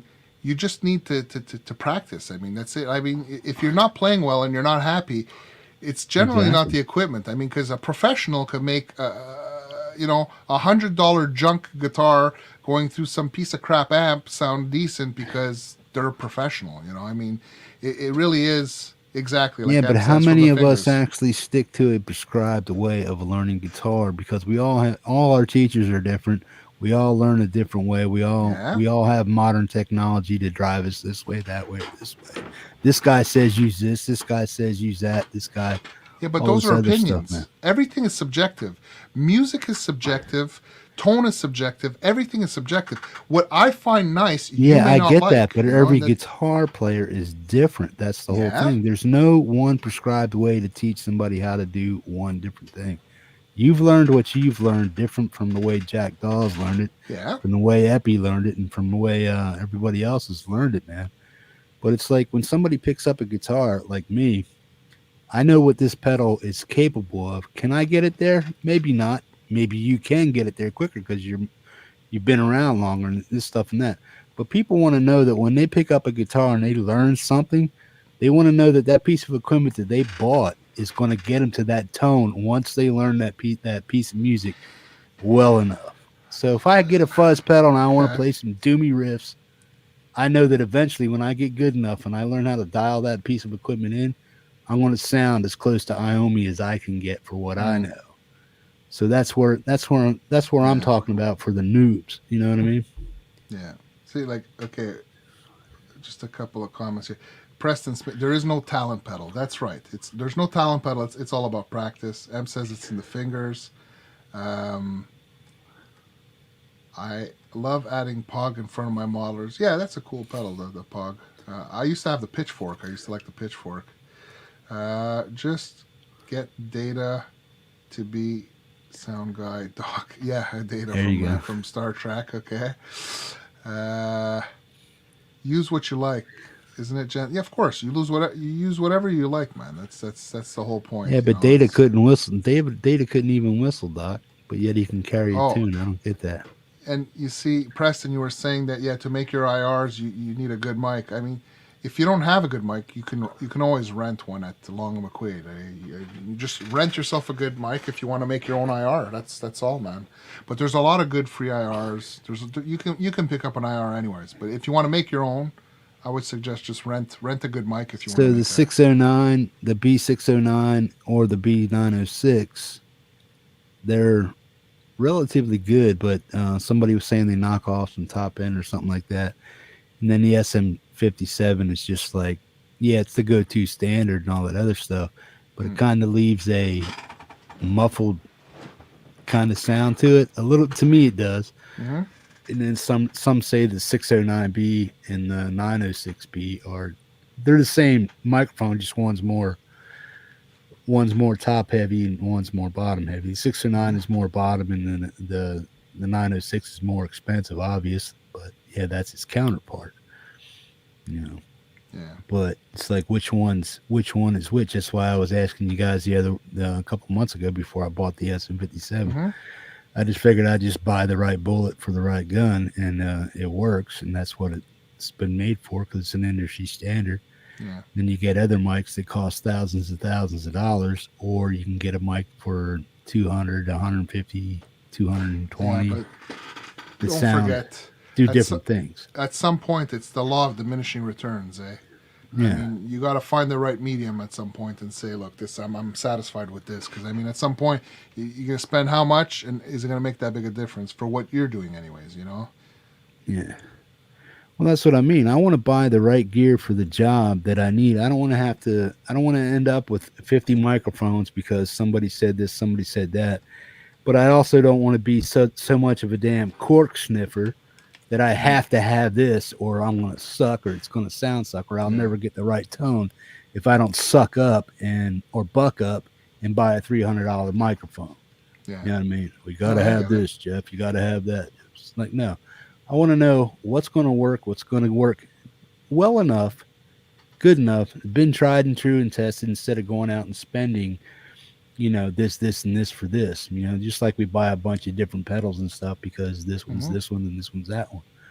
But I just want to get to the point, even for noobs, to get to the point where they can say, look, hey man, my name's Jeff. This is all I have. This is all I need. This is all I got. And this is the tone I got. This is how I get it. And boom, it's a Shure SM57. It's a something cab. It's this IR. Boom, boom, boom, boom.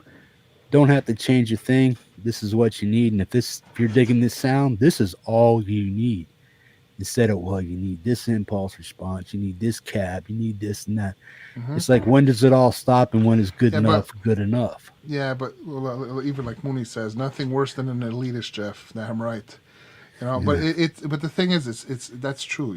Some people put their noses down when they see things. I mean, I've noticed it myself too. Okay, Jeff, no joke. Look, this is my Epiphone, right? Okay, people are gonna look at this and gonna say, oh well, it's an Epiphone. Yeah, but it kicks ass. I have the fancy guitars. I have a Gibson SG. I have a couple of Les Pauls. I have a Strat. I have all the stuff. I'm playing the Epiphones a lot because I'm liking them and they're nice. People put their nose down at it and say, "Oh, it's just an Epiphone." I'm sorry, it sounds good, and a lot of equipment today. We're in the golden era of guitars right now. I find, but I'll tell you right now, when I pull an Epiphone out, people look at it. Okay, whatever, it's an Epiphone. Well, did you ever notice that when I pulled that 1972 Les Paul that I have out? How people look at it, and then the responses I get. I noticed that every video I've ever done with my 72 Les Paul, people, the responses I get are unbelievable. And people look at you like, oh, well, this guy must really be good because this guy knows what he's talking about because look at the guitar he has or whatever. I mean, so many people, they see like walls of amps behind. Oh, this guy must know his stuff because he's got a wall of amps behind him. No, it's that's not the case, man. I find that ridiculous, in some instances.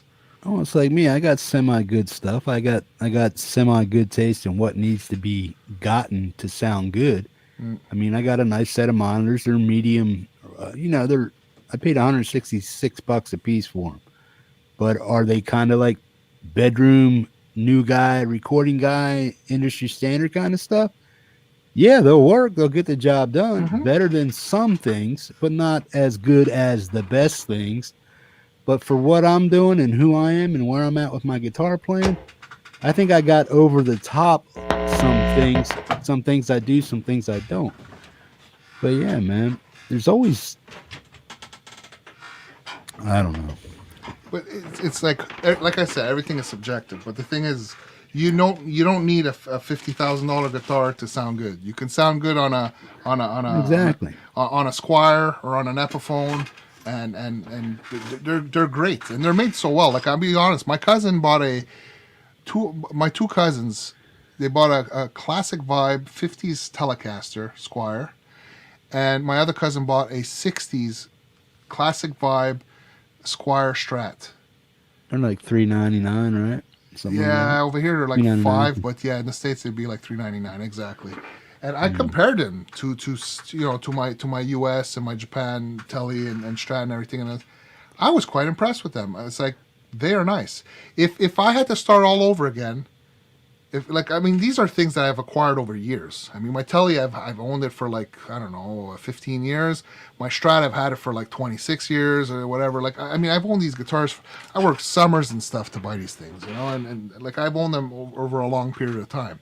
But the thing is that if I had to start over again, if I was starting now, kids today are lucky because you can get good guitars at very good prices. And it's like, I'd be out there, I'd be buying Squires and Epiphones because they play well. They do play well. Yeah. And if there's something you don't like about the one you particularly have, so you swap the pickups out.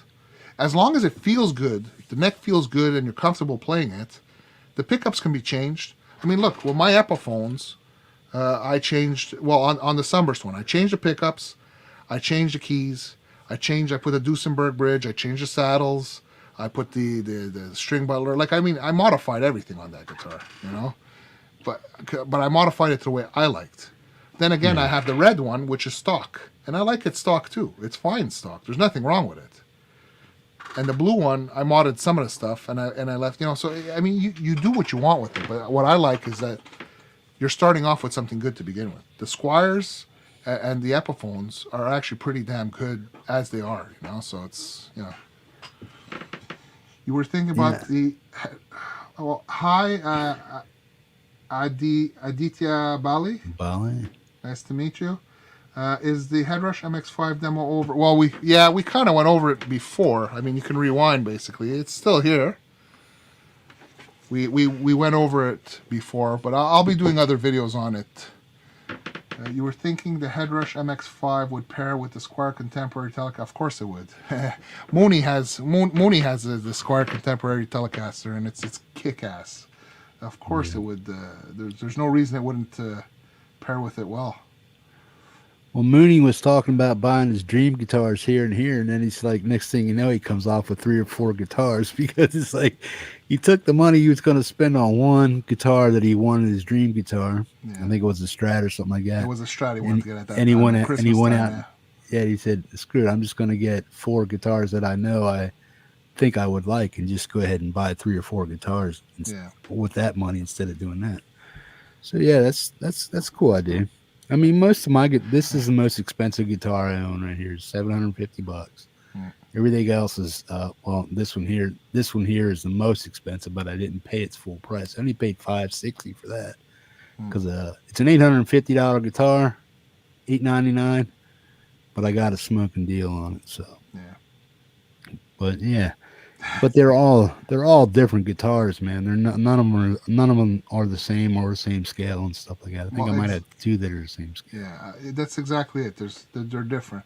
Yeah, Mooney, if you have your guitar in your hands right now, go get your. I think you should be lying down and relaxing, resting your back, brother.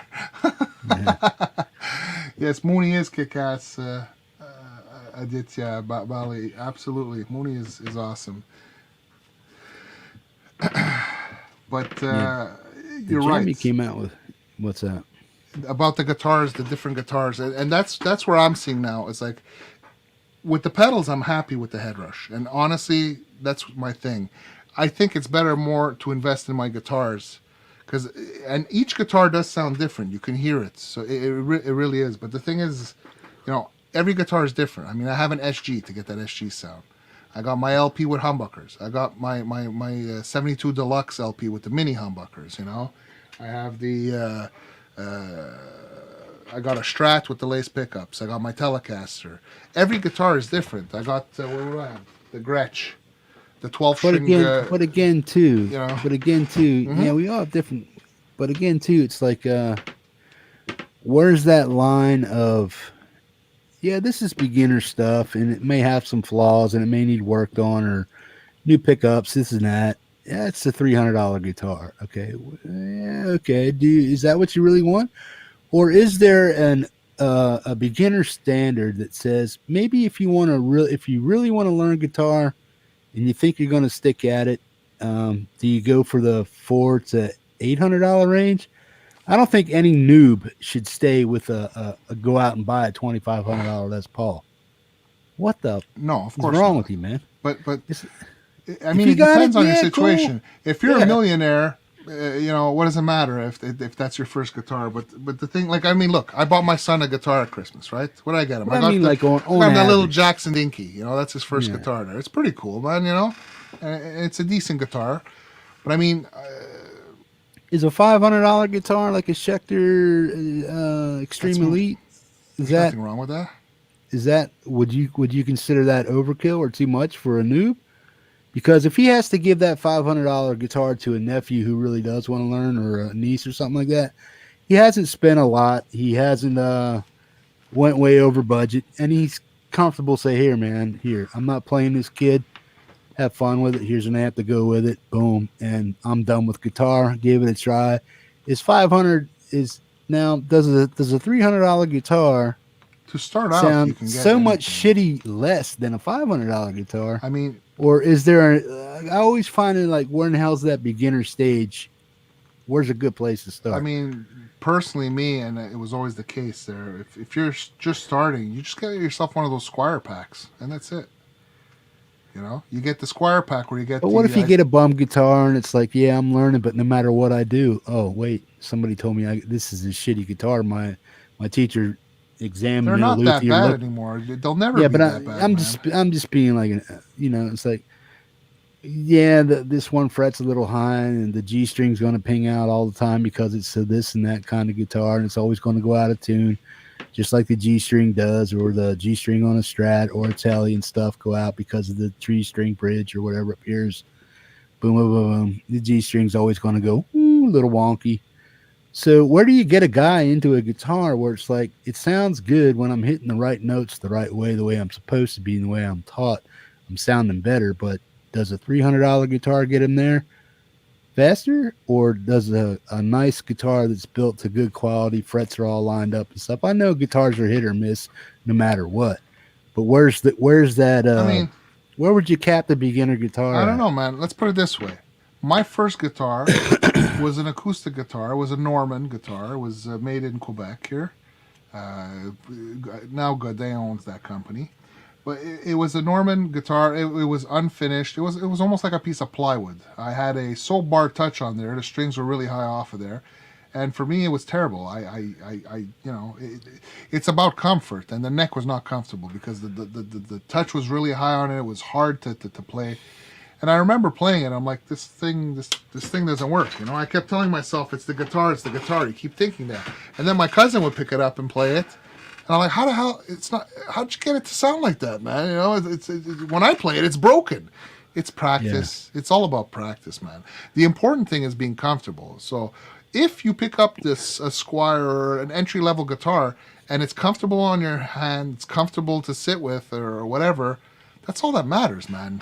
I mean, you're learning to play. I mean, the pickups, they might sound good, they might sound crap. I mean, you can get those $150 Epiphones, the SL models with the ceramic pickups, and they sound pretty decent, actually. It's kind of almost sounds Fenderish, those guitars, I find. But I mean, for a beginner guitar to start off, it's a $150 guitar, but holy shit. I mean, back in my day when I first started, you couldn't get something that decent at that price. I mean, you just had to spend $500 to get something, if even that quality. I mean, nowadays people are spoiled. For like a couple of $100 or $100-something, you can actually get something decent for a beginner, man. I mean, it's impressive, man. Yeah. So yeah, I can understand a kid. Daddy, I want a guitar. But yeah, you're looking to $150, $200 guitar set. Yeah, go ahead. Well, if you really want to learn guitar and you can make this thing sing a little bit, maybe we'll upgrade you later. I get all that. Yeah. I'm talking about a fat old fart like me, man. I started at 52. 5 years later, here I am. I own 6 guitars and a whole bunch of stuff. I mean, I have enough to keep me going as far as learning to play music, YouTube, and all that other stuff, man. But what I'm really trying to get at is where is the beginner guy really supposed to start with the new age of IRs? Amps are being obsolete, all this stuff. Computers are the way to go. Everybody's online. You know what I'm saying? I'm trying to get the guy in a guitar and a setup for under $1,000. Oh fuck, Jeff, man, it's so easy now. Okay, you picture this: the MX5. Okay, in Canada it's $499, right? In the US is what, 300 something bucks? $400. $400.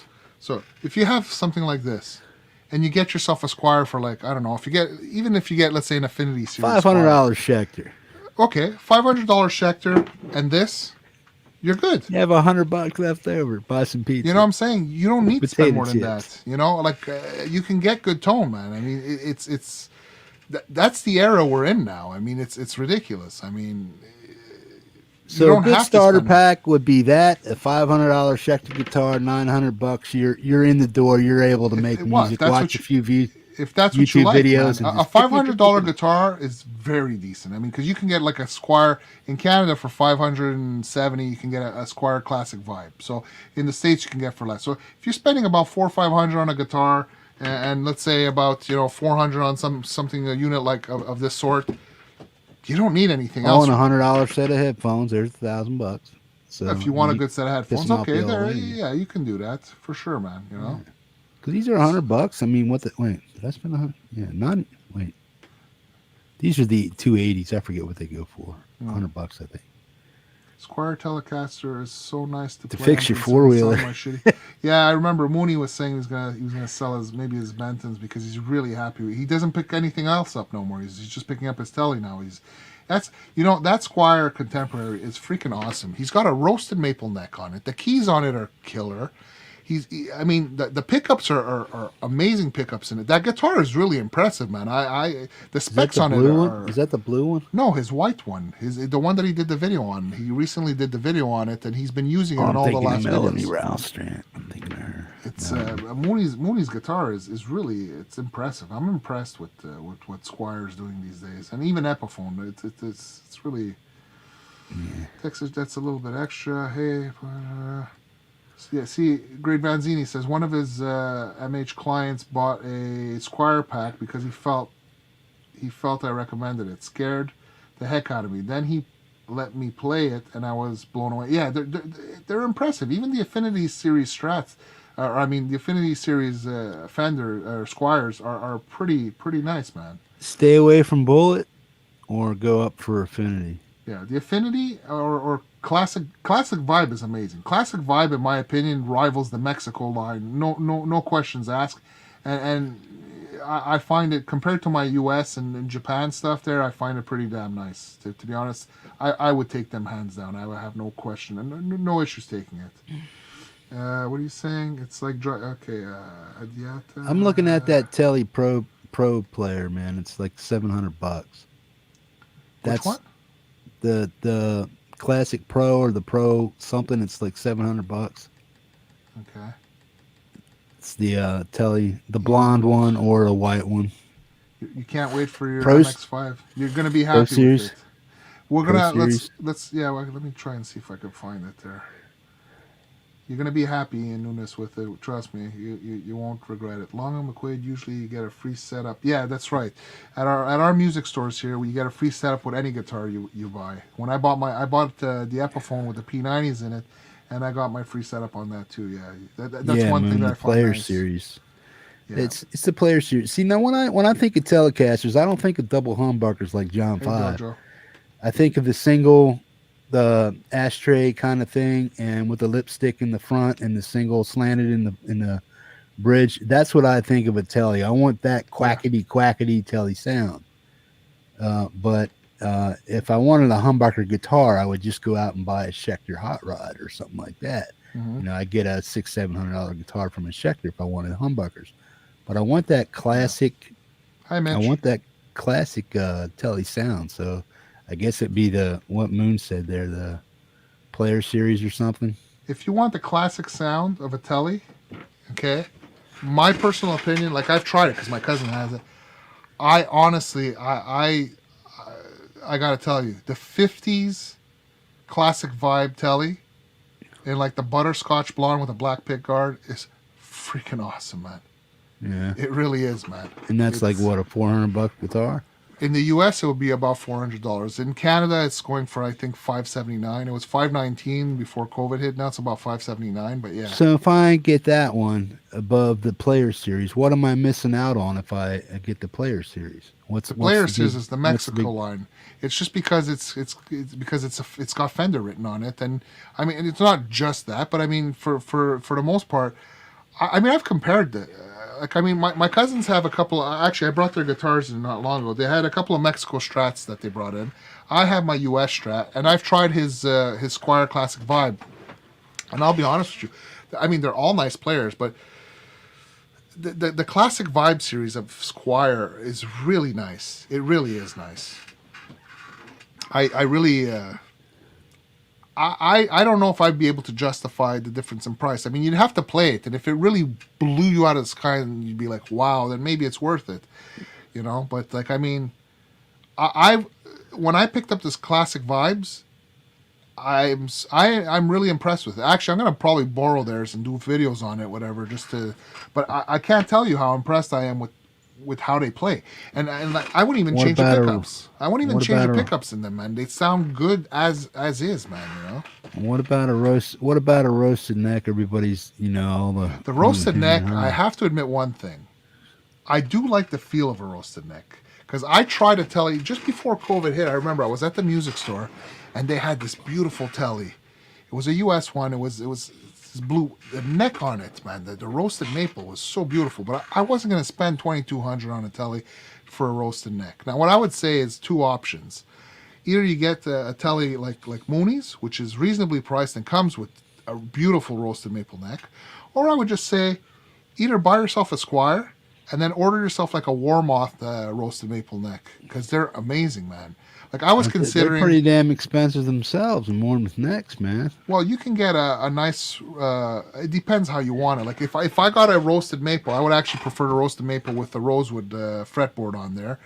I saw them going for about, I don't know, $350. Yeah, that's what I mean. They're like the price of a... yeah, but if... Okay, well, let's say you get yourself an Affinity Telecaster body. Okay, you get an Affinity Telecaster, you buy... So let's say you get an Affinity Telecaster for what? $200, and you get yourself a neck for $350. I mean, you're spending what, $500-600, but you have what you want. If that's what you want. But I'll tell you, I wouldn't spend that kind of money if you don't actually get to feel it. Yeah. Because if it doesn't feel good in your hand, it's you have to try it to know. I mean, you may like the feel of it, but you may not. That's the whole thing. But the roasted maple, I have to tell you, it feels great because it slides really well. And the nice thing about it is that it doesn't tend to move as much because it's roasted. When the temperature changes, it's dried out. It's not going to move that much. The chat's going. Let's see. Dojo, I think I said hi, man. Yeah. It's all in the wood. The wood is true. Yeah, that's right. I mean, that's the difference between a really expensive aged guitar or like a higher end guitar versus it's because the like Martins and Taylors and everything, they age the wood before they build the guitars, and that's what makes a big difference. Why is a vintage guitar nice? Because it's aged, because it dried out, because it changed. The tonal quality changes when the wood ages, man. See, what I want is something with a mahogany body, ebony fretboard, stainless steel frets, locking tuners, boom, just right there. Have you tried those before? Do you know that you like the feel of ebony on your fingers? Because like for me, I used to have maple, I used to have different things, and for me rosewood. Every single one of my guitars has rosewood. It's what I like, basically. Now, I am cork sniffing a little bit because I think some of these amenities are something I just want, not that I need it or that it's going to feel better. But I like the look of an ebony fretboard. I like the fact that stainless steel is going to be there for a long time. Yeah. It may butcher my strings or this or that. I may have to change strings and stuff. But I like the warmth of mahogany. I want the neck to be roasted because of stability. Instead of going out like the Evertune dilemma I was battling with you and Evan. Yeah, you talked with me and Ian. Yeah, I'm like, come on, man. I don't agree with that, man. I don't. For me, it doesn't. I love the Evertune, man. But if I can get the same stability with a roasted neck that I can with an Evertune, and I don't have to tune it up a lot, and it stays in tune because that neck is stiffer than going out and buying a $500-$600 Evertune unit. Boom. I like the Evertune unit, dude. It's good. That's what here we go again, because it's like, you got to try it in order to believe it, because it's just like Chapman. He's just but like, try it or not. I don't like the look of it, though. That's another thing too. I mean, I'm a traditionalist, Jeff. I like my guitars traditional.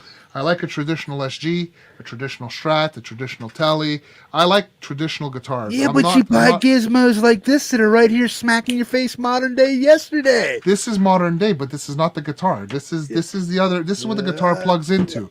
This is this, but this sounds good, man. I have the tube amp there, and if I plug but this wouldn't in, you like to pick up a guitar and just twang in tune? Twang. I don't mind tuning my guitar, Jeff. The only guitar that pissed me off out of all my guitars was my SG. But now that I got it set up and I got the nut recut and everything, the tuning is a little bit better. But yeah, it's frustrating if your guitar goes out of tune every song. But I bend my strings a lot, so my strings tend to go out of tune a lot because I do a lot of bending. But Evertune never happened. Always in tune. Always in tune. It doesn't bother me. You seen it, bro. I showed you. I know you showed it to me, but I still okay. So in the video you showed me, Rob Chapman was playing it. So now, if you watch him play with Clockwork Orange, his band, do you see him using the Evertune? Do you see the Evertune on his guitars, or was that just a promo there?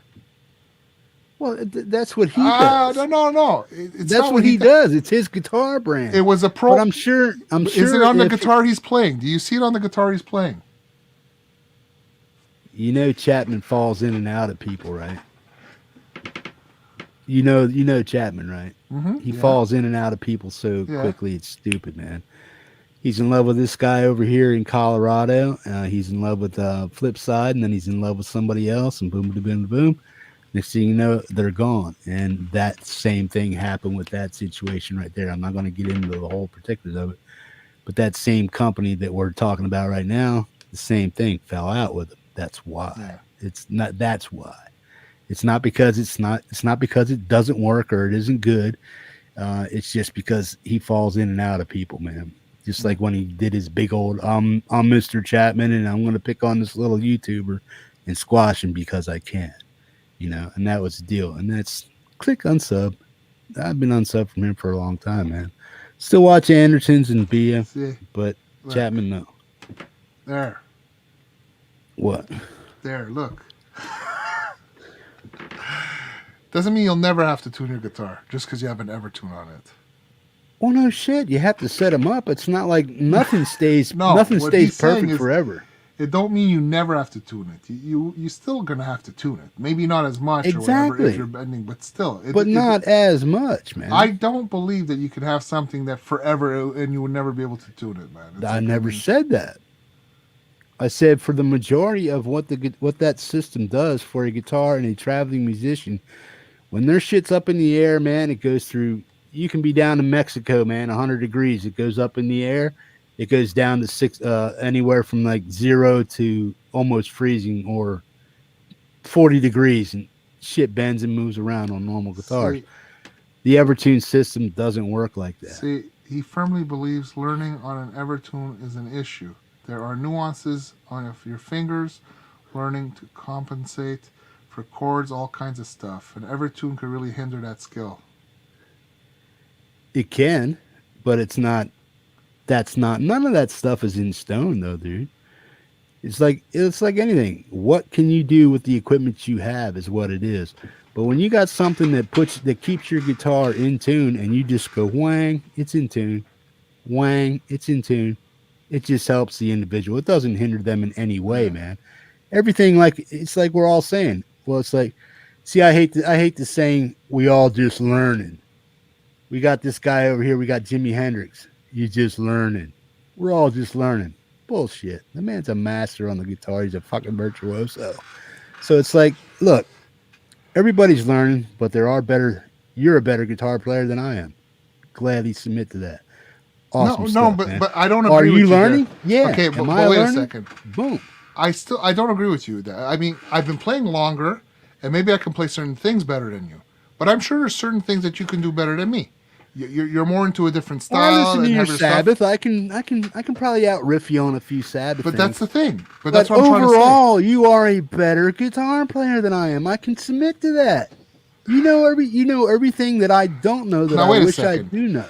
Okay, but you can't say I'm a better guitar player than you, because you have to look at the journey. Okay, I'm 30 some odd years into playing guitar.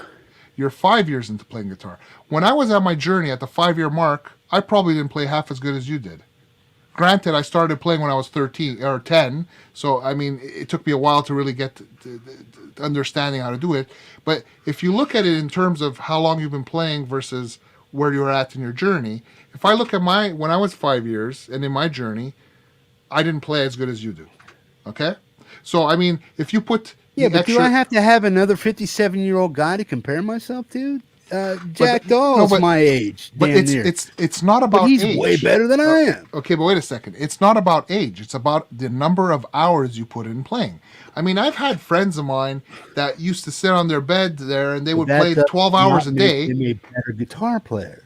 Well, it does not make him a better guitar player. Well, it made them advance quicker. But I mean, it depends how you want to look at it. Somebody with 5 years experience and somebody with 20 years experience, I would hope that they would be better than the 5-year guy. Yeah, but wait, some people have the ability to learn way quicker. They're more inept to learn quicker than other people. Some people. Okay. Well, that's it, because I can guarantee you that there are probably plenty of people that have been playing just for 5 years that could kick my ass on guitar. You know? But the whole point of music, for me anyways, it's not about who can play better or whatever. It's about having fun. Do you have fun when you pick up your guitar and play? Do you enjoy it? That's my question to you. Well, yeah, but I'm not gonna take away from anybody. Give people their props, man. If somebody can play a guitar, let them have their props. Robin Trower, dude, you suck. I'm 5 years into this shit. You fucking suck, dude. Yeah. You think I'm gonna walk up to Robin Trower like that? I'd expect a beat down with a guitar swang up inside my head. And I would even go this far. I'd say, you know what, Francis? Robin Trower's a better guitar player than you are. And you'd be like, fuck yeah, he is.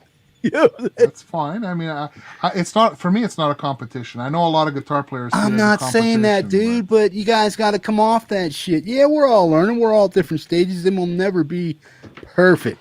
You know, but there are better. Give people their damn props, man. Yes, I think there are some people that are more gifted than others. But the thing is that, I mean, the thing is enjoying the journey. And the thing, if you're enjoying it and you're passionate about it like I am, you know, you're having fun. That's the whole point. Now, the only time it becomes competitive is at the professional level, because at the professional level, you have studio musicians that are fighting out to get the job. Like, I mean, you know, or they're trying to get the contract and whatever. And obviously, like, they're fun. We play for the pleasure, so we have the benefit of, like, it doesn't matter if you're the best or not. If you're having fun and doing what you want to do, that's all that matters.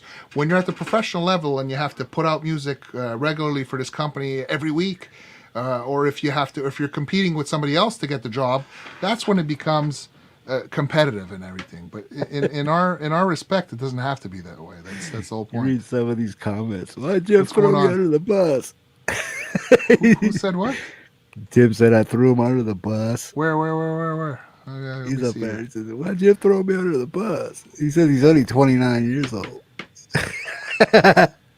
You're only 29 years old. Okay. Yeah, no, that's what Jack said. It was his birthday. I thought he was 29 years with 32 years experience or something like that. Or I look at it this way, Mental Hippie. EVH was great, and some people just don't care. Exactly. That's like, I love Eddie, man. He's one hell of a guitar player, innovator to the max. I cannot take that away from him. Am I an Eddie Van Halen fan, so to speak?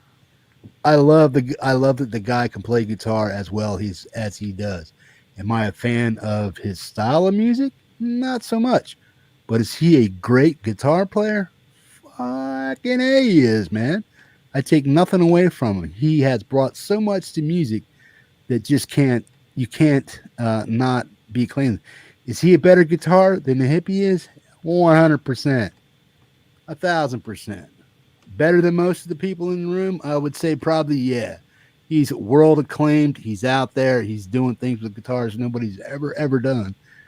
Is he the best in the world? Now that's subjective. But who are you comparing him to take out that top notch of am I the best, or was he the best guitar player? Are you knocking Steve Vai off the pedestal? Are you taking Malmsteen off, man? Are you taking Robin Trower off the pedestal? Who's the best? Yeah, that's subjective because these guys have reached pinnacles and stuff. But if you take a total new guitar player and me compared to you, you can play guitar better than I can. In a all around system, you're a better guitar player. If you want to say it that way, if you want to say it that way, whittly. I can't whittly. I don't know the complete fretboard. I just know a few riffs. But just because I play a Black Sabbath riff in time and with a little more Iommi soul doesn't make me a better guitar player. Because I can submit to the fact that I don't know half the shit you know about guitar or that you've learned. I'm going to tell you something, though, but you can learn something from anybody, because I've jammed with people that just started playing, and you can learn something from anybody at any level. And the more people in that you play essence, with, you're learning, but are you better than... Give somebody the better... Okay, let's say better, not learning. Let's say, Francis, are you a better guitar player than me? Yes, you are. Is Hurricane Moon a better guitar player than me? Yes. Is Texas Jack Doll a better guitar player than 40% of the room? Yeah, I would say he is, man. Because why? He's been at it for a while. He's got that touch. He's got that feel. People are better than other people. Does that mean that I'm sucking ass or what, or or doing this? No, man. Yeah, we're all still learning, and our chops always get better and better and better as you practice. You hope. That's what you're hoping. I can't tell you how much I feel. Well, I don't know. I know I've improved since COVID, but I was very rusty because I wasn't playing as much as I am right now. And I'm home all the time. I'm playing every single day for many, many hours now. There was a time that I stopped playing for quite a while. I mean, in my youth, I played better than I was in the last, for a while, because I used to have band practice 3 times a week, and we used to practice, and then we'd play and stuff. I was playing a lot more. Then I stopped playing for a while. When my daughter was born, I stopped playing completely for about 4 years. And then when I met the drummer, and then when we met Sean, then we started playing again. I started playing for about 3-4 years. Then when the band split up again, I was playing a little bit less, and I started recording. And COVID brought me back in it. I mean, my fingers are rock hard now, man.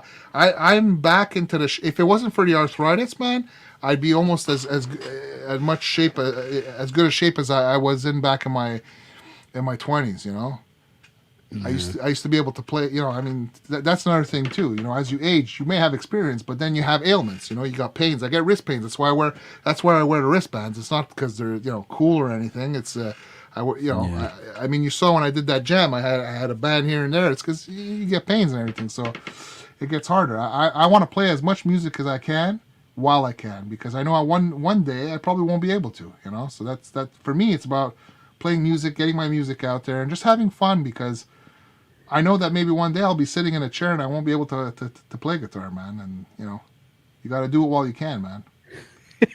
This is your moon road. It's like, how dare you, Jeff? I'll cut heads with anyone, even if it costs me my soul. He wants to stand at the crossroads, man. You know, it's funny, eh? I was gonna mention something to you when I was watching your video of you on your 4x4. There was a point where you reached the crossroads. I was gonna make a comment about that. Did what? When you were on your 4x4 on the video you just released today, there was a point when you reached it looked like a crossroad basically when you were turning onto the street after. I was like, oh shit, he's at the crossroads. He's gonna sell his soul. He's gonna come back playing guitar like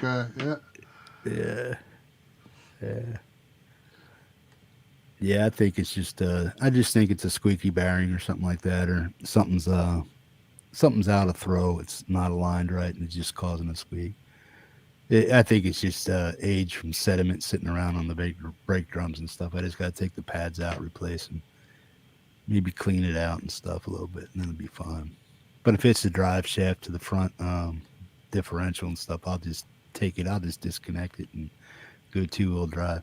It's not even my 4-wheeler. I'm just fixing it for a friend. He's letting me use it. Remember I told you my stepmom or my adopted mom, well, her and her husband are out, and she's usually my grocery getter. She'll take me out once a month to go get my stuff, twice a month to do laundry and stuff, but they're out on vacation. So he had this 4-wheeler. He's like my brother-in-law, adopted brother-in-law. So he said, here, Jeff, just use this to get around if you need it. Boom, boom. But if you can help me out by fixing it up or figuring out what's wrong with it at the same time, go ahead and do it. So that's why I have that 4-wheeler. But I'm still looking to get the one that you had shown us that you were saving for, basically. Yeah, I got the money for it, dude. I'm just like, they don't have it. They don't have it in stock. Okay. And because of COVID and shit, they're not shipping stuff out of certain ports and certain stuff. Most of the shit comes out of Idaho and Iowa. Trust me, I know, man. We're having the same problem at my company, man, to ship out stuff. They're especially when it comes with stuff with microchips in it. Basically, it's tough. Like, I'm surprised these things came out. I'm like, shit, I thought there was a shortage of microchips, man. What's going on? You know? Yeah. Well, that's where are they made? These things, I was looking. I think they're made in Taiwan, but it's German engineering basically. It's a German company, if I'm not mistaken. I had seen there. Well, you know, they got stockpiles for everything, tubes and everything, man. Old school manufacturing. Yeah. But where's it manufactured at? It's manufactured in Taiwan. It says on the back. But are parts coming out of Germany? Is that what you're saying? I'm not sure. No. I think it's designed by. It's a German company. But it's built in Taiwan, you know. Okay. Yeah. So see, Texas Jack Tim is saying that his playing has degraded because he's not going and play out as much as he was. Yeah. I get it, because when you're not playing, because when you're doing a gig or something, you're playing for like, I don't know, if you're doing like a 2-3 hour gig, you're playing 3 hours straight, man. It's. I mean, when I used to practice with the old band that I was in, we used to play on like Saturday nights, and we started playing at about 8:30 at night, and we played till like 3 a.m, man. We were playing like about 5 hours straight. I wouldn't be able to play 5 hours straight now, man. My wrists wouldn't be able to take that right now, you know. But yeah, an artist doesn't like to be called the best. Yeah, no, it's not about being the best. It's about having fun. It's about sharing your art, or your passion, and you know. Well, it's like too. Why do we have contests to see who is the best, who has improved the most? But that's subjective. We're looking. No, it's not. If okay, Little Wayne gets up there. Okay, Little Wayne gets on the stage with Steve Vai, and we're gonna have a contest. Okay, but Steve Vai comes on. It's like, Steve Vai. Jeff, it's. Are you really going to vote for Little Wayne? I'm telling you, it's all subjective. It depends what you like. Okay, you like heavy music. I like lighter music. Dude, but the thing are you going to vote for Little Wayne over Steve Vai? Okay, let me tell you something. Are you? Okay, for what category? If you're talking about shredding on guitar, then yeah, no, of course it'll be Steve Vai. But the thing is that it depends what you like to listen to. Like, if a guy can shred and I hear him shredding everything, I'll say, fuck, that guy can play guitar, man. Absolutely. But that's not the type of music I like listening to. I'm not going to sit there and like easy listening. If I hear a guy shredding, great, this guy's talented. If I hear one song, I'm not going to listen to 10 songs of a guy shreding. I mean, I like to listen to melodic music. Is he better than you at shredding? He might be, but well, is he in it? Well, yeah. If you can't do that, then he's better than you are. That's fine. Give people their props. That's all I'm saying, man. I mean, I get all the subjective and all the minutia of all that stuff. Yeah. But there aren't better guitar players than me out there. I'll submit to that. Whether you want to call that humility or whatever, man, but I'm just saying it the way it is. I'm going to give somebody credit where credit's due, that this guy can teach me something about guitar. Because if that was the case, Francis, I would never need a guitar teacher. Teach yourself, because you're just as good. We're all just learning. Bullshit. That's like getting a participation trophy for playing in soccer. No. Well, look, Did you look win? Look at what Moon Did says. You play a better game? But everybody has different styles too. That's like, look at what Moon said. One thing he's saying, everyone in the chat can play acts great. So everybody here does play great. That's absolutely. We all definitely have our own styles and licks. Yes, none of us sound exactly the same. That's guaranteed, and that's a good thing with all of us. Yeah, of course it is. You don't want to sound the same. I don't want to sound like the next guy. You want to be yourself. Look, Jeff, if you hear a song where, let me ask you a question, Jeff. If you hear a song where I'm playing guitar, can you tell it's me playing the guitar? It depends, man. Like, if I never heard Satriani or Steve Vai before, do I know the difference? Probably not. I'd say, well, that style sounds a little different than this style, that style, but guitar player, no. It's like if nobody ever heard of Steve Vai and nobody ever heard of Yngwie, boom, boom. Yeah, you'd hear two distinct different styles of guitar, but are they still both good guitar players? Is one better than the other? Do you like this style better than the other? That's not even in the game. You're just finding ways around to say, hey, we're all still just learning. We're not as good as the other guy. Yeah. Some people just do some things better, man. I'm not going to hire a dentist to work on my fucking ATV. The dumbass don't know shit. Am I going to go drilling on teeth? No. Don't know shit. Boom. Give people credit where credit's due. Just because, there's a 50 million dentists in the goddamn world. There's 50 million dentists in the world. Do you want the guy at the top of the class? Or you want the guy that just, was down there slinging mud and went on the internet and said, hey, man, I got this certificate I bought, and it says I'm a dentist. Let me work on your gullet and stuff. Okay, I wouldn't let a mechanic work on my teeth. I'm going to let a dentist work on my teeth. I agree, but... Well, there you go. It's the same thing. And there's better doctors there's better heart surgeons. There's guys at the top of their class. Boom. Do you want the top guy working on your, What are you saying, man? Somewhere along the line, you got to give somebody it, and it just ain't music. Can identify me, Francis, which in no way means it is good. Okay, now Doc, I can pretty much pick out, and because and in a lot of ways, Francis, I can pick out who's doing what. It really depends, man. Let me ask you a question. How long I've been listening to you. When you hear Moon playing, don't tell me you can't pick him out, man. His style. I can pick out his style, yeah, but if I had to put somebody else that could do something similar to him, when I hear Moon play, pick him out? Whether it be in a collab or somewhere else, I know it's Moon. There's no question that I know. I don't know. And you should, because you've worked with him more than anybody else in here. But I think even if I've played him as much as you got, I've probably played him more than you've played with him. So yeah, I understand what Wes is doing, but Wes has such an eclectic style. But yeah, he still has that same raw element in there, but he has such an eclectic style of playing. Now, when the vocals come in, yeah. But is there somebody that can thrash your guitar around the way he does and make it sound? I'm probably sure there is. But when he enters into his vocals and stuff along with the guitar, I know that's Hurricane Moon. I mean, yeah, I can pick him out. But could anybody pick? It's and that's my point right there. He's different than you are. Is he better at what he does than you are at what he does? Yes, he is better at what he does than you are. Because you can't do what he does, so he's better at what he does. Can you do what he does? Can you mimic everything that he does? No, he is himself. He's got his own sound, and I am myself, and I have my own sound. But it doesn't mean one style is better than the other. They're both equally good. You know what I'm saying? That's what I'm trying to say. But that depends if you want a participation trophy. Yeah, everybody's cool, man. Just because I could pluck. All right, I'll admit, Mooney's better than me. No, that's not what I'm saying, bro. What he does he might be better than you at what he does. You can try to learn what he learned, therefore you're learning, and you're not just as good at what he does as what he does, but you might be better at playing blues than he is. You just never know. Oh, Mooney can play blues. Are you kidding me, man? Mooney can play blues, man. It's not about not giving people their props, man. It's always about giving people their kudos, man. That's why you get bands. What's Hippie's rule? Did somebody was?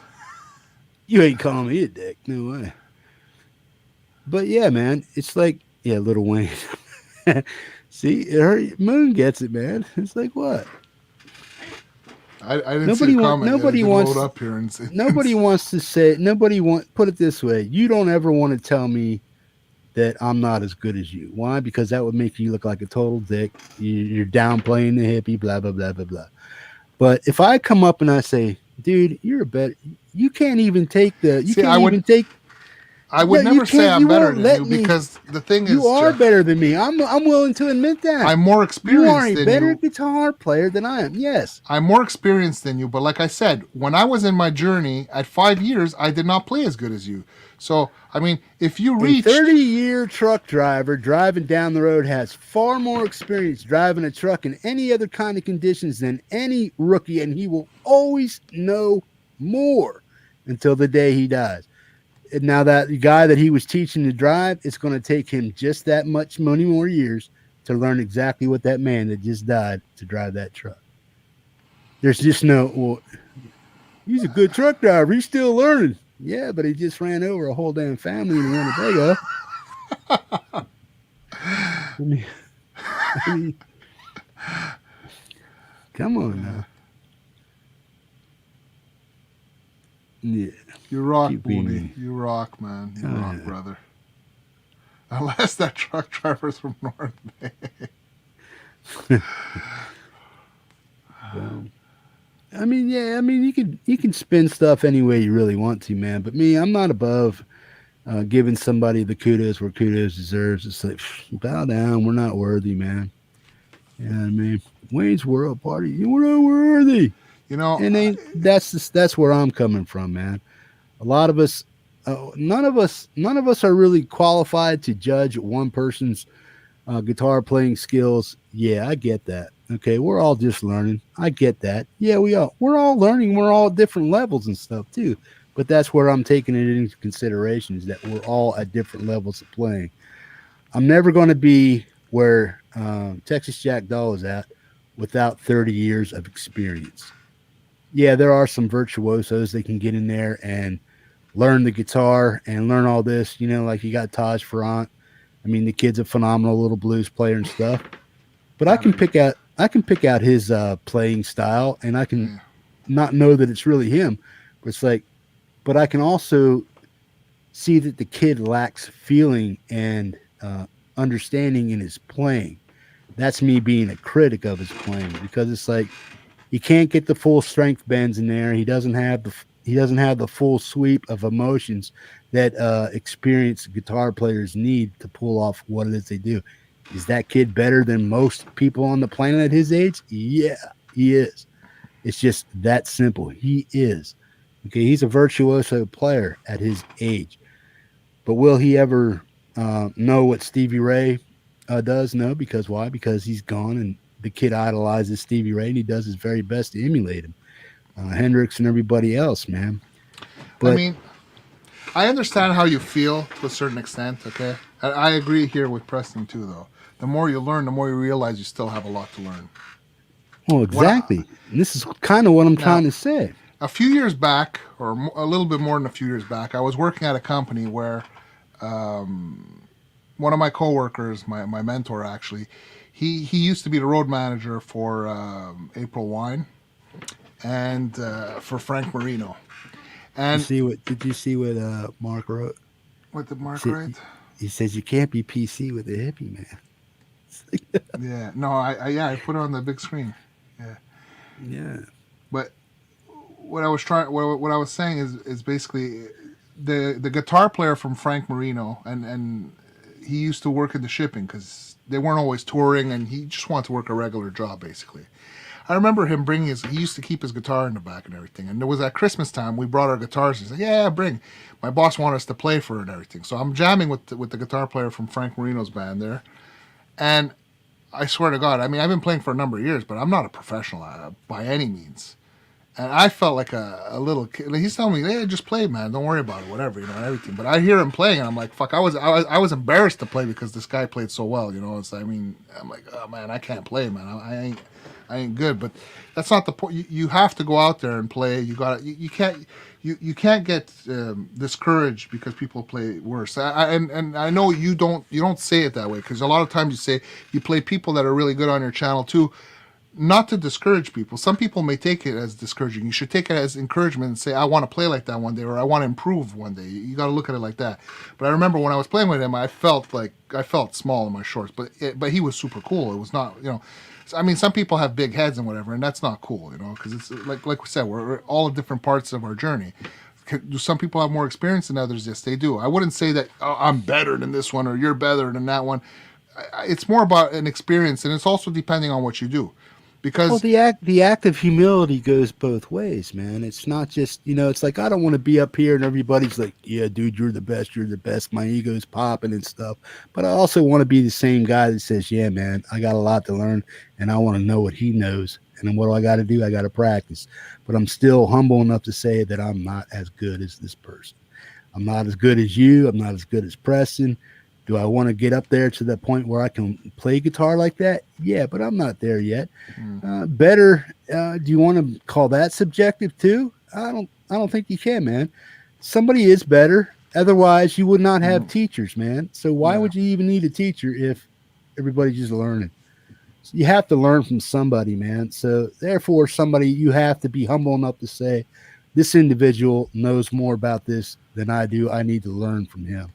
And that's just basically where I'm coming from. It's not that anybody's better, or I'll never be that good, or this person's way better than me, or this person's better than you, this person's better than you. It's all about that act of humility, and that swings both ways, man. When somebody's giving you praise for being good, how do you accept it?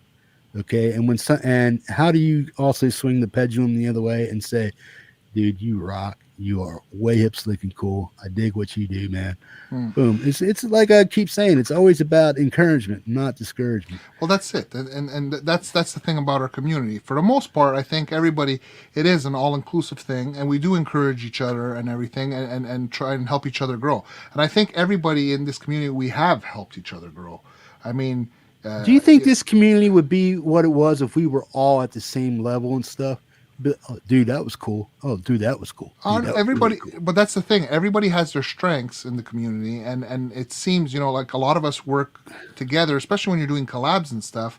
Everybody works with their strengths, and you learn stuff all the time. I mean, I'm picking up stuff about mixing from one person. I get tips from another person. Like every comment you get and everything you get, positive, constructive criticism and everything, it helps you improve. And I mean, it's also seeing what other people are doing. I mean, when you see, why did I start trying to up my game for videos? Because I saw wow, I see it improving. I'm like, I want to learn how to do it, and we keep trying to improve in everything and just get better. And I mean, you help people that need help also and stuff in the community. So everybody's growing together. I mean, I've said it. I know I've said it 100 times, but one of the persons that's impressed me the most in this community is Adam Burse. When I see how much he's grown in the last year, and the thing is Greg Meir also, man. Yeah, Greg. And the thing is because they have the balls to just put themselves out there, and they do it. And you see how much they've grown, and I mean, I think they're great, man. I mean, at Laurie's, did you see Adam Burse's what he did there? Yeah, I think that was actually fantastic what he did there for the Purple Rain thing. I found it really cool, man. He did a good job on that, Yeah, I mean, I can see Adam's weaknesses and strengths in his playing just by watching him and seeing him play on the channel for over a year now. So I know what he does well, and I know what he does better. I know what he needs improvement on, just like I know what I need improvement on. I know what I got to do to get there. I got to do this. I got to do that. Yeah, certain types of equipment help to get you there a little bit easier because it makes it easier. It's like hide distortion hides a lot of stuff. You know what I mean? So it's like, boom. So you pick up on that. But do you turn it down? Do you turn down the distortion and say, Jeff, stop trying to be loud. Quit letting the distortion teach you to be a screw up. Or do you actually just, do you want to slow it down, turn that stuff down, and see if you can play it without so much distortion, without so much muffled fuddle up and stuff like that? That's where I see myself at. But I'm not, it's not, go ahead. No, I was going to say, because here he's saying Frank was a guitar player. He was a guitar player, but he had a guitar player playing with him too, if that's what you're saying. Or if you're saying he was a guitar player because he played great, he did play great. His wife used to be the IT person at my company. So, and like I said, my mentor was his manager and everything. I've seen him a few times and stuff. And you talking about Zappa? No, Frank Marino. Frank Marino and Mahogany Rush. You never heard of him? Oh, okay. No. He tours like a lot in the U.S. Yeah, I don't know who plays what. I was never that guy that knew every guitar player in every band or drummer, singer, and stuff. I never got into their names and stuff. And what's this here? What's Mooney saying here? Axeman competitive growing up. Yeah, that's. I mean, when you're a kid, it is competitive sometimes. You know, like you want to try but you know, as you gain experience, you realize that that's not what it's about. Well, that comes with age too and humility, man. So it's like, you know, you got to realize too that you have to always remain teachable. Does that mean we all continue to learn? Do some learn faster than others? Yeah, they do. But yeah, you still have to remain humble and remain teachable, in my opinion. Because once you get to the stage of arrogance, as I'm as good and I'm better than you at thrashing and all this other shit. So, see, I agree here with Tim. He says he's been a professional for 30 years, but it's all about the song, not the technique. And I agree with that to a certain extent, because I mean, it doesn't matter if you're the best this and that, and like you got to serve the song basically when you're playing a song. And it's the same thing when you think about like Hippie's house band, for example. Okay, every song that we've done, if you think about it, every member of the band, every one of us can play guitar. Every one of us could sing, pretty much, because we do it on our own. Every one of us can play bass. You know, every one of us can program drums. But as a band, we each serve the song. Let me take my hat off right now. I'm upset. No, but what I'm trying to explain is the fact that I mean, every one of us can do those things, but the thing is we work with our strengths and we serve the song. So when we have a particular song we come out with, you know, we try and figure out, well, what am I going to do in this particular song?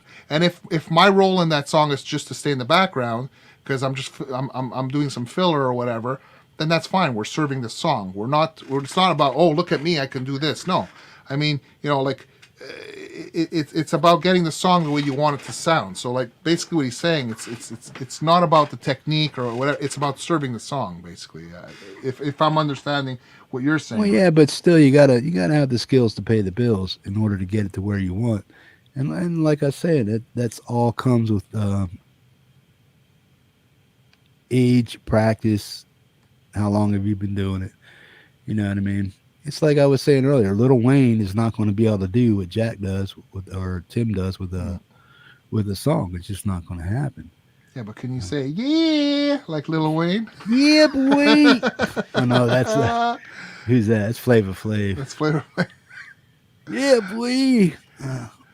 No, okay. Yeah, that's Lil Wayne. Okay. Yeah. A sloppy guitar. That's Lil Wayne, right? Or is that Little John? Is that Little John? I think it's Little John. I think it's Little John. Yeah.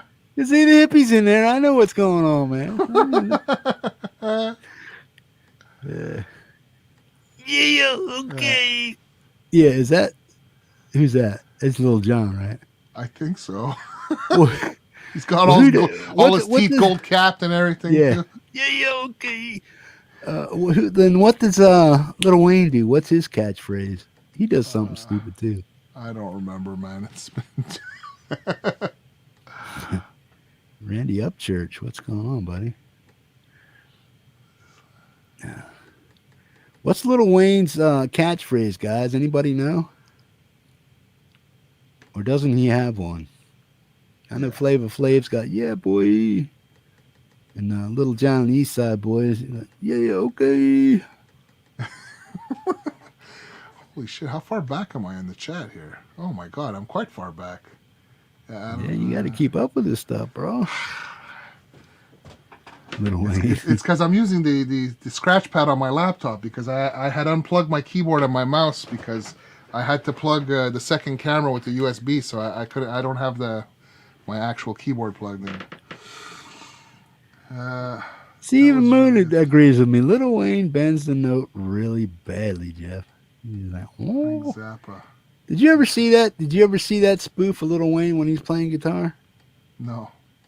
You gotta look for it, man. You put him up against Steve Vai and you tell me something different. Rondale Beach. I think my ears were still ringing now. Yeah, he's great, man.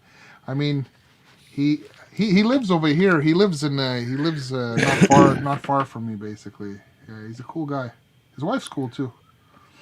So whatever happened with April Wine, Honeymoon Suite, April Wine's still around. Faster Pussycat, all those Canadian April bands? Wine's still around, man. It's I saw them when I worked at that place. I had seen them. We were there for Jerry's 60th birthday, the drummer.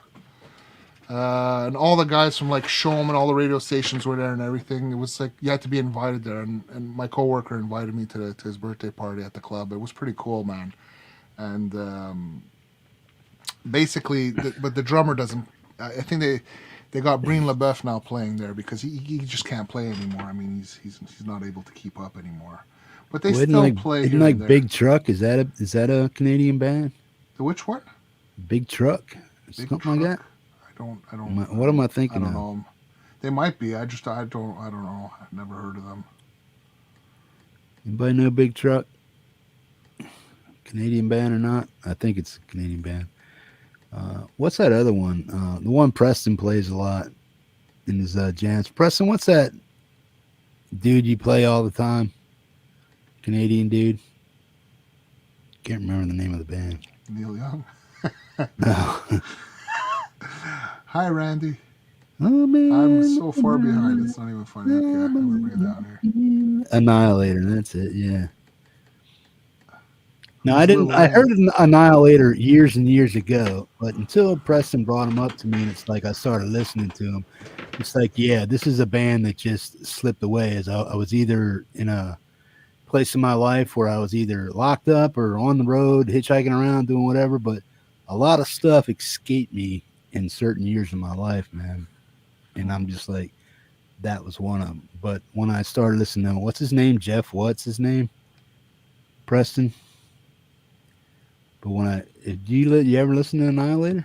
I don't think so. I might, maybe if I hear a song, I might recognize it, but I don't know. I don't. Doesn't ring a bell. Yeah, 3 more Annihilator on the way. Cool. Now, yeah, listen to Annihilator. He's what's his name? Preston, Jeff what? Jeff Waters, yeah. Underrated guitarist. Listen to him, man. I've seen him in NAMM a few times. Metal. Well, that's why I don't know of them, because I don't listen to thrash metal. That's not my It's style. Not really. It's not thrashy. It's not real thrash.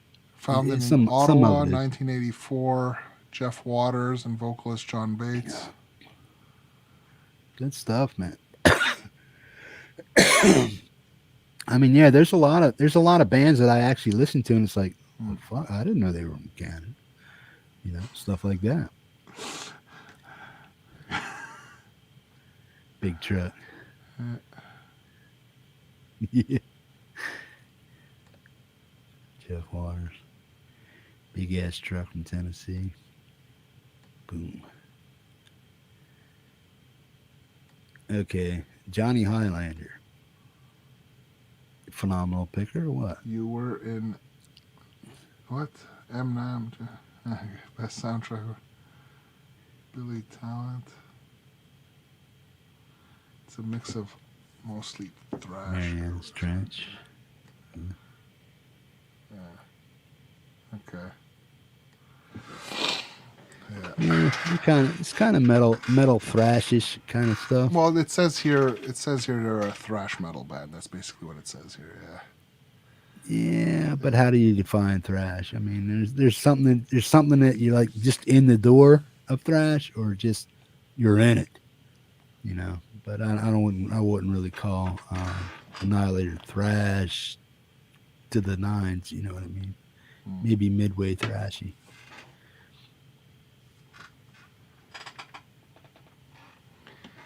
Totally agree. So Jeff, what are your thoughts on the MX5 after seeing everything?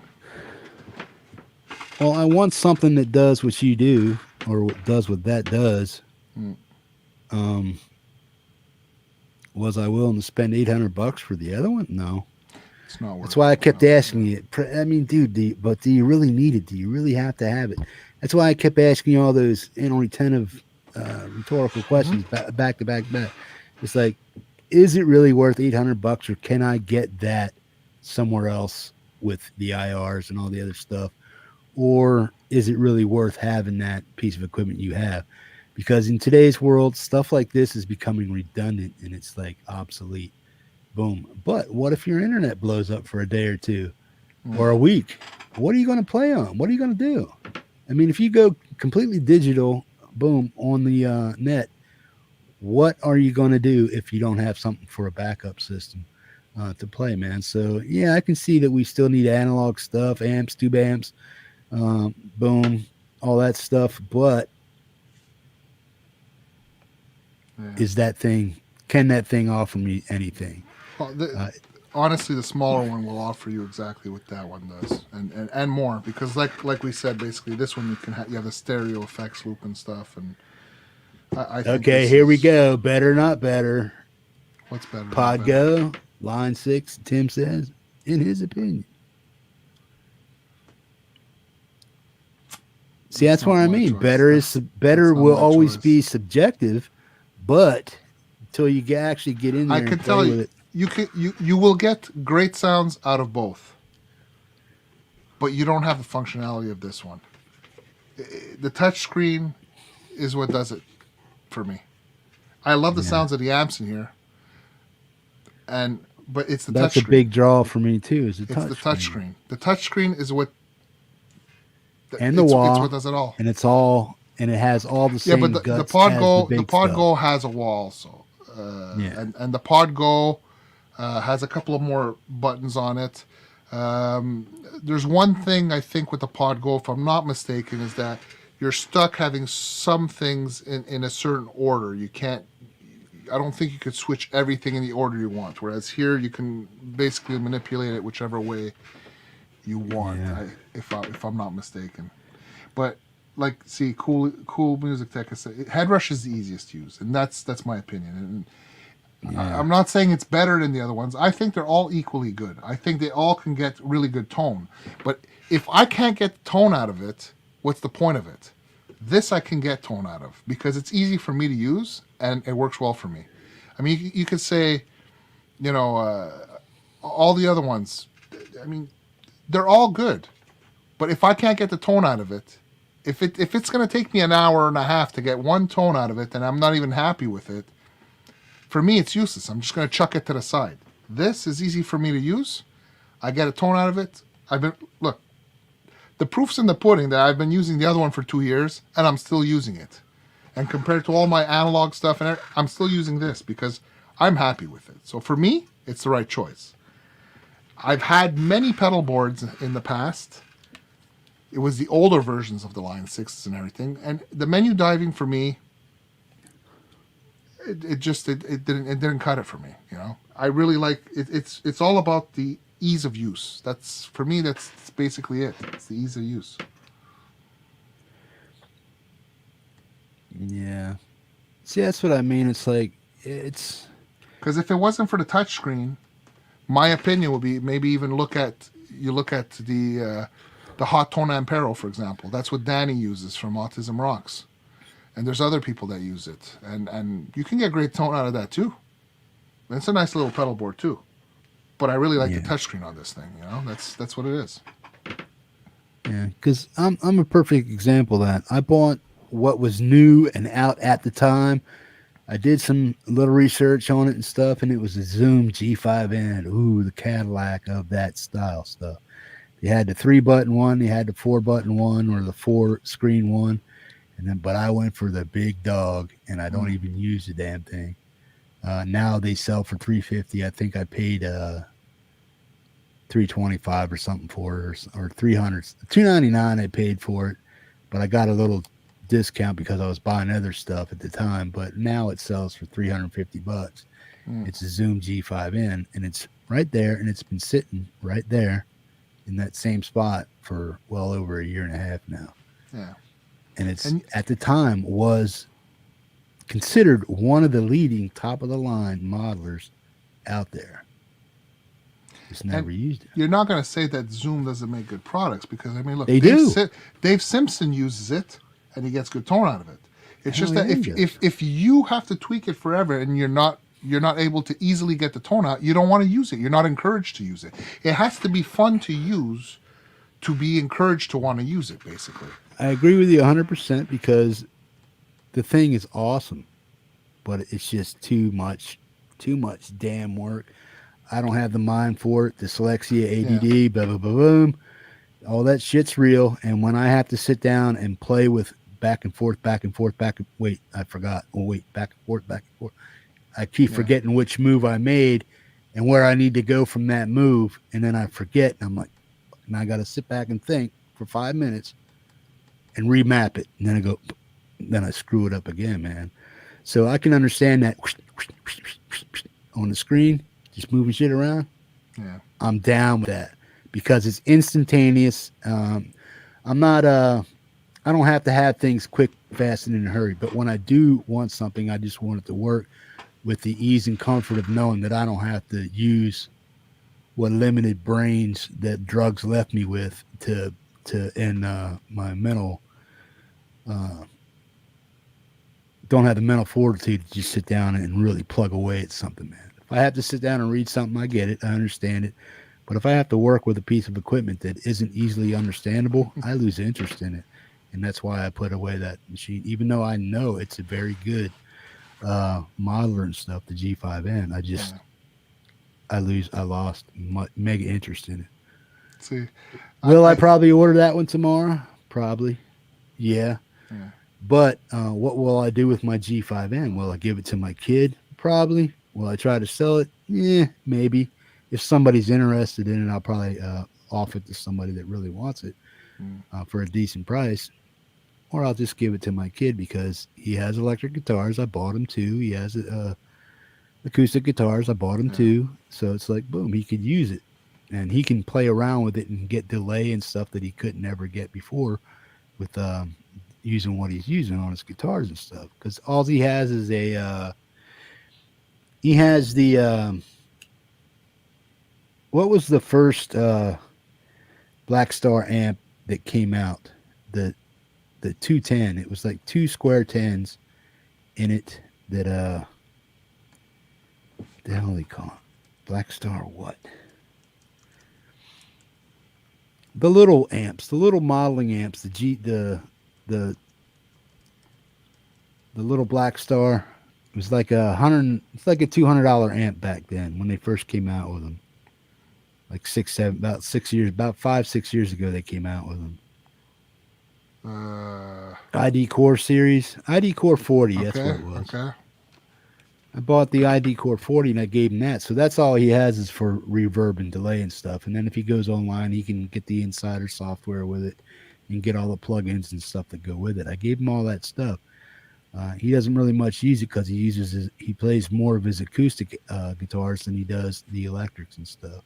That's where him and I differ. He went in for the acoustic, and then because I gave him a LTD 330 SG style Viper, gave him that as his first electric guitar. He played it for a little while, but then I got him into the blue quilted Fender T-Bucket guitars that came out. They were like $299 or something like that. So I got him his first electric, his first amp, and his first guitar. And now he has like a Martin and a something else. He has a Martin and a baby. What do they call it? Taylor. That's a small baby Taylors. Yeah, the baby mini Taylor, whatever it's called. Yeah. He's got one of those and a Martin guitar. And so he's got 3 acoustics and 2 electrics, I think. So is it a baby Taylor or the GS Mini? It might be the GS Mini. GS Mini is a pretty nice guitar. Yeah. Yeah, I was thinking about getting one for myself and stuff. I rented one. You know, I did a campfire song there, the Def Leppard song that I did. Yeah, I did that with the GS Mini that I rented. Cool. Texas, Tim. I don't agree with you, but that's okay. We can disagree on things. And so the Headrush, I don't play metal. The Headrush sounds fine for what I play, which is blues and rock and stuff. You can get good tones out of anything. You like that one, I like this one, and that's fine. There's nothing wrong with that. I mean, you're comfortable with it, and it sounds great. I'm not saying it doesn't sound great. Everything you've done sounds phenomenal, man. And even Great Vanzini uses it and everything. And I think it's a great product. I came close to buying it. I did, but like I said, I mean, I like the functionality of the Headrush, and to me, the amps sound great. You have to use it with impulse responses to get a good sound, though. And I would probably assume that it's probably the same thing with the Pod Go. To get a better sound, you want to use impulse responses. So it really is all about what you prefer, you know. That being said, too, I know that Headrush is not going to give me these tones. I just automatically know that. The Fuzzlord Effects FE2 pedal, boom. I know it can get close. A lot of things can, man. As long as you can tweak something to a certain degree and get it all figured out.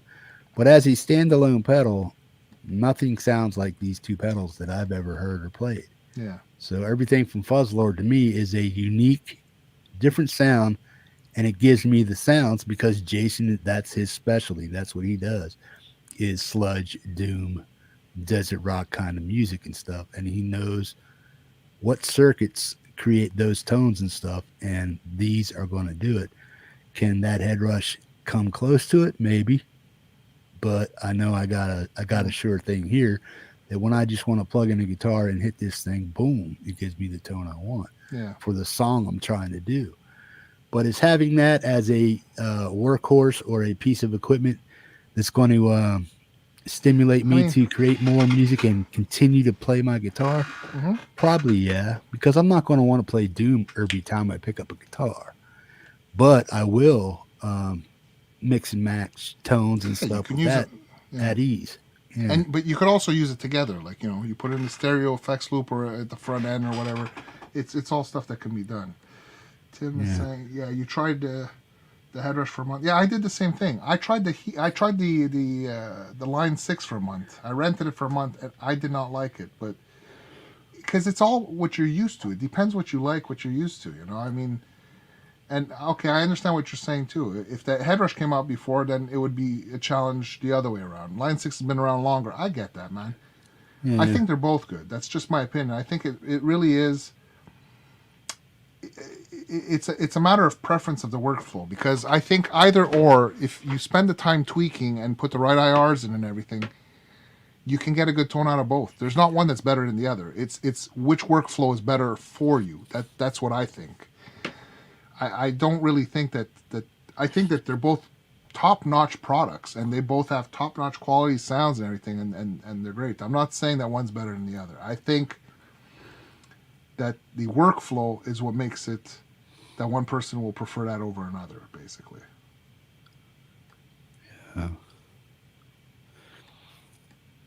Yeah. Yes, but the Pod Go costs more than the MX5. If you want to spend a little more, you can get the Gigboard.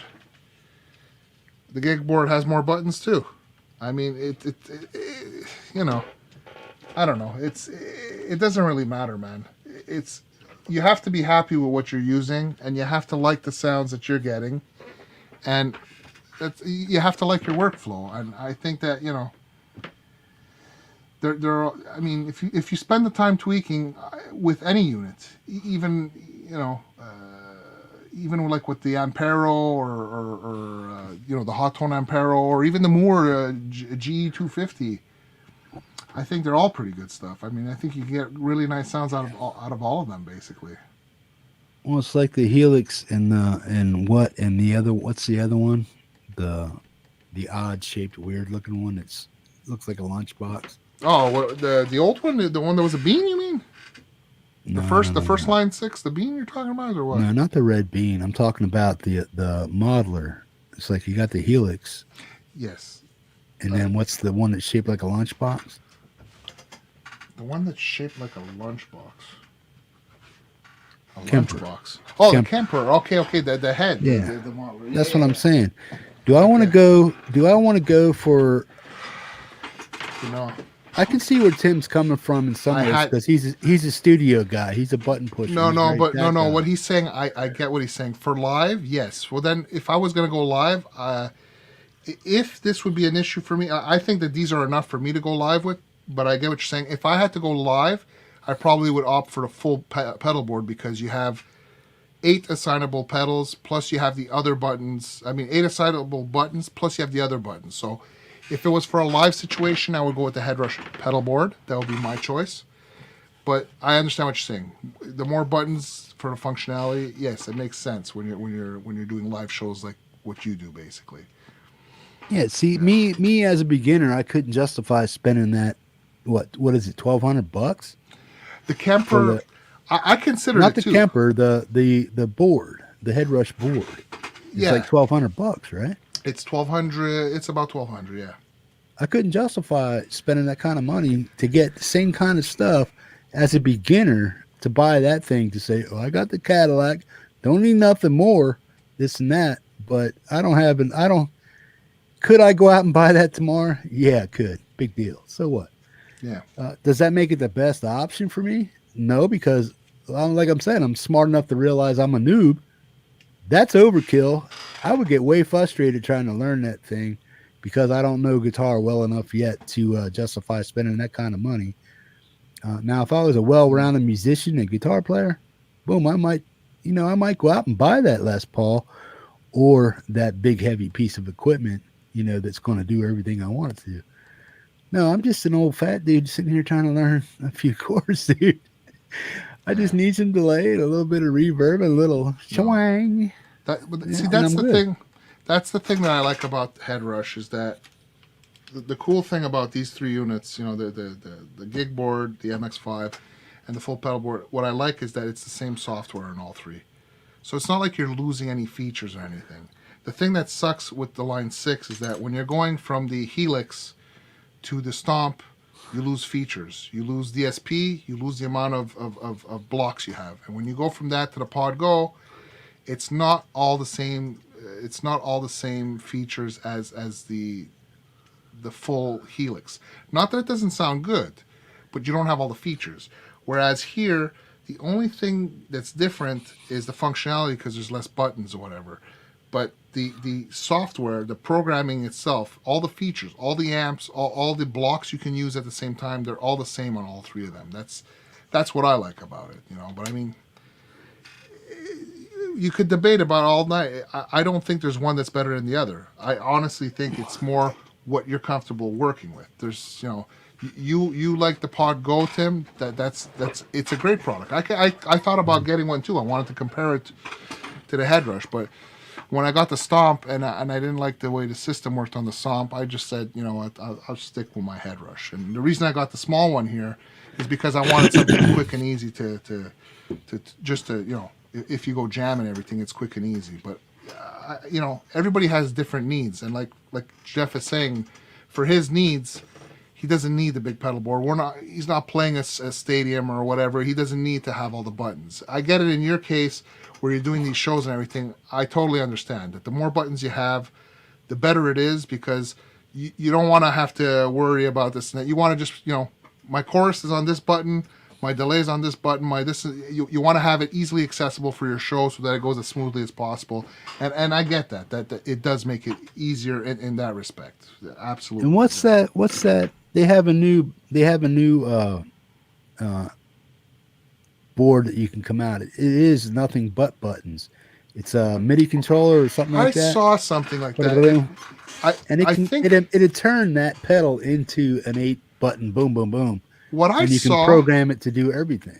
I think it could download the program that you use on your computer into it, and that you can use it without the computer. If I'm not mistaken, I don't know.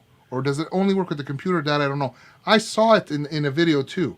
Yeah, I just saw it in passing. Yeah. I saw it too. It's out there to do exactly what he's saying. to take up the space for the lack of buttons to do this and that, or you can program this thing to run right with your stuff and that give you the extra tactile stuff that you need to do that. Yeah. But then again, what are you paying for that, and what are you paying for your thing, and is it worth the investment of having two things, or you just spend $1,200 to do one of this? Well, the thing is, Jeff, I think it really depends on your needs, and you know, for your needs or needs of somebody like me, one of these is probably just enough. You know, I mean, we're not, you know. Well, it's also easy for everybody in here that has years and years of experience to have an opinion because they've been there, they know the stuff that works for them. But when you're, because you have those years and years of experience, you understand what it takes and what it doesn't take. But somebody's at that level. That's why I'm saying these people are at a different level than most bedroom players or at-home studio guys that are just looking to get in the door with, this is enough. This is all you need right here. Boom. And people are producing high-quality tunes this way. Is it like cheese and crackers and wine and cork sniffing shit? Probably not. But for the most part, it's for what we're doing here in this community. Most people are bedroom players. Yeah, we have a few people that have, been on the world stage and know what it's like, know the equipment. And yeah, sometimes less is more. Less works fine. This and that. Well, I got a guitar. It doesn't have a tone knob, just a volume knob. That's all I need. One humbucker, yeah. That's all you need. Yeah, that's all you need. I mean, what you use to get your tone to get you there is totally up to you as an individual guitar player, man. Years of experience will teach people a lot of different things, man. But it doesn't mean that what you have going on is what I need to have going on, because I'm just not there yet. And I'm not going to be there, man. I'm not going to sit here and pose and say in 2 years I'm going to be as good as Francis or Texas Jackdaw or the Dog Paw or Preston or Brian Spalding. Yeah, but everybody's needs are different. I'll be better, but yeah, if I keep, I mean, if you keep up with the trends in the auto market, man, I mean, right now we're going into electric, but back then when my dad was a mechanic and stuff, he had to keep up on everything new that was coming out in the automotive world, you know, parts, computers, consoles, all this shit. So you have to keep up with all that and stuff. And as a journeyman musician, guitar player, drummer, or whatever, man, all you guys know all that stuff. But how much of that did you learn from redundancy? No, we don't need that no more. Done with that. Done with this. It's moved to this. It's moved to that. It's constantly flowing, man. But for the average today noob guitar player, 12-year-olds are producing music in their house, man. 12-year-olds, and they're making money at it, man. Check out Skrillex. How old was he when he was out there? Look how he dropped. Boom. Just a kid hitting some buttons on a little synth, man. The kid's making a star, man. He's pumping out some shit, man. Good night, Tim. Yeah, but it just really depends, man. Later, Tim. Good night, man. Get some rest. Boom. But yeah, man, it's like it depends, man. Where are you going? What are you doing? Yeah. Me, for what I know about guitar, I have too much. Oh, I know I do. We all have too much, man. Yeah. I mean, I'm looking at it. You know, no joke. Since COVID, man, I bought so much gear, man. It's not even funny. Holy shit, man. Well, you've been making a lot of music. I mean, you haven't really been making a lot of your own personal music. I mean, you got a few songs out here and there, but you've been doing a lot of collabs with a lot of people, man. So you kind of have the right to justify your purchases and stuff. No, it's not justified. It's because I wanted one of everything. Sure, man. But you wanted it for a reason, though, right? Well, yeah. I mean, look, I wanted to have, you know, the Filtertron pickups, a guitar with the, you know, I got a Stratotelli and SG. I mean, I wanted one of everything. That cork sniffer stuff going on there. It's sniffing some corks. Who, me? No, it's I like to have a lot of Filtertrons, man. The filter. Well, yeah, the Gretsch style pickups there, the Filtertron pickups, they have a different sound, man. You know, it's like that's cork sniffing. But you just got when I a few years back, okay, for the longest time, I mean, I there was a point where I had as many guitars as I did now, but then I got rid of everything, and basically for the longest time, for a good 10 years, the only guitars I had were my Strat, my Tele, and my Guild acoustic, and that's it, and that's all I needed, and then when I started recording, I realized, you know, all I had was the single coil sound, and I wanted to have more variety when I was adding rhythms to my recordings and stuff, to have something that sounded different, as you know, in there. So that's when I started branching out. That's when I got the SG and the Les Paul to have like a humbucker sound in there too, because I found that my recordings were sounding a lot the same. So by mixing different guitar styles, different pickups, I was getting different sounds in there when I was filling out my rhythms. And that's partially why I went to get those guitars. And then after that, I just got gas, and like I ended up getting all sorts of guitars. So, you know. Oh, yeah, man. Yeah. What's he saying? Microcube? Microcube. Yeah, I'm kind of not. That's what Ian has, I think. Ian has a Microcube. I mean, Brian, I got a 2x12 right here with an arm's length, and I got another one right here in arm's length, man. And I don't even use those enough, really. Well, I do, but I'm already plugged in to, my Schecter's already plugged into it. All I got to do is hit a button and pull it off the thing, and I'm ready to roll, man. But yeah. Those would be Klingons with. Oh man. Klingons with taste. Yeah. Boy, I'm becoming a heavyweight, Jeff. I've streamed for over 5 hours for the first time. That's because I'm here, dude. That's right. You know how I roll. Oh my god. Yeah, cool. And it's 5 in the morning over here. Man, Tina's gonna be getting up to go to work soon. Kids are gonna be running amok, right? Kids are gonna be running. Yeah, they ain't gonna let me sleep. I told them we're gonna go bike riding after. The sun out yet? No, it's not. Well, dude, I got to get off here. I got 12 hours to put, or 11 put hours. The show together. Yeah, still yet. I might be late. I got half of it done. Yeah. I might be late, Jeff. I might be sleeping. Yeah, if you guys want original music on tomorrow's show, send me an email. Let me know. We'll get you on there. You got to send me a one too, man. Yeah, I gotta find some. Oh, I know which one you could play. You could play Tea With You. That one hasn't been played in a while. Send me a link, dude, because I'll forget about it. Yeah. Moon, send me one. Mark, send me one. Anybody that has original music, just send me a link and we'll get it on there tomorrow. I need to get it done quick and in a hurry because I've been working all week on this four-wheeler and I ain't had enough sleep. And I'm just trying to crunch my time into getting things done so I can have priorities set and stuff like that, man. But yeah, I got about half of my American list. I need about another 20 songs yet. I can get them. It's no problem, but I want to get people that actually want to be on the show. So if you have a song, please submit it. Cool. All right. Well, let me know when you place your order, man. It'll probably be here. What time is it now? It's 1 o'clock here. Probably another 3 hours. I'll call American Music Supply when they open at 8 and send it out, man. Boom. Yeah. But that's what it's gonna be. Yeah. Well, I'll hook you up there with the impulse responses and stuff. Man, don't worry about it. Okay. Yeah. Well, hey, I'm going to duck out here quick because I got to go take a whiz. If you want to say goodnight to these folks, and then I'll hang out in the green room with you until you want to go off and go to bed and stuff like that. All right, man. All right, guys, send me some music for tomorrow. All your original stuff. Just send it to my email. Just send me one link and boom, and I'll get it up on the show. And thanks for having me on, man. Appreciate it, bro.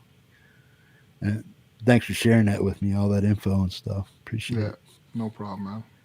All right. Peace, people. How do you get me out of here? Yeah, I can just remove you from here. Hold on. Right. I'll put you in the Later. back. Yeah, Filtertrons. Okay, well, you know what, guys? It's been 5 hours, 32 minutes, man. I don't normally stream this long. Hey, Ed B. Good night. I'm gonna have to get a little bit of sleep in, guys. But you guys all rock. Thanks for hanging with us, and we'll catch you at Hippie's later today. All right, guys. Have a good night. Thanks for hanging. You guys all rock. See you soon.